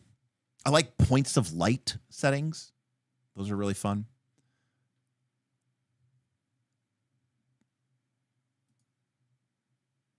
Can you give a Root synopsis of the setting? Yeah, it's animal people. And there's I like Earth Dawn, but Earth Dawn's a Points of Light setting, Ken. So yeah, Earth Dawn. I like Earth Dawn. Earth Dawn for many reasons, but it is a Points of Light setting. But Root is a land in the animals living in woods, and but they're like people animals, and they live in these villages, and there's several factions trying to control their nation. There's sort of an invading army of cats, of French, basically they're French cats. There's like an ancient dynasty of birds. There's a rebellious kind of rebel alliance called the Woodland Alliance. There's all these different factions, these very cunning, savvy, mercantile otters, beavers. I can't remember what it is. And the otters. And they're all trying to sort of win over this like political influence and military influence over the land. So it's very much like Game of Thrones during like the War of the Five Kings era, which is my favorite. Like season 2 into season 3 are like my favorite seasons of Game of Thrones. Full stop. The least favorite thing that I liked about Game of Thrones, including the book, I hated the Night King. I hated get out. I didn't care about the Night King at all. Not because I don't like that kind of setting. I like Wheel of Time, with the dark one and the end of times. But like it's hard for me to care about the political machinations of the Lannisters versus the Tyrells when I, the reader, know that there's like an existential threat waiting to come wipe everybody out in the north. And to everybody else, it's like, oh, it's Grumpkins and Schnarks. But I know they're real, and so that makes me care less about that. Of course, I've played the Wheel of Time TTRPG. Winter's Heart is rough. Sorry. The next couple of books are rough. I apologize. Eberron's great. I like Eberron. Eberron also kind of has like a brewing warring nations there as well. Yeah, Winter's Heart's tough. I think the one before Winter's Heart is Path of Daggers, I think. And I also found that one to be kind of rough. Books like 8, 9, 10, 11 or something like that are pretty rough. They pick up again. Honestly, I think Brandon Sanderson wrote the last 3 books of that series much better than Robert Jordan could have. So that's a good place to drop it, and a lot of people do. So you want to play Arcs with the Rosenberg? I mean, Caverna is probably my favorite game, although I do love Le Havre. But actually, my favorite. Oh, what's my favorite? That's a whole different thing. All right, everybody, that's gonna do it for me. I gotta eat something. Again, I didn't eat beforehand because I thought this was going to be a short stream and I was going to drop off at 9 and I was going to grab something to eat and there we go. But here we are. It's almost midnight. So I'm going to dip out. We should be back Thursday. I'm not on Roll for Combat tomorrow. I told Steven today and he was like, what? We should be on Thursday, but I may have to miss it. But if we do miss Thursday, we'll probably try to do some sort of makeup stream. Saturday, I have a Torchbearer game with the patrons. Friday, I'm going to see Superman in the morning, which is cool. Although that movie looks horrible. And I'm sure I'm going to be cringing and eye-rolling the entire time. So there is a chance that we might, if we don't stream Thursday, there's a chance that we'll stream Sunday. And if I don't stream Thursday, I will definitely try to stream like Friday. No, I can't do Friday because I'm going to see the movie. I don't know. I want to do like an EU stream. Also, I was talking to Vin, and we're going to do another like Australia, New Zealand evening stream, which is like where I stay up to like 4 or 5 in the morning and start streaming at 4 or 5 in the morning. So it's like lunchtime for the EU, and it's like evening for Australia, New Zealand. So we're going to do another one of those this month, sometime before Gen Con. So sometime in the next couple weeks. All right. Well, yeah, but the problem is I have to go to bed early, and that just doesn't happen. But yes, I could also do that. That is an option as well. That's going to do it for me. Again, I appreciate shut your mouth. I appreciate all of you for hanging out here. Again, thank you so much to all my patrons. If you want to support Knights of the Last Call, you love what we do, and you want to be part of the fun in the community and be part of the action and hang out with me all day, because 4 or 5 hours a couple times a week isn't enough. You can check us out at patreon.com/Knights of the Last Call. There is a link in the description to our Patreon. You can come check us out over there. Otherwise, subscribe, ring the bell so you get notified when we do our random streams that pop up occasionally, sometimes with only a few hours notice. You can get notified of those. Otherwise, we'll see you next time on Knights of Last Call. Good night, everybody. Peace.